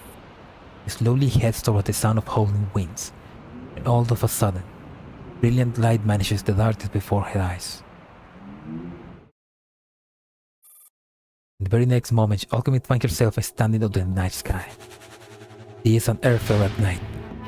Strong cold wind buffets her body, and before her is a plane that is about to take off. Clamorous noise comes from behind her. She turns around and sees a group of humans coming her way. How will the government deal with the contamination for this explosion? Why has the spread of the affected air not affected the cartel? Would you please tell us what the actual conditions are like? How many casualties are there? Would you answer us, Mr. Minister? Please answer us. The search and rescue teams are doing their best to rescue victims, and purification work is underway. Then could you please tell us why Just is going to leave? According to an inside scoop, most of the wealthy residents in the city have been packed up and left. Is this related to the government's inability to manage the spread of contamination? And leaving on official business, please do not make false allegations. A government official is conducting to fight his way through a dot of pressmen towards the private plane. Tensions are high and temperatures are heated, judging by the exchange of words and the jostling bodies. A moment please, Mr. Minister. Please answer this question. Were the funds earmarked by the government for purification purposes used on actual anti-contamination policies? Minister! Classic Latin moment. Corruption at government levels. They're just using the money to get into the pockets. In the end, the official gets on the plane under the cover of his bodyguards. Exasperated, the Minda begins shouting abuse at him. Just as he is about to leave. Oh shit! A massive explosion blows the plane to bits right as its engine started up. The shockwave sends the crowd around it spiraling to the ground. Merrily burning flames rip through the night in a terrifying scene. A troop of Paradeus soldiers suddenly appear. Alchemist reflexively raises her weapon, but then she hears the scream from behind her. A hail of bullets massacred all the bodyguards. The journalist present. He whizzed through the alchemist's body, who do her no harm. I'm sorry, reporters. You knew too much. Suddenly all the reporters commit suicide with 7 bullets to the back of the head. Upon ensuring that there are no survivors, white faction troopers surround the area, and the official who was apparently killed in an explosion emerged from a bunker. He clears his throat, and then... It was a small accident. Please calm everyone. The situation is under control. We will devote all efforts to protecting the people, so please do not panic.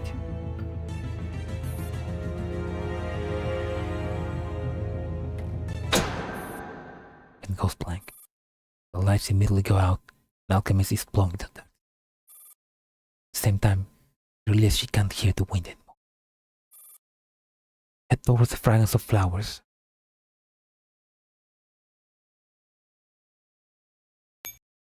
So she can smell. Reduced to grouping around blindly in darkness, Alchemist decides to trust in her sense of smell.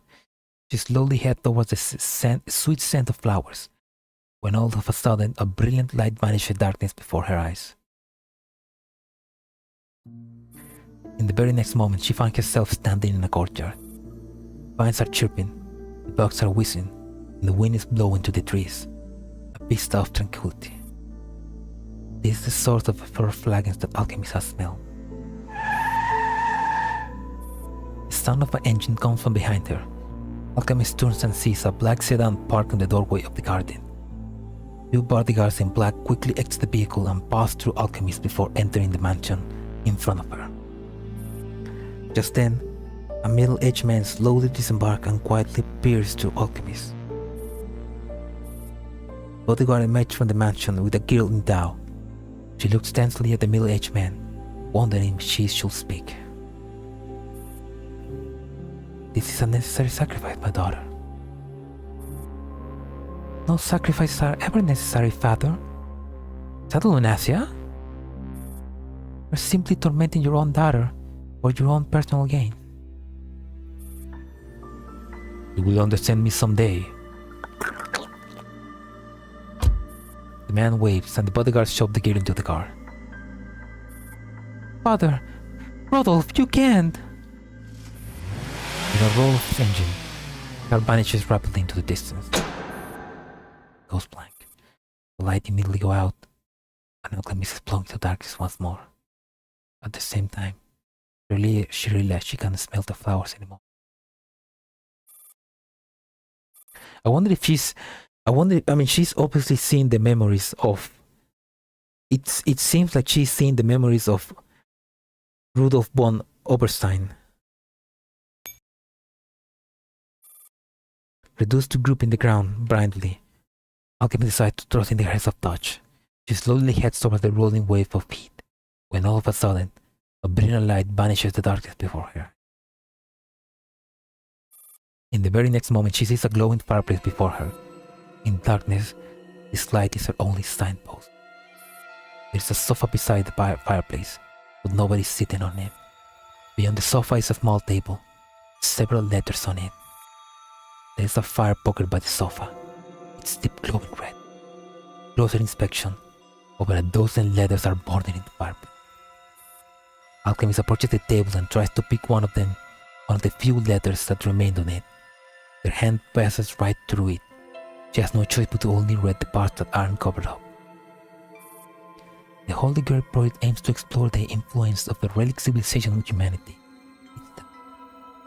In particular, it directs a leader and lead researcher, Professor when Johns Hopkins University in Baltimore was investigating and expelled from the U.S. Relic Agency for academic misconduct.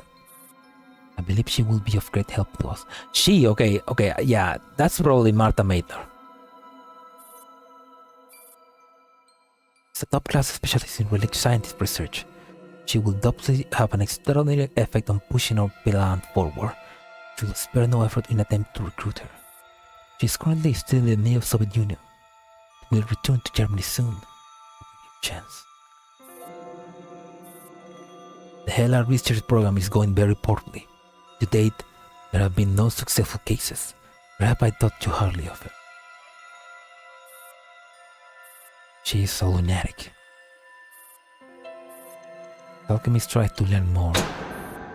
Goes blank. The light immediately go out and Alchemist is blown into the darkness once more. Same time, she realizes that she can't feel the heat. The wind has stopped, the scent of flower has vanished, and even the heat has cooled off into nothingness. In the darkness, Alchemist is completely lost. She cannot find the elevator. What a messed up place.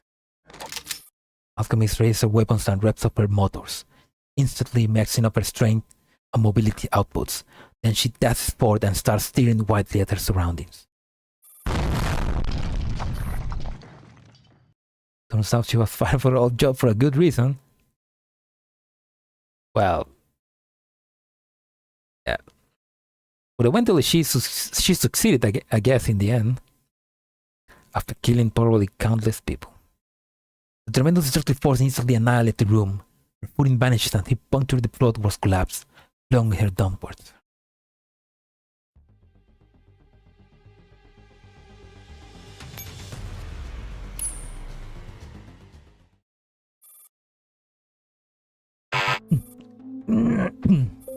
Can't hack the door. The security lever here is higher than all the floors below combined. Yeah. I mean, Alchemist is like, no escape, no door I can... Alchemist is like, there's no door I can escape. Alright, then I will make a door.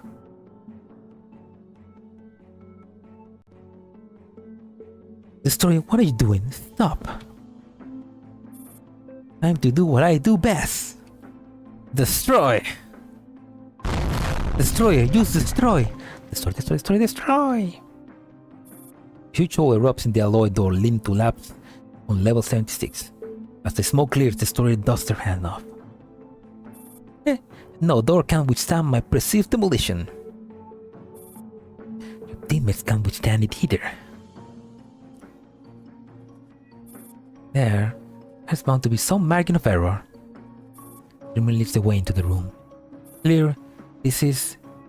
Guys, come take a look at this. Oh, that's a new CG, I think. Oh.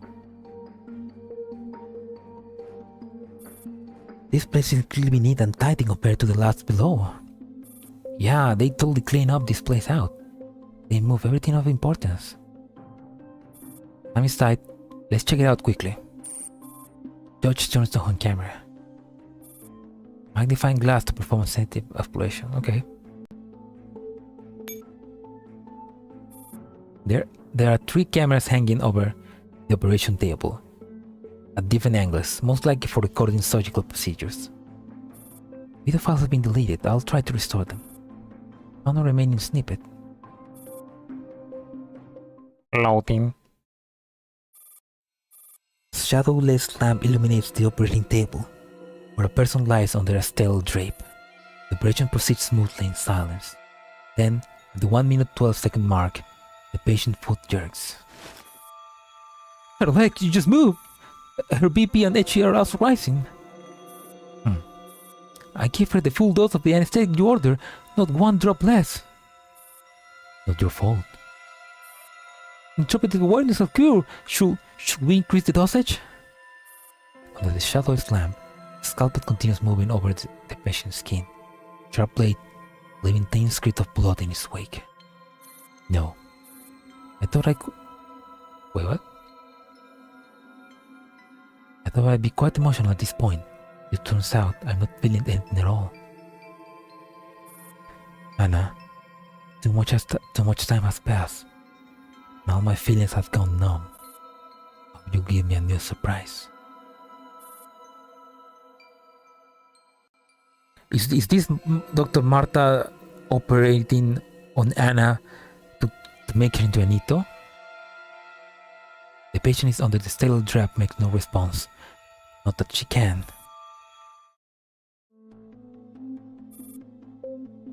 I feel like that was Marta doing the operation like on Angelia. This is an ice cold operating table, polished to a shine.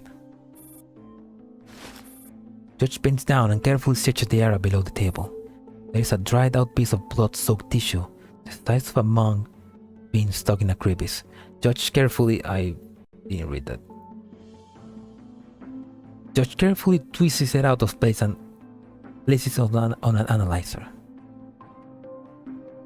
That was pretty professional. Maybe you should call yourself Colonel instead.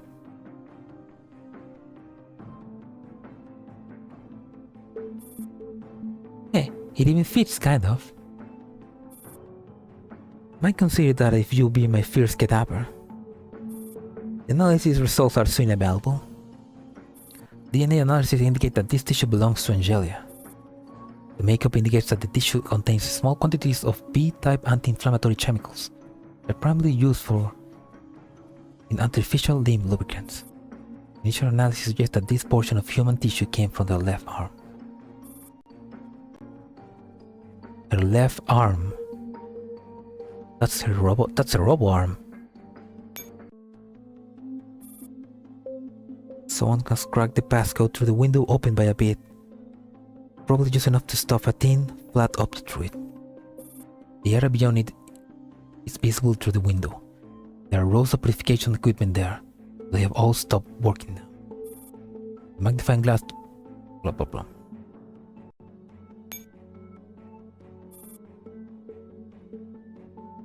It is a solitary operating console.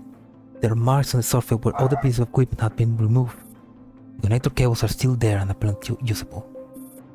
Cognition perception exists before individual experience. Can adapt to the external environment. The existence of suggests the possibility of collective unconsciousness. Consciousness is not only generated from simulating but reconstruct the consciousness. This method is still flawed, and rejection will likely lead to neural classification based on neurons using chips and radiation produces on nerve. It's a bunch of scientific jargon. Let's go blow up. Search the net lab. Yeah, that's a good idea. I don't understand anything of that. Judge and alchemist are about to break the connection, but then signal jamming. Oh yes, sounds like the last words of a loser. Calm woman's voice speaks over the sound of static. Everything in life is futile. What is the point in struggling? Martha.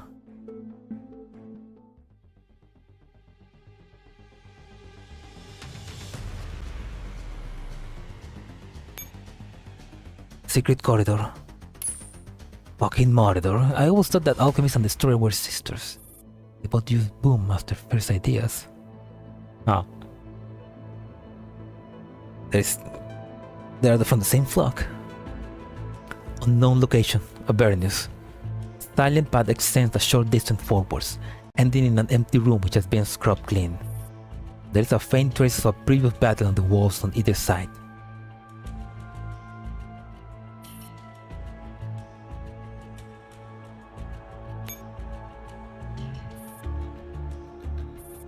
The walls are very clean and there are signs that they have been whitewashed. On closer inspection, however, there are fresh scratches marked on the base. Someone's shoes seem to have been scuffed then while running.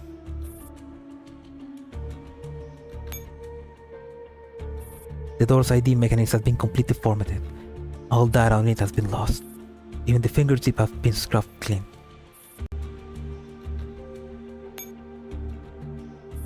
Several bullets have struck the wall, probably not long ago. Apart from that, the walls are intact and immaculate. The only thing left worth investigating is the camera that hangs above the room. One would not expect to find anything even if the system can be hacked, but surprisingly enough, someone has left a little surprise behind. This is a surveillance video clip.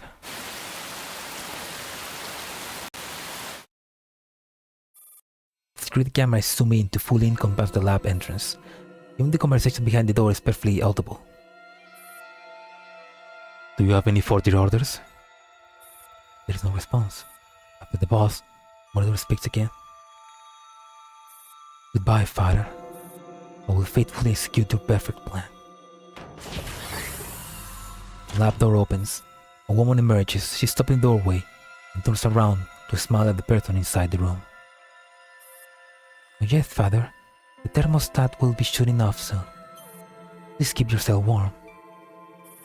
She closes the door with a smile. Turns around until she is facing the camera. She even raises her head slightly to ensure the camera gets a good look at her. She twirls around. She twirls a strand of her hair around her fingers. Taking the time to compose herself, she sauntered off.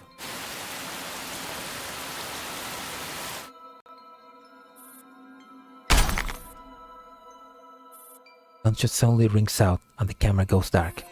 However, it is still recording. Hands up, William!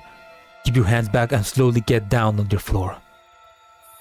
A man's voice leisurely answers her. A drink with a timbre that is too bright for an adult man's voice. His voice is youthful, his tone is mature. I probably shouldn't expect those to adhere to social etiquette. Let's go then. I long wanted to make that commander of yours. That's when AK-15 and AN-94 capture William. Fuck man, so now... Yeah. We have William. We have captured William. But Paradeus has captured Kalina, so now we have to like exchange prisoners. Fuck man, that is such a... That is fucked up. We will hostage trade William for Kalina. We have to. We have to. I mean, maybe at least while Kalina is under Paradeus, maybe they can like cure her of the collapsed radiation, maybe. But still, this sucks. Like, yeah, we capture William, maybe we can like interrogate him for a little bit, but like the whole reason for doing this was to capture him, to stop him, and he was just one step ahead. Is it really William though? I mean, isn't it kind of weird that he stayed while everybody else evacuated? That's the thing. I think that William knew that there was no escaping. And so I think William knows.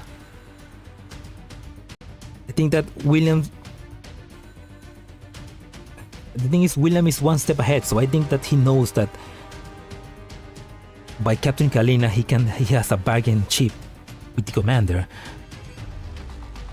And not only that, William knows that the Rosartris want him. William knows that fucking Griffin wants him to join Rosartris. He probably is just banking on that. He's banking on that. Like he knows that. He knows that. Yes, the commander has William, but Griffin just need to like do something to like get the commander to give him William. Then it's over. William is now on the Rosartris, which is... It's bad because that leads to reverse collapse bakery girl. I think it was before the evacuation. They was running back and forth with their defenses. I mean, either way, we lost. Now he's just trying to lose. Now he's just trying to not lose everything. Antler Brown.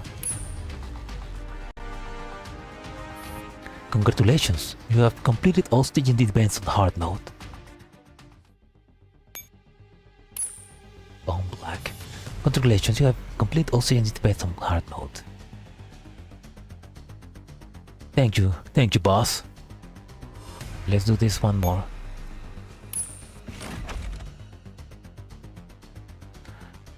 Oh my god, this just been extremely intense.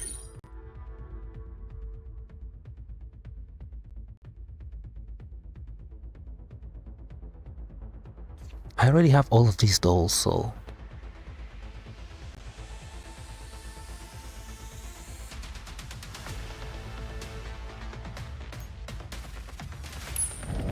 KP31 出撃します。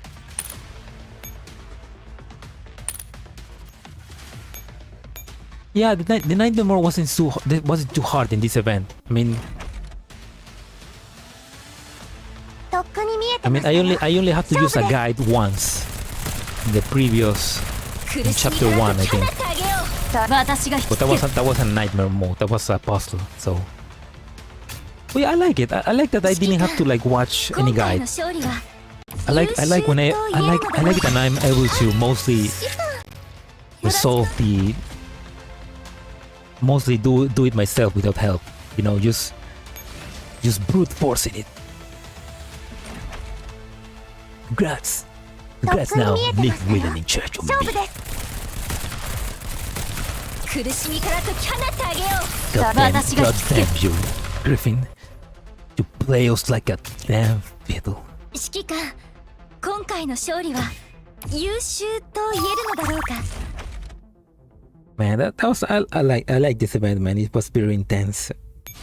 There was so much story. So much scene happened, man, dude. とっくに見えてましたよ。勝負です。 That wasn't very 苦 intense. しみから解き放ってあげよう。サモ、行け。指揮官、今回の勝利は Oh yeah, and now 優秀 now と we 言え just るのだろうか。 now we have to wait for the next event to シグエス。 rescue Kalina. To fucking maybe next event we're gonna finally see how William looks. Like I want to see her face so that I can とっくに見えてましたよ。 so that I know who to punch. 私はもう Hopefully like Commander, like come on Commander, at least punch him in the face once. 指揮官、今回の勝利は He 優 deserves a 秀 fucking と言 punch. えるのだろうか。はじめまして、指揮 We 官。 have let him cook way too much.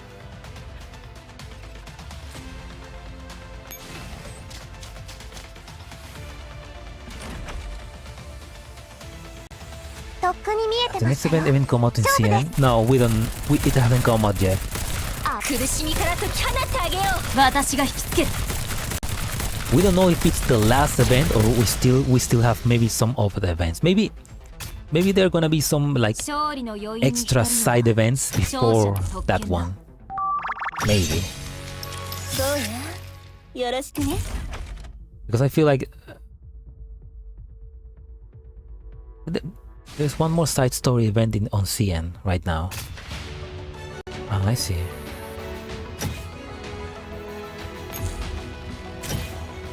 トカレフ M1938 参上。指揮官、ご指示。 Alright then. 77 out of 77. Event complete. Scroll through the entire end credits of SlowShock. 今日も時間通りの出勤で It's す over. ね。 It's over. Now let's open the boxes.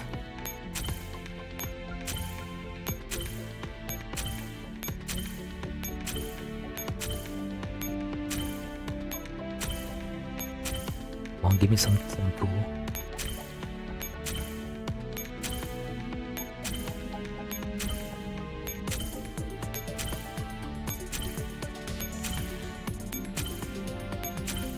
Oh, well, give me at least one M10. Come on.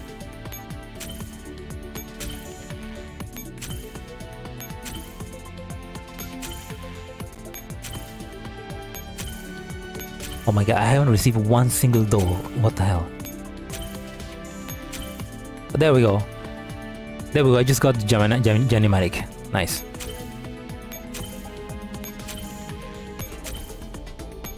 That's weird. Normally it tells me.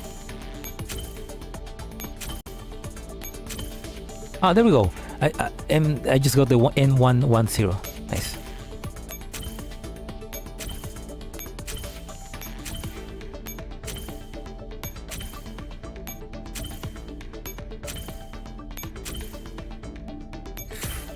Much resources.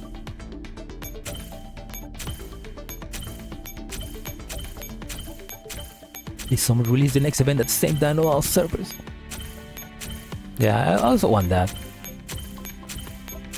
Or at least release it like fast, like maybe quickly. I mean, I would not mind if they like delay the event, but that I wouldn't mind if they delay the event like a whole year so that they can like translate both events and like we can have a multi release. That'd be cool as fuck. I got 3 DP12, 2 Yaminimatics, Scar 1, Scar H, and Spa 15.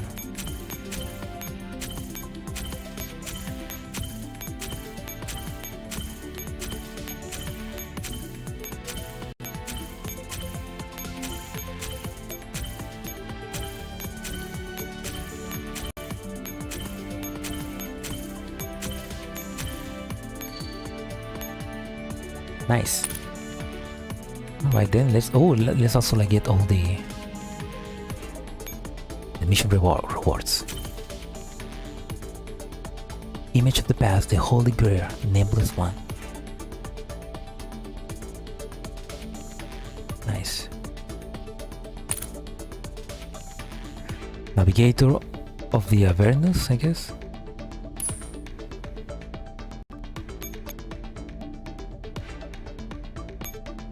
Yeah, this one.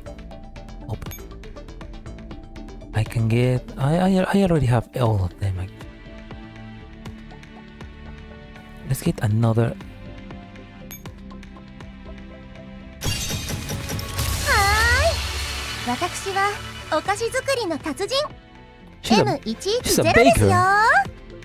指揮官様、私の味に魅了される準備はで She き and ていますか？ she and Choco will be great friends.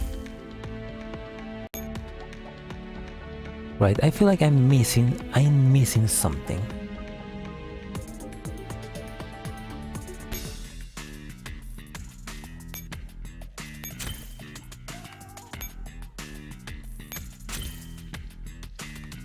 Moonlight light in the horizon. Challenging medal, I'll do that later.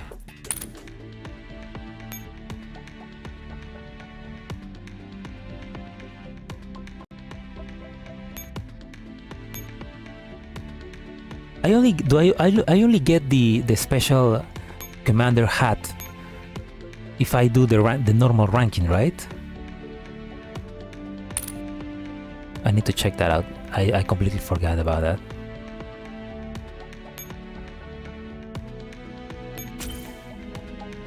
Because I have only do like the quick and get in and get out ranking farming so that I can get the fairy and the equipment. But in order to get the commander hat, I need to like actually do the normal ranking, right?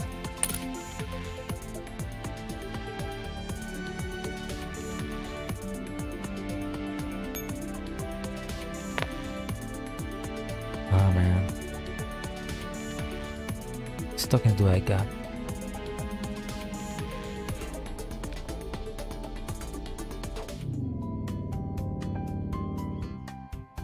Oh, that's a good nine. That's a good amount.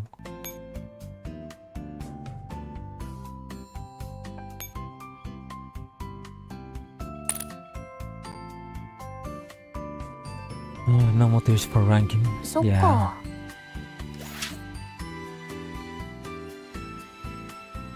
Oh, but I did got token rewards of tokens. Like I was at 0, so I got like 780. That's good.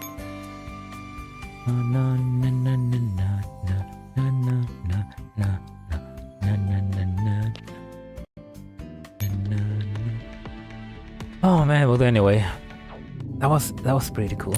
That was a great event, man. I'm glad I got to read it.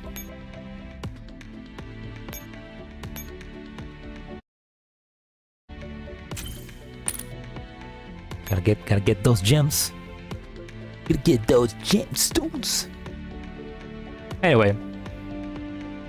Oh, before we continue, let's actually get the events. 指揮官様、先にお食 Event 事、 rewards. お風呂、 There we go. それとも Corrupt お買い物はいかが？ Lanji. I've just arrived. Here to be my next commander, please take me back to base. And BRB. Captain BRB, leader of the Glory Squadron.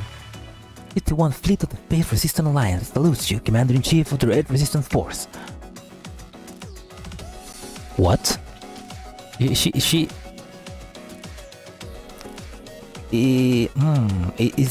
she interesting? She's from space, or is the joke is that her gun is like a space gun?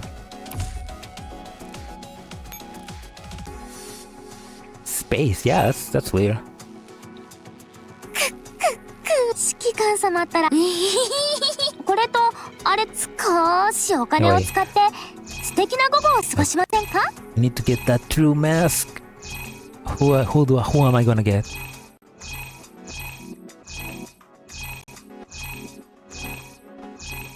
I already got all of them. Oh.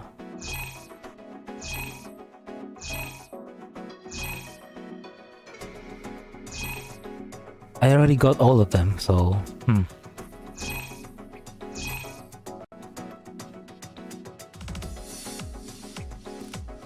thanks for sticking around, Blue. Have a good night as well. Yeah, I'm just gonna end the stream in a couple of minutes. But yeah, thank you. I hope you enjoy it. And let's get her. 私はお菓子作りの達人 M110 ですよ。指揮官様、私の味に魅了される準備は The event で is きて over. いますか？ And I don't need to farm. I like the nightmare stages because I don't need to farm. The unranked, we'll see. We'll see if I do it. Blue steel. Hey, look, Blue. This guy also is named Blue.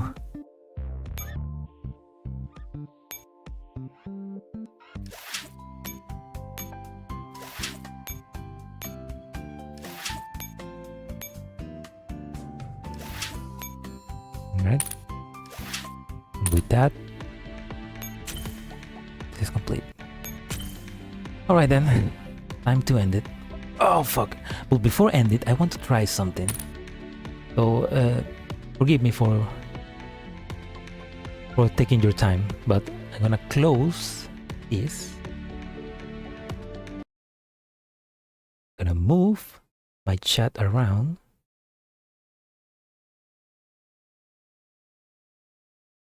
Now I'm gonna try and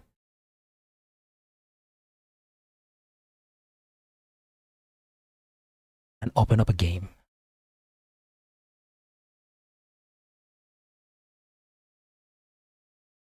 So, good stream. Oh, good. Thank you, Salo. Thank you for sticking around as well. It was a good stream. It was good stream. We got some good PTSD. So, good night to all of you guys.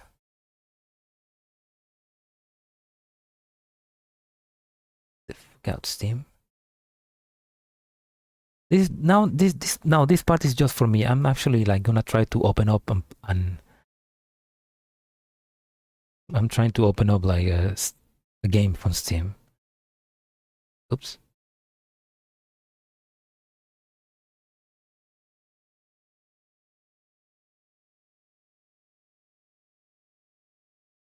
No, not this one. No, not this. Game.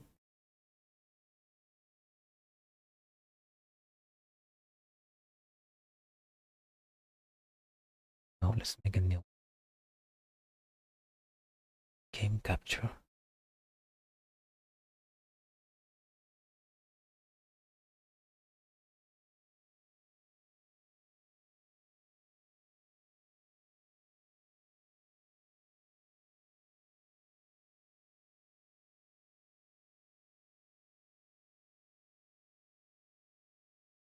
Wait, what did I just do? Activate these. Oh.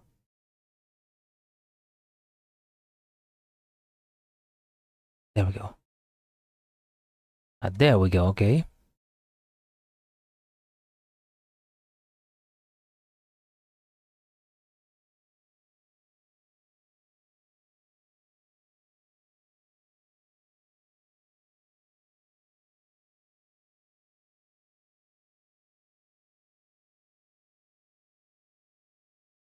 Press Alt for continuous or infinite continuous.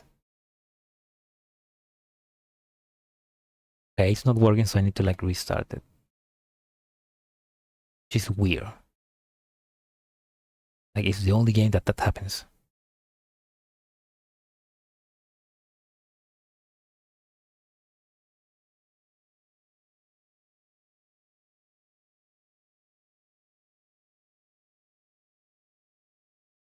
So I can now open it. Right, let's see if this works. So yeah, I used to make a long story short, I bought Dead Space Remake. And when I tried to open up to play a little bit of it, I realized that the game stutters like shit. Like horribly. And I so I decided to Google that. I discovered that apparently the game just suffers from a badly optimized PC port. So I tried to do some things to like changes to maybe fix it, but also here they say this game is developed for SSD. Players using HDDs might encounter errors that impact their gameplay, which is funny because supposedly one of the ways you can fix the stuttering of the game is by putting the game on an HDD. So it's like, I don't know, it's funny.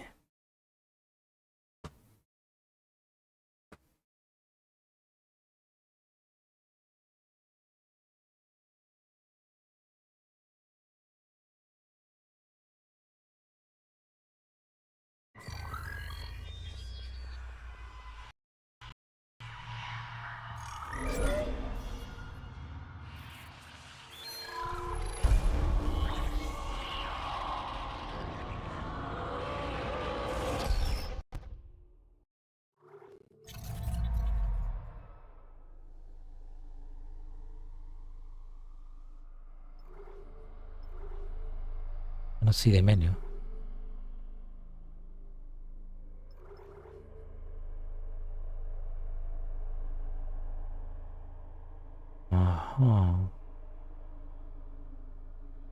This kinda weird.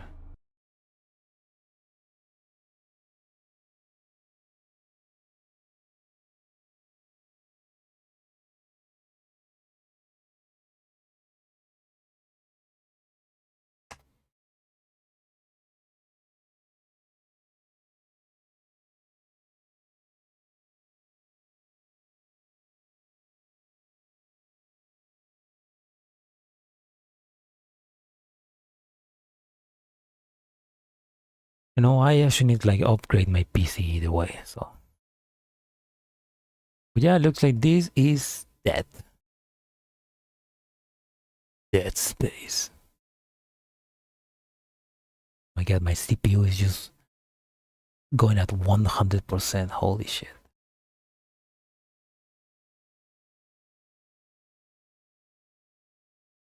I don't know, but I mean, it's probably my GPU just hugely being bottlenecked by the CPU, which is a 4th generation CPU, which is pretty dead, pretty old. So